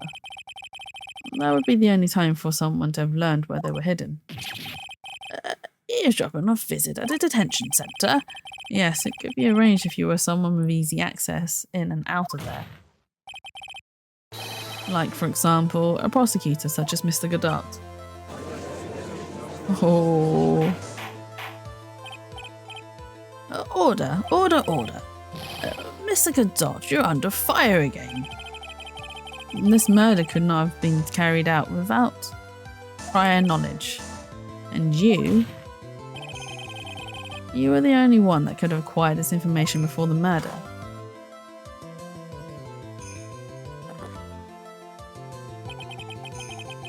Humans are afraid of the dark. And yet, at the same time, we're fascinated and bewitched by it. Maybe that's why humans drink the darkness that is coffee. I don't drink coffee. So no, I'm not bewitched by it. Sorry for always asking, but what does that mean? It means there's a reason for everything. According to your theory, the killer in this case eavesdropped on a conversation during a jail visit where he learned of a hidden plan for a crime. After discovering the plans, he hid in the inner temple and waited for the crime to occur. Then he ultimately took the person's life. Or took a person's life, and he did all that just to protect this witness. And that's right. If you're accusing me of this crime, I have to ask you, why would I do this? This girl is nothing but a stranger to me. I've got no reason to go through that kind of trouble to protect her. Oh, there's another reason, Godot. I am what you see. I'm certainly not the type to rescue the damsel in distress. A killer's behaviour is certainly extreme, for lack of a better word. Even considering that the killer wanted to protect this witness's life, his behaviour is still a little too unnatural. However, you had a good reason, didn't you, Mr. Godot? An unshakable reason that forced you to protect this witness at all cost. I knew it. You figured it out, haven't you, Nick? Maya. I guess you were doing your best to cover for Godot. For the same reason, huh?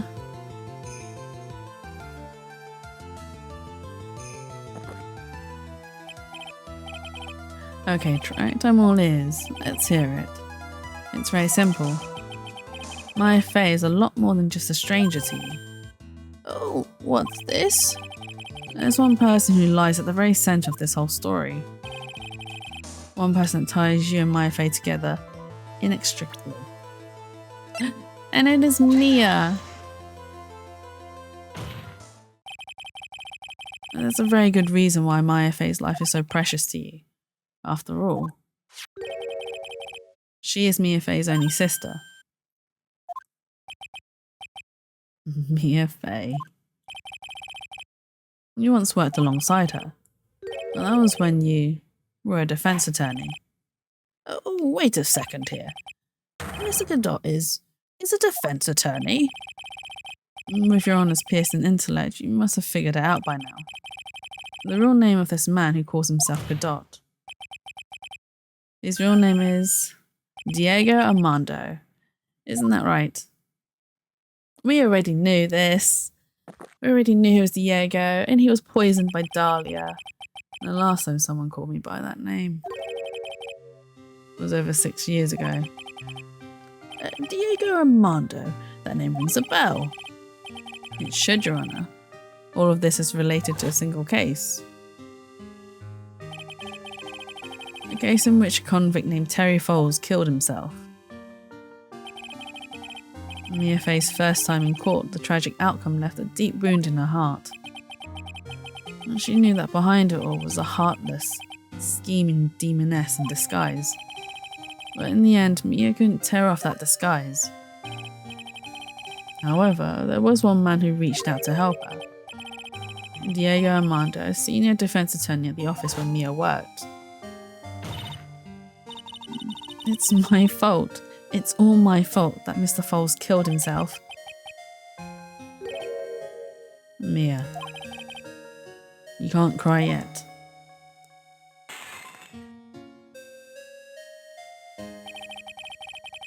The only time a lawyer can cry is when it's all over. Oh. I was moved by her. I wish she put all her faith in her clients, that pure, sweet heart of hers. That's why I could never forgive Dahlia Hawthorne. Mia and I thoroughly investigated that fake kidnapping incident. And then one fateful day, Dahlia wanted to meet with me. It had been 6 months since the trial. We met in the courthouse cafeteria. Ah, I just remembered. 6 years ago, right here in this courthouse, you were poisoned. Even I didn't see it coming. Dahlia Hawthorne slipped some poison into my coffee. Some newspapers at the time called it a murder, but very little information about the case was released to the press. But you weren't dead at all. And no official reports ever actually called it a murder. I was just in a deep, deep coma. You see, my body shut down and my life became nothing but a long, deep sleep. That woman's poison did a real number on my central nervous system. I lost my sight and all of my hair turned white due to the damage it caused. That's terrible. And apparently it was a miracle that I ever regained consciousness. 5 years had passed since I drank that poison brew. And he still continues to drink coffee. I'm surprised he's not got PTSD from it. And then one morning my eyes flew open from the smell of a doctor's cup of coffee. 5 years? You were asleep for 5 years? And the worst possible news was waiting for me. Oh yeah. Mia Fey was dead. From the very moment I opened my eyes, I had already lost everything I thought I had. The woman I loved had been murdered. He loved Mia, and the woman I loved had been sentenced to death. The woman you loathed? The woman who had spiked my scalding hot coffee, Dahlia Hawthorne. And this is why it's so sad, because he absolutely loved me, and that's why he was trying to protect Maya. Good old Mia, she didn't let me down. She got her revenge before she checked out. In the end, there wasn't anyone waiting for me when I woke up. That's so sad. For someone like me, for someone who had slept away their best days. There were only 2 reasons left to live. And it was for those 2 reasons I decided to become a prosecutor. If I may ask, what were your 2 reasons to live? The first was you, Wright. And this is why he absolutely hates Phoenix, because he blames Phoenix for not protecting Mia. He basically, in his mind, Phoenix let Mia die, which isn't true. There was nothing Phoenix could have done. Huh? Me? If I hadn't drank that stupid poison, Mia and Faye never would have died, much less the way she did. You were the only one who was there to protect her. But you let her die, it was all your fault. It wasn't like that. I wanted to see for myself what kind of man you really were. So that's why you became a prosecutor. Another reason for living. She goes by the name of Maya Faye. Huh? You mean me? You were the only one I could make up for the sin of not saving Mia. 1 year ago, when the Korean village incident was resolved, it was obvious that Morgan Faye was planning something. Whatever her evil plan was, I was determined to stop it. My role as a prosecutor put me in the perfect position to do something about her. And that's how you overheard Pearl's visit with Morgan at the detention centre. I knew that the time was drawing near. Since I knew the plan, I thought I could foil it. My goal was to outwit the plan. I thought I could do that. I could keep that girl from being caught up in it. That makes sense. If Bells had known that the actual purpose of the plan was to kill Maya, she never would have helped out. Pearlie really wouldn't have helped out, actually, because she loves Maya like honestly, she absolutely adores her cousin. And finally, the day of the plan was drawing near. I contacted both of my accomplices. Accomplices? Iris of Hazakura Temple and Misty Faye. I especially needed the help of Iris. She was to take the fall in my backup plan in case we couldn't control Pearl Faye. But how did you contact my mother? She'd been missing for almost 20 years. Officially, yes. What? What do you mean, officially? You've heard about it, haven't you? About the strong ties between the main family and the government. Now that you mention it, Bikini did say something to that effect. She said that the Master of the Quran had great authority. Even without her official position, Miss Faye still wielded great influence. The police have been keeping an eye on her movements all this time. That's how I was able to contact her. Again, because of my position as a prosecutor. So my mother was cooperating with you. I'll never forget. No matter how far away from you she is, she never stopped thinking about you. She was always... That's why I knew she'd do anything to protect you. If you want to know how strong her resolve to protect you was, look at her staff. Her staff? The one with the sword in it? The day the plan was to be carried out arrived soon enough. We met for the first time at Hazakura Temple. That's when your mother showed me her special staff. I realised it then, just how far she was willing to go. She was ready to use that sword to protect you from Morgan Faye if necessary.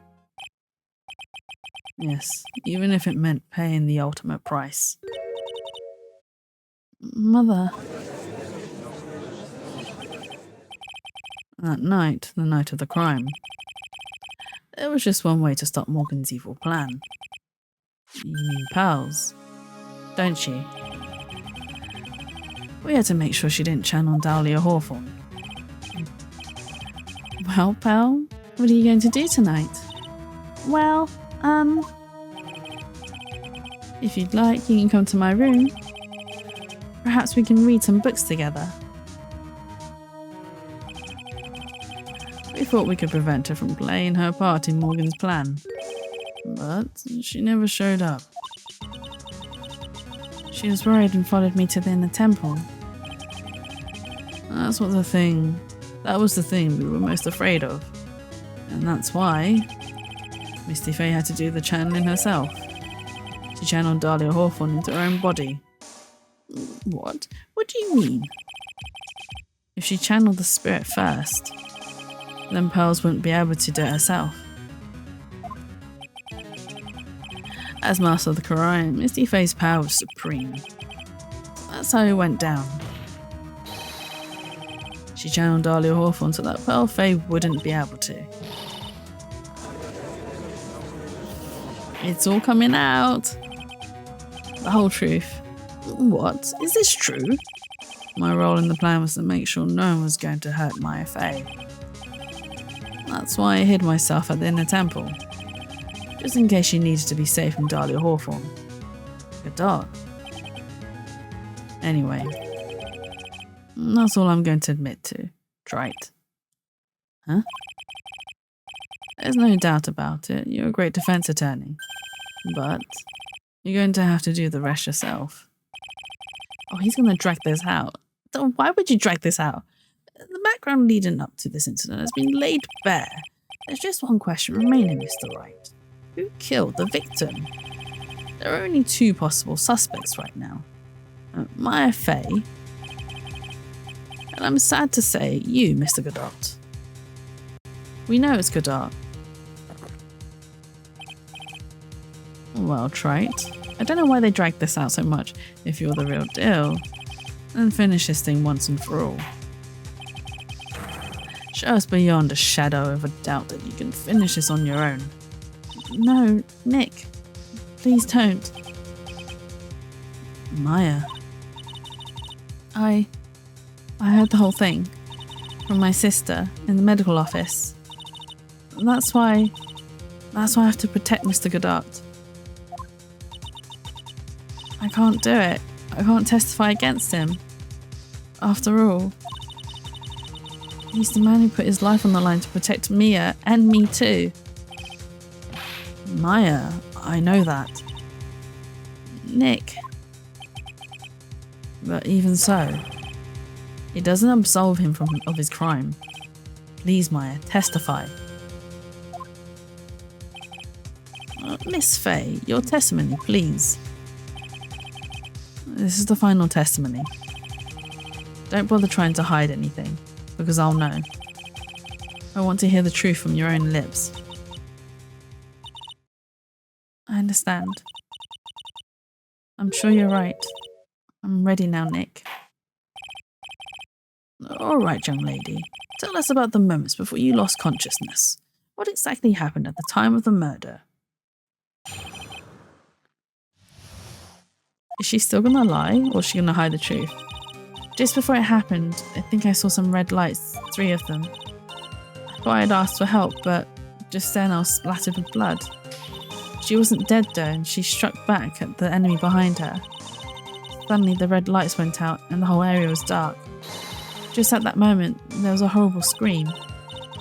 Right after that, Dahlia collapsed and I lost consciousness. Oh, she struck back. These red lights, I thought you said you don't remember seeing them. I'm sorry. I thought I saw them, but then it disappeared all of a sudden. Things break, Trite. Even the best of theories. Who was it that stabbed Misty Faye? It looks like you still can't prove it. Maya's saying the truth this time, I know it. The rest is up to me. We can prove it. Well then, Mr. Wright. Proceed with your final cross-examination of the witness. Okay. So we don't need to press this. It's, dead, struck back. This is the bit that we need to press. Struck back? How do you know that? Well, you're right. I didn't see exactly. But I could tell by the sounds of their breathing and movement. And also the smell of blood. You have witnessed more horror than any young lady should ever have to in one life. So then, what did you do at that point? I couldn't move. I could just barely make out the shadows moving in the dark, but I had no idea what to do. Could you still see the red lights you mentioned earlier? Yes, I think so. But...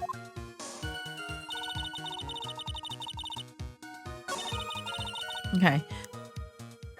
I think... No, hang on. Let's save here. I think I need to present the dagger.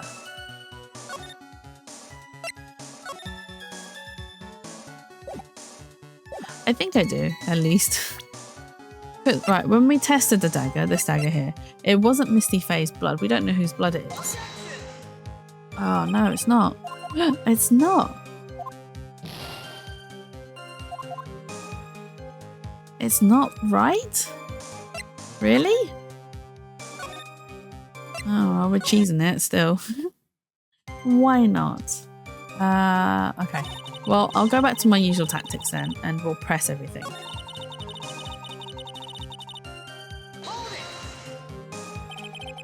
Lights shine in the dark. I don't think you can make a mistake about that. Yeah, you're right. I think I saw them, but I can't say for certain. And I can't tell you for sure they were from Mr. Godot's mask either. I don't get the feeling she's covering for him anymore.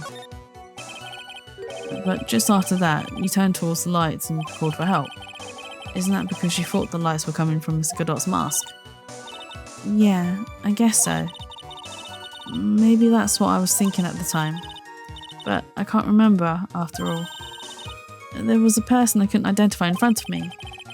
Maya's life was in terrible danger at the time. And there's no way she can remember the details of the scene perfectly. Alright then, let's go on with the testimony. What did you do when you saw the red lights? Okay, so just then she got splattered with blood. And that blood, was it Darlie Hawthorne's blood? I think so, probably. Just at that moment, I heard a soft scream that seemed to be close by. It was a woman's voice. So that was when the killer stabbed the victim from behind with a murder weapon. Is that right? Without a doubt, Maya was in the middle of a really dangerous situation. Anyway, the victim was stabbed by the murder weapon. What happened after that? Instead, struck back, so we would press that one. Suddenly the red lights went out and the whole area was dark. They went out. Yes, suddenly I couldn't see them at all. What could it mean? If the red lights were coming from Godot's mask, and they went out right in the middle of a fight, maybe the mask was damaged. Or maybe it was knocked off. Or maybe the batteries ran out, right? Or maybe those little red pinhead looking lights just stopped working. What could have really happened then? Horrible scream. What do you mean by just at that moment? Do you mean the moment when the red lights went out? Yes, that's right. The scream that you heard then, was it Darlie Hawthorne?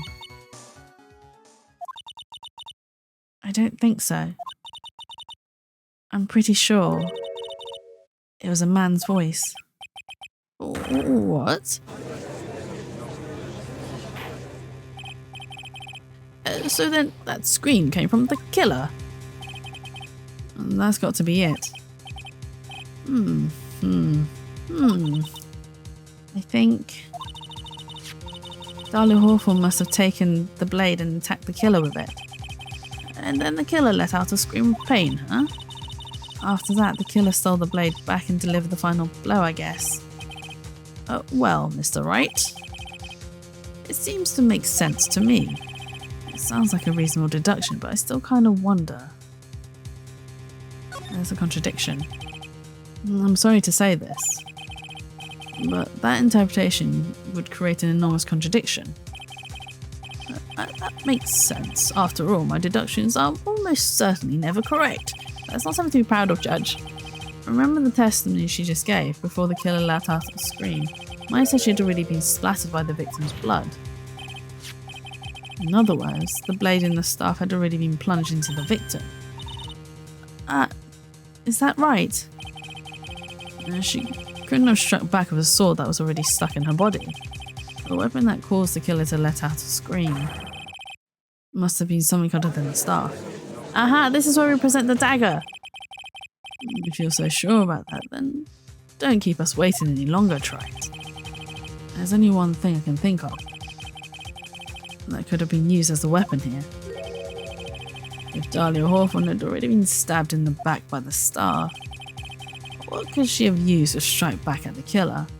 Because Dahlia didn't know about the sword, so she took a dagger. Naturally, the dagger the killer brought to the scene of the crime. Oh, that's right, I forgot about that. This dagger was found at the crime scene, stuck into the pine tree. Yes, the detective found that this morning and brought it to me. Dahlia Hawthorne struck back at the killer with this, and she managed to wound him as well. Just because he let out a scream doesn't mean that he was wounded. For all we know, the blood on the dagger could have been from the victim. Have you forgotten that the blood was already been tested? Since we learned it wasn't the victim's blood, it must be the killer's blood. The killer must have a wound somewhere on his body. Oh, are we going to get a doctor strip? We're not really. We're not going to see anything. So you're saying the blood on this dagger belongs to the killer? Exactly. A DNA analysis of the blood would prove it beyond a shadow of a doubt. And yes, Mr. Goddard, it proved that it's your blood. Nice theory, Wright.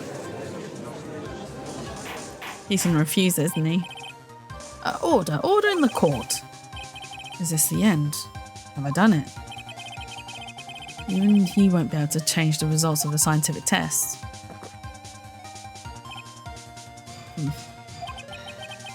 Let me ask you something, Wright.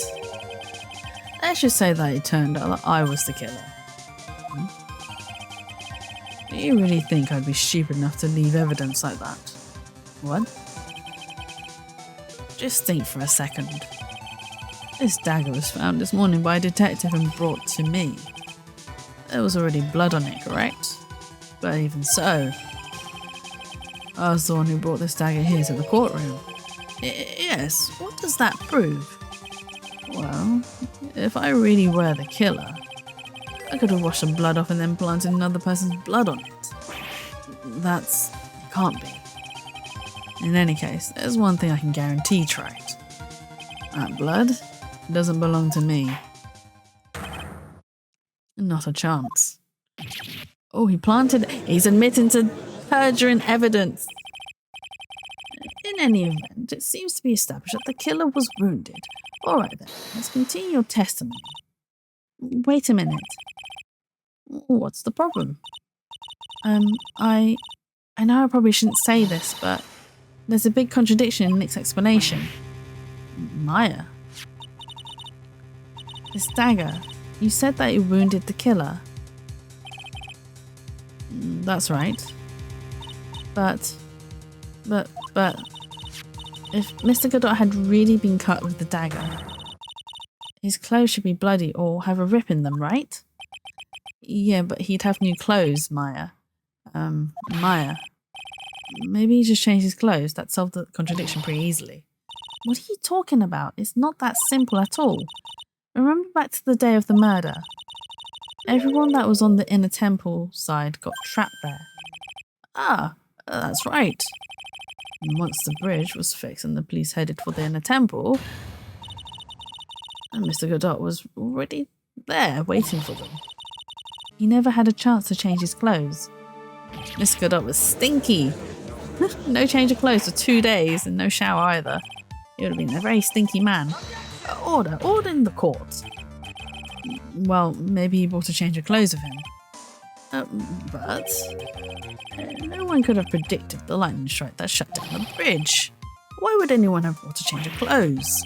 Did the judge take smart pills during the last recess? Well, then maybe the killer took off his clothes before he committed the murder.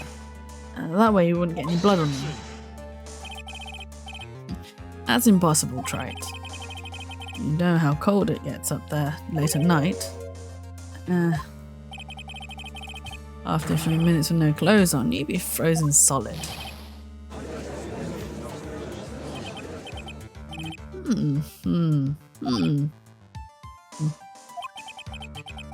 So, that's all you've got. I knew you weren't tough enough to finish this.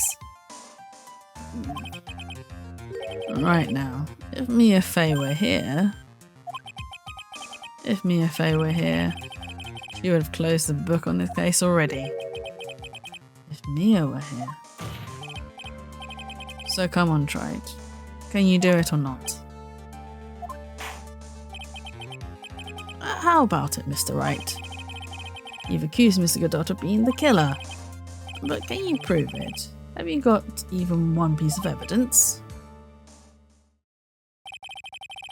The question isn't whether I can prove it or not. The fact is I have to prove it. That's the only choice I have. I was taught that. It's one of the rules of being a lawyer. Oh, look at Phoenix taking lessons from Mia.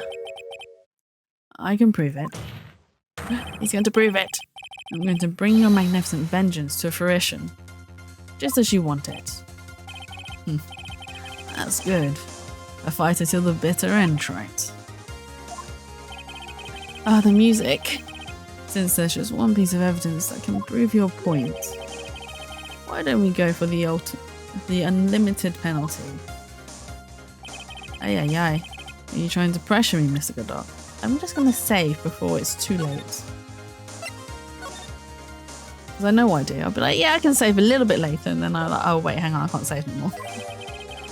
Because it doesn't matter to me. I've got the one piece of evidence I need. Give me a break. You've got nothing right.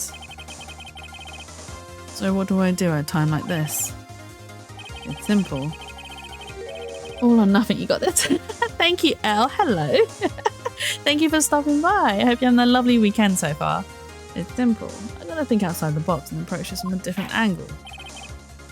Alright then, Mr. Wright, let's hear what you've got. There's one thing I've demonstrated in the previous cross-examination. The killer was wounded. That was proven by the blood on the dagger. But we decided it was impossible for him to have hidden such a wound. If he had been cut by a dagger, there should have been a bloodstain on his clothing.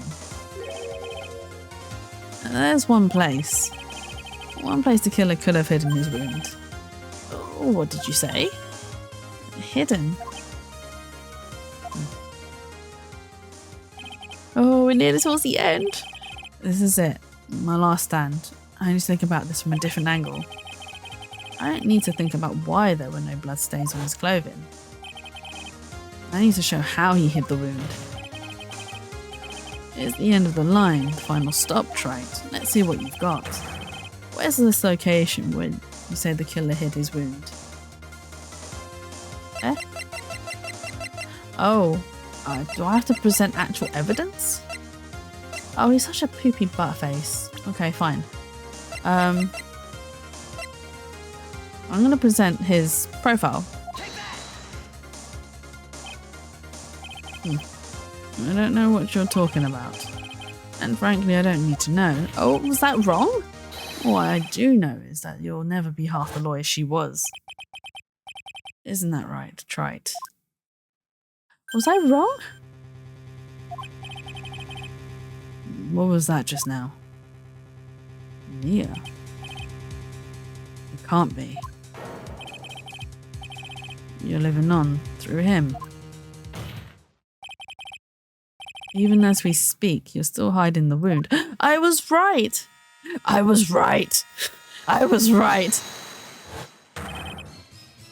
It's beneath your mask. During the fight, the red lights given off by the killer suddenly disappeared. Seconds later, the killer let out a scream. That's right, your mask went flying off your face. Mr. Godot, would you mind removing your mask? If you have a dagger wound under there somewhere, then I'd say this whole case is solved. I love that moment. I was like, am I right? Am I right? Oh, his mask exploded. Like, I knew it was under there. Like, I knew already. I just couldn't remember what bit of evidence to present. And as it turns out, it was his profile, which I was right in doing so. Because there was nothing else in our court records that could have indicated that it was under his mask. So he is hiding it on his persons. And just now, I saw a spirit in you. I never liked you. 6 years ago, you helped the woman who put me to sleep by hiding her bottle of poison. And then, while I was sleeping, you let Mia die.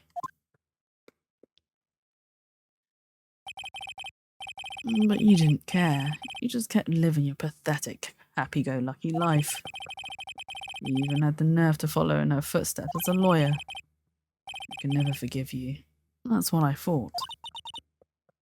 Mr. Godard. But I was wrong about you. I knew it from the very beginning. The truth is, the only person I could never find it in my heart to forgive was me. Oh, Godard. You? Yourself? I was the one that failed to protect me. Me and no one else. I tried to avert my eyes from the truth to escape from the harshness of reality. I just couldn't face Mia's death head on, so I ran. I hid behind a mask, I threw away my true name. I couldn't even deal with being a defense attorney anymore, so I quit. But you saved Maya. Yeah, that was my plan. Up until just now, anyway. What do you mean? Are you listening, Maya? If I had really wanted to save you, then there's one person that I should have gone and talked to right away. Who would that be? Are you talking about Nick? But I didn't do it. I tried to get the help of Iris and your mother, but I closed my eyes to the most important man involved. Do you know why? The real reason? Because you were jealous, Godard, weren't you? No, why? I suppose I wasn't really interested in saving you at all. Huh? I think I was just trying to salvage what's left of my own broken soul. I was trying to make up for the fact that I couldn't save Mia, nothing more. And that's why I let you walk right into a situation that I knew was dangerous. Yeah, because he could have just stopped her entirely if he found out about the plan about... Like, he found out a year ago. Forgive me. You're wrong. You put your life on the line to save Maya. Was it really for Maya's sake? Even I'm not really sure. What do you mean by that? That night in the darkness of the garden, when I saw her silhouette, part of me must have known the truth. The truth that it wasn't really Dahlia Hawthorne standing right there in front of me. It could have been Misty Faye, or even that little girl. But I still picked up the blade. It was like I was dreaming. That's true, it could have been Pal that was channeling Dahlia. I'm not sure exactly what was going on in my mind at that point. Was I really motivated by the pure desire to protect Maya Faye? Or was it something else? Maybe you wanted revenge on Dahlia? Or was it my hatred for a woman who had stolen everything from me 6 years earlier? Could it have been simply a desire for revenge? Now, I don't know anything anymore. I did learn something today, however. I finally realized that I was the arrogant one. I was just chasing an illusion, a fantasy. A stupid fantasy of defeating you in the courtroom. You were the one who made me realize my folly. You never ran away from Mia's death. Instead, you picked up where she left off, as a true defender of the people. Look at them go. I'm really sad that Phoenix, like, you don't get to play as Nick and Mia for a bit longer. I think it would have been a good story. In that one moment, I understood everything.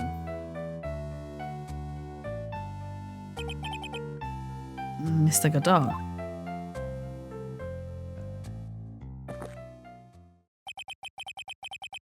I think you already know this, but if you don't, my name is Diego Armando.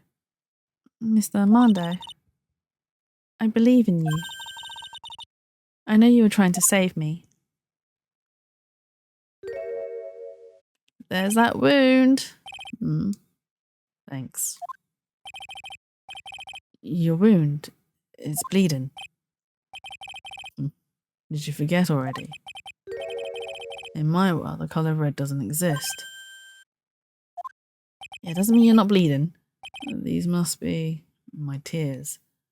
Oh no. Oh, Diego. Tears? Ever since I woke up from my coma. I think I've been waiting for this very moment. Mr. Armando, you do well to remember this, Maya. The only time a lawyer can cry is when it's all over. Oh, I really do feel for him. Honestly. He nearly died, and then whilst he was in his coma, Mia dies and he wakes up and then he realizes that he needs to protect Maya, and then he ends up murdering their mother. Just everything goes so wrong for him. This time it really is all over, isn't it? Defendant. Yes, Your Honour. Although you weren't directly involved in the murder, tampering with the body in the crime scene is a serious offence in itself. I understand, Your Honour. Mr. Armando explained that to me very carefully. I knew the risk and I willingly cooperated anyway. Very well. Before I hand down my verdict, is there anything you'd like to say? Well, there is one thing. I'd like to say something to Mr. Wright. I want to apologise to you. Apologise? To me? For what? For the case 5 years ago. Of course. Wait. It was Dahlia though, it wasn't Iris, was it? Well, did they switch places? I just remembered. Weren't you poisoned by your own lover?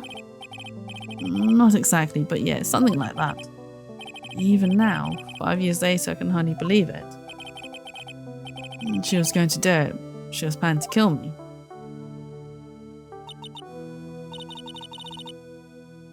It's not all that surprising. The two of you hardly knew each other. Huh? What do you mean? You and my sister. You only met twice. Huh? Oh my god, Nick was dating Iris? We only met twice. The first time you met was on that fateful day. The day she poisoned Mr. Armando in the cafeteria of this very courthouse. The next time you met her was 8 months later. You met her again on the day that she stole your cold medicine. And Doug Swallow was killed.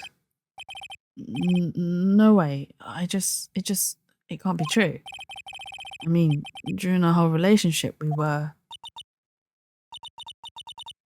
For those 8 months, the woman that you thought was Dahlia Hawthorne wasn't actually my sister. Huh? It wasn't Dahlia? It was Iris. I hope one day you can forgive me. Beanie. That's why she keeps blushing. You mean... That's right. I lied to you for 8 months. Oh my god. Phoenix got duped by a twin. But why? Why would you do such a thing? Ever since she gave you the bottle that day, my sister was trying to get it back as soon as she possibly could. Because of the police investigation and their surveillance. She couldn't move about freely. So that's why you... My sister, from the beginning, she was prepared for the worst. Prepared for the worst? She thought that you might somehow discover the truth. And that's why she was always ready to deal with you at a moment's notice. You mean she was ready to kill me, don't you? She already had so much to answer for. I didn't want any more sins on her soul. I begged her not to do it, and she agreed to give me a chance. And that's why you came to me. You came to get the bottle pendant back from me in her place. But I couldn't get you to give it back. I failed at something even as simple as that. 8 months passed and I still couldn't get it back from you. Finally, my sister couldn't wait any longer. She didn't consult me about her plans for you that day. It was the first time that had ever happened.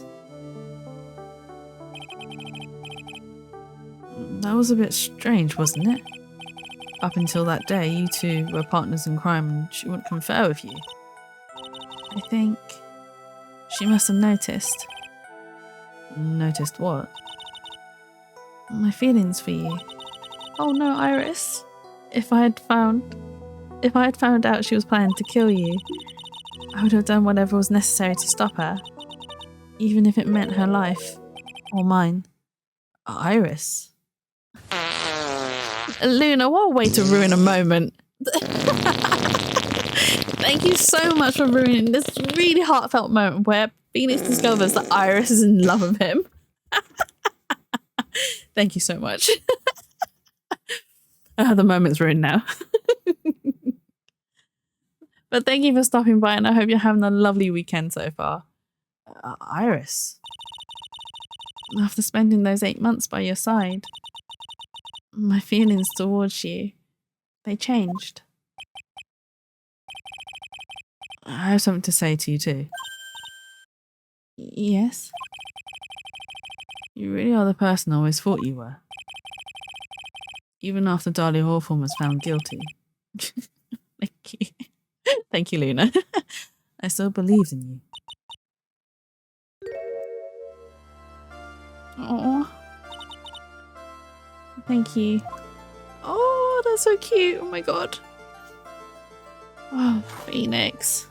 And good dark. Oh, you sad stories. How many cups of darkness have I drank over the years? Even I don't know. I'll tell you though.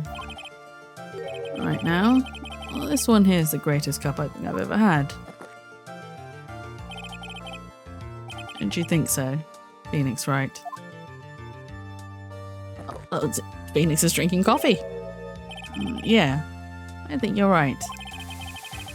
The purpose of this trial was to rule on the murder of the victim Elise Deneau.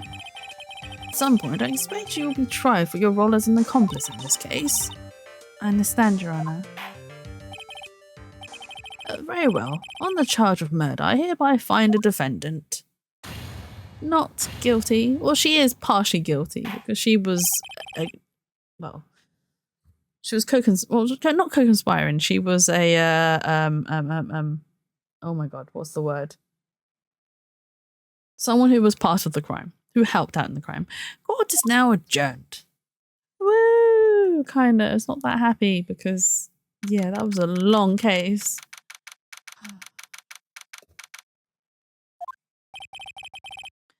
So I guess it's all over. And the way everything ended, was justice really served? A man who risked his life to save Maya is being sent to prison by my own hand. Of course justice was served. Mia. I'm proud of you, Phoenix. Your defense was truly brilliant. But I couldn't save Mr. Armando. The man who cares so deeply for you. You're wrong, Phoenix. You did save Diego. You saved him in the only way possible. You mean with that verdict? I think one day you'll understand too. Phoenix, I want you to remember one thing. You are as good out there today as any defense attorney I could ever hope to be. There's nothing more you can learn from me. Mia. You've accomplished something I wasn't able to. I owe you a great deal. Thank you. Mia. I'm sure we'll meet again, someday, Phoenix. Is that Mia all done? Then she's never gonna come visit us? I've handled lots of cases and seen lots of things. And along this journey, I found myself asking just one question. What does it really mean to defend someone? I suppose today's case produced one possible answer. Nick. Maya. I guess it's just like my sis said. Mia? What did she say? That night when I channeled Mia to get her advice on what to do. This is what she wrote back in my notebook. Don't worry, Phoenix will save everyone in the end. But... Come on, cut it out with that gloomy face. Can't you see? Me, sis, and I'm sure Iris too. We owe you for everything you've done for us, Nick. Maya. How can you be so bright and chipper after all that's happened? You were brutally attacked. You even saw your mother murdered. Ouch. Francesca. Still as softy as always, Phoenix, right? Excellent work, Wright. Huh? Mr. Edgeworth, when did you get back? Oh, that's right. I guess no one filled her in on that. Edgeworth and Francesca have actually been helping me. Helping you? If these two hadn't been here on the first day of the trial, the defense wouldn't have gotten anywhere. Wow, but where were you, Nick? I heard he fell into a river and caught a nasty cold which forced him to sleep all day. Yes, he laid in bed shivering from his fever with Iris's hood pulled over his head. Oh, ouch. Talk about embarrassing, Nick. You definitely need more training. Anyway, thank you, Mr. Edgeworth. And you too, Francesca. I don't suppose... Oh, Larry! There's room for me in this group hug, is there? Oh, Larry. Oh, what's with the longer than usual face? I realised something when I was reborn. I realised that Larry was never of any use to anyone, not even once. That's not true, right, Nick? What? You're asking me? Well, Nick, is it true? I've got a place in this world, right? Huh? Oh, yeah, of course. I knew it. Everyone would be better off if I were gone for good. No. Oh yeah. Those portraits you painted, they were really good. Isn't that right, Edgeworth? What? Me? Why are you making that face, huh, Edgy? Oh, well, yes, indeed. I certainly can't say they lack resemblance. Do you really mean it? What about you, Francie? Did I draw you well too? My beauty can't possibly be captured by a mere crayon.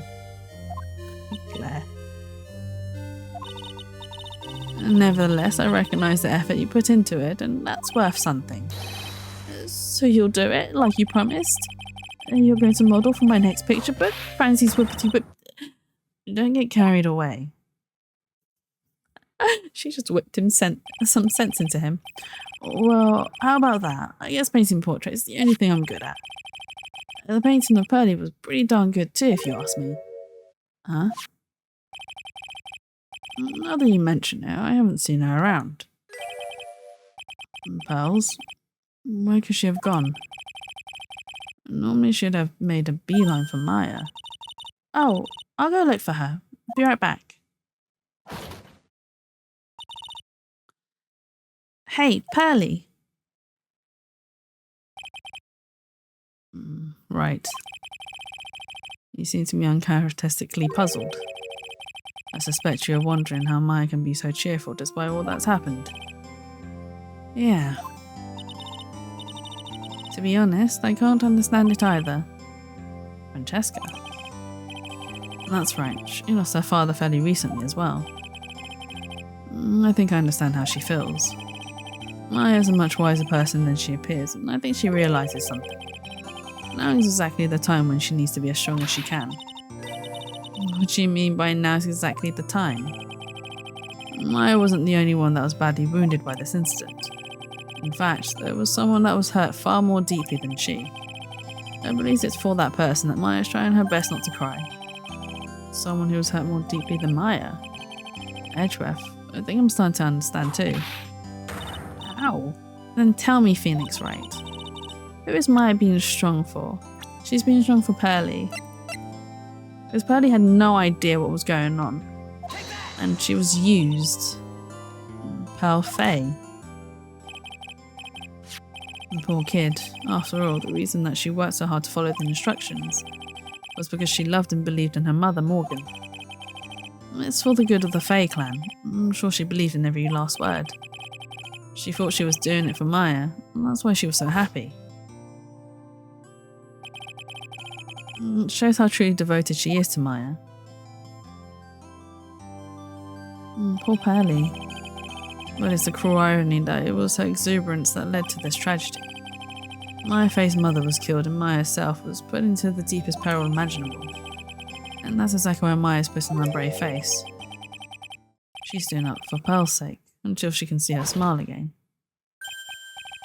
Oh, hey, so this is where you were. Oh, wow, looks like we've got quite the bunch of... Ouch! What was that for, sir? Sorry about that, Scruffy. My whip just seems to have a mind of its own. Can you imagine Francesca and Gumshoe dated? I think that would be quite a cute couple, actually. What's up, Detective Gumshoe? Oh, you know, this and that. Anyway, congrats on your win. Let's go out for tonight, pal. Dinner's on me. My salary's just sort of kind of gone down by a teeny weeny bit, but it's alright. I made reservations at first class French restaurant tonight. Oh no, not Tribulations. Pretty good work, Scruffy. That whip was your reward. Detective Gumshoe. You said a first class French restaurant. You don't mean... Tribulations. Where else? I knew it. We're doomed. Come on, let's go, everyone. Can't keep Maggie waiting, pal. Hey, you crybaby, you're invited too. Oh, forget about me. Pearl and I will be at the loser's shack eating potatoes. You know, it might have taken an awfully long time to get back. She's still out looking for pearls. Oh, Maya, what's wrong? Nick, what do I do? Pearly, I can't find her anywhere. Huh? I bet she just went back home, that's all. I thought so too, so I called the village. But no one has heard from her. This has never happened before. As I figured, she has been badly hurt by this incident. She feels responsible for the tragedy that has befallen you, Maya. But none of this was her fault. What should I do? Detective Gumshoe. Yeah, what is it, pal? Could you guys go on ahead? But what about you? Maya and I will... We'll join you guys once we find pearls. Nick. Don't worry about us, Detective Gumshoe. We may be a little late, but we'll definitely be there. We have a lot of celebrating to do tonight, and I wouldn't miss it for the world. Yeah, but you're the... Very well, Phoenix, Wright. We'll go on ahead. Don't keep us waiting, Wright. We won't. But where should we look? Where could Pearly have gone? Let's go, Maya. There's only one place I can think of that pearls might have gone to. Where would have pearls gone to? Back to the office? Oh no, to Hazakura Temple. Hazakura Temple? But pearls, I bet this is a very important place. After all, it's where this whole incident started. What's this? You're all back again so soon? Sister Bikini. I thought we'd be eating mashed potatoes alone tonight. So she's here. Pearly is here. She's in the training hall. Why don't you hurry along and go see her? Okay.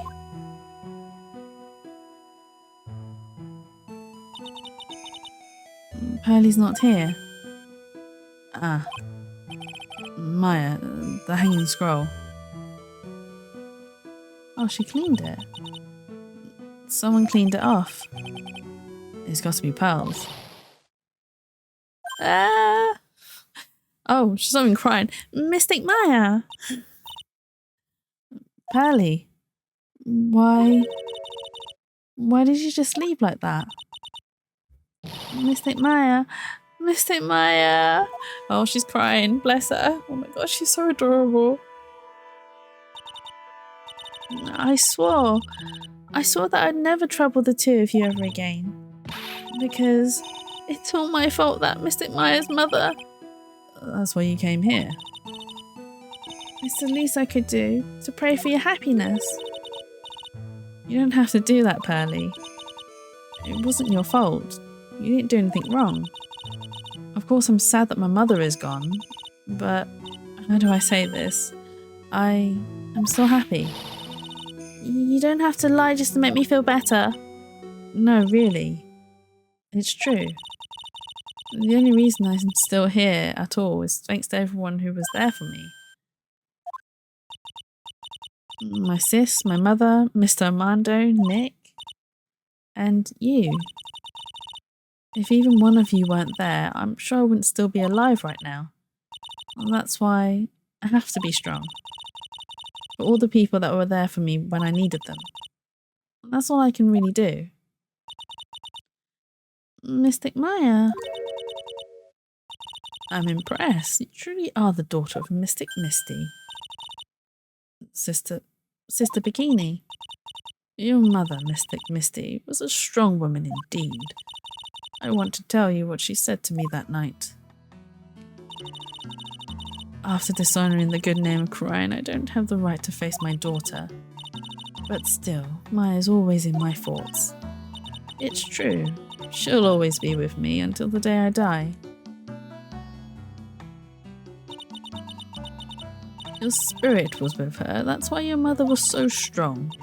Even at the end, I'm sure she had no regrets. She'll always be with me until the day I die, huh? There's a rule or something all masters are to follow, isn't there?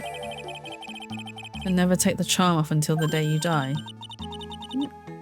That's the master's talisman! The thing that Misty kept by her heart and would never take off. It wasn't the container that was important, rather it was the contents. That's... Oh, it's a photo. A photo! Ah. Mother. Oh no, I might cry. Oh no. It's only natural for living creatures to fight to protect their own lives. But what makes us humans that we fight for others? But who do you fight for? How hard must you fight? That's the true measure of what human life is worth. We defense attorneys are warriors who are constantly challenged by that question. Oh, it was broken once already? Oh, that poor vase keeps breaking over and over. Oh, so that's Mia and Maya fixing the vase. Oh, Mystic Ami's poor vase. Even when the battle's over and the bonds that connect us are severed, we always return, time and time again. Mia, Maya, Pearls, Mr. Armando, and Maya's mother too. I learned that from all of them. Aww. Well, shall we get going? Everyone's waiting. Huh? This is the day to remember, a day when a lot of things were finally put to rest. I think we should celebrate what we've overcome today. But I still can't... Oh, go on, sweetie. You can come back for training anytime. Okay. Alright, I'm going to make a brand new start too. Sister Bikini, I'll be back for more training, I promise. I know, and I won't go easy on you just because you're the future master.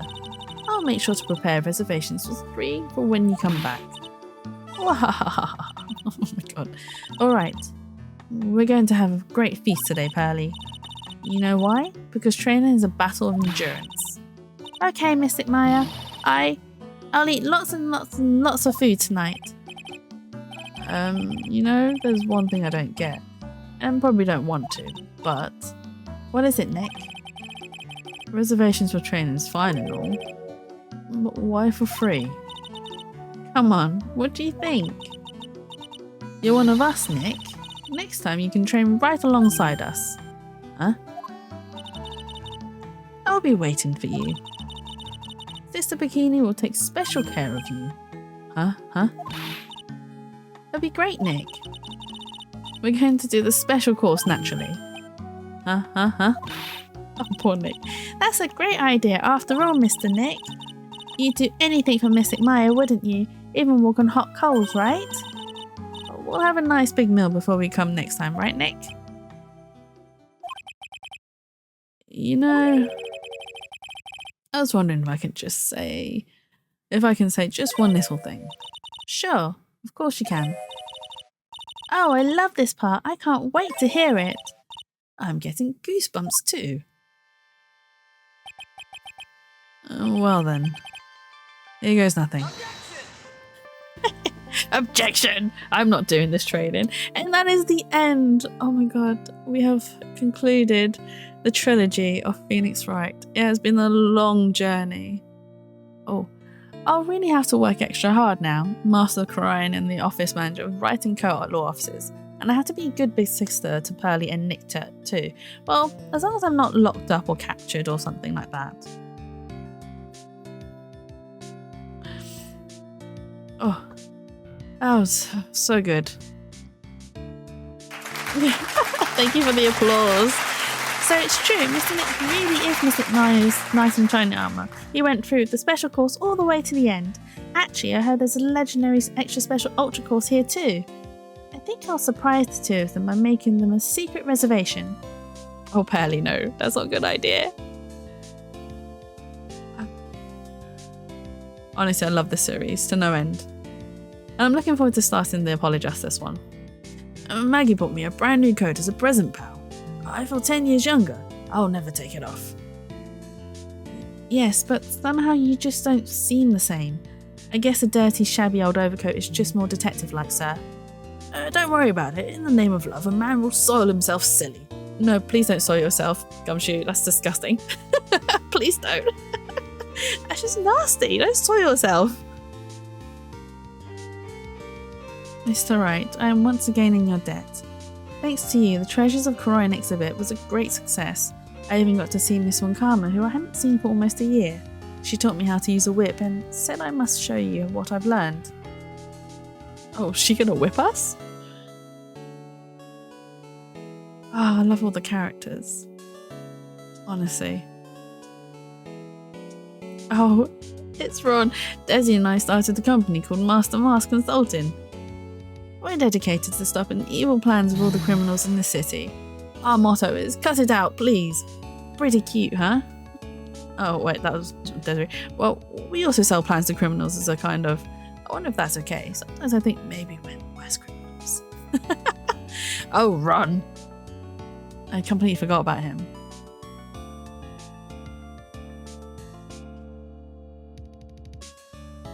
I wanted to show my appreciation to Mr. Wright for exterminating Don Tiger, so I lent him 500,000 and a tea set.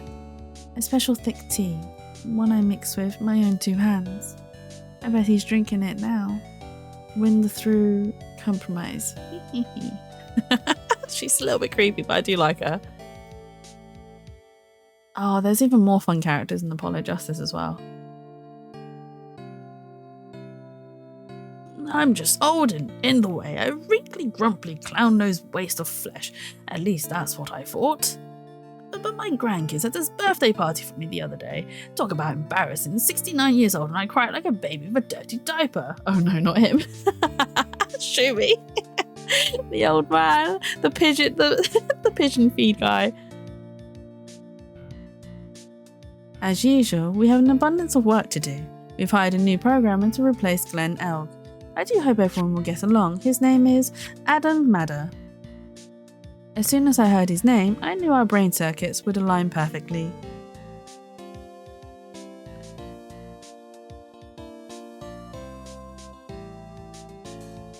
Who else is next? Oh, Sister Bikini. My, more reporters. Since the murder, we've made so much money, I hardly know what to do. I think the magazines like us because I provide such a nice visual, especially in spring. I can hardly wait for Iris to come back. They really named her Bikini, huh? Yeah, they named her Bikini. Sister Bikini. Well, she named herself Bikini. And they just kept, she just calls herself that to everyone. You've turned into such a respectable man, Feeny. It was so sweet of you and everyone else to come and visit me here the other day. Of course I was happy that you constantly had your eyes on me, but I felt kind of bad when the little one slapped you so hard you got a nosebleed.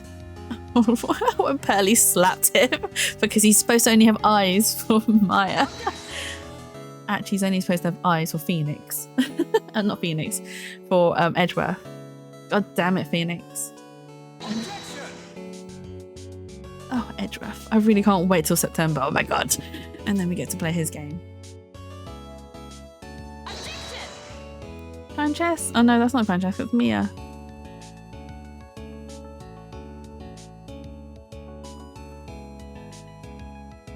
Oh, she's so cool. And Godot, of course. Yeah, such a sad story. And there's Francesca. We do get to see more Francesca. Yeah, they do need more Mia. Objection!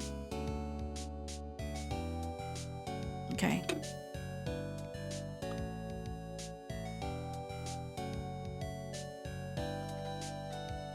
There's Windbag. Oh, what's this? I'm back from a long and tiring vacation. No one's here to greet me. I guess while I was gone, my little whippersnapper buddy quit, and now I've got no one. And what kind of lonely, crazy security room is this supposed to be anyway? What with all the flashing lights and switches, I feel like some sort of space alien. And now, what am I going to do with all these macadamia nuts I brought back for everyone? If I bring over... Oh, okay, no, she's gonna go off on one. I can't read as fast. When does my old bag cosplay come? I'll think about it, Shroomy. All I want's the ratatata gun, though. That's all I want. I finally found something I'd love to do. Francie's Whippity Whip trip is gonna turn the art world on its head. I should have realised it sooner. Self-centered, lazy, antisocial. I'm an artist, a really good portrait artist. I'm not a loser after all. No, sure you're not, Larry.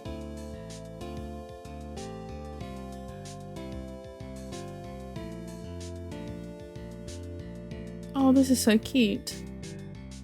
Look at them.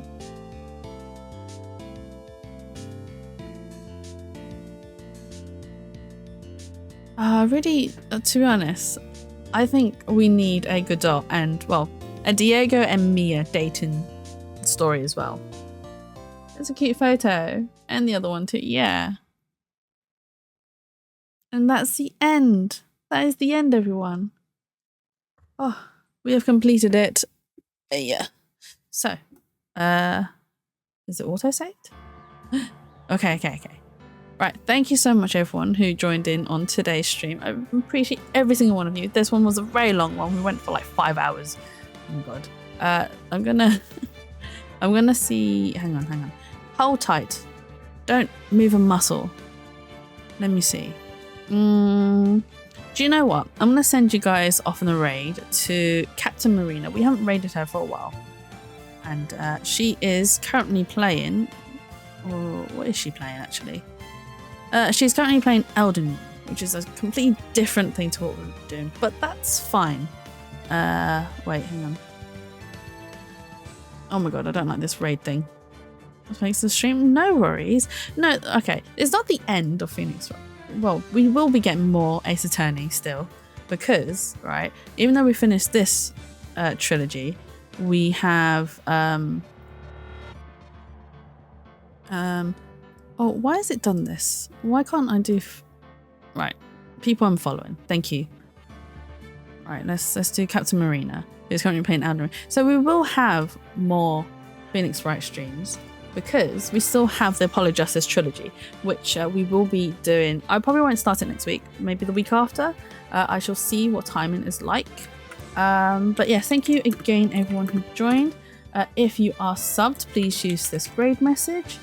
If you are not subbed, please use this raid message. And yes, I'll be back on Tuesday. I need to plan something wholesome, and yeah, I'll think of something. Keep up to date with all my socials on Twitter. I'm trying to rush this because the raid is going. It's going. But yes, I'll be back on Tuesday. Thank you so much for joining me, and I hope you enjoy the rest of your weekend and evening, and I will see you guys all very soon. So bye bye for now.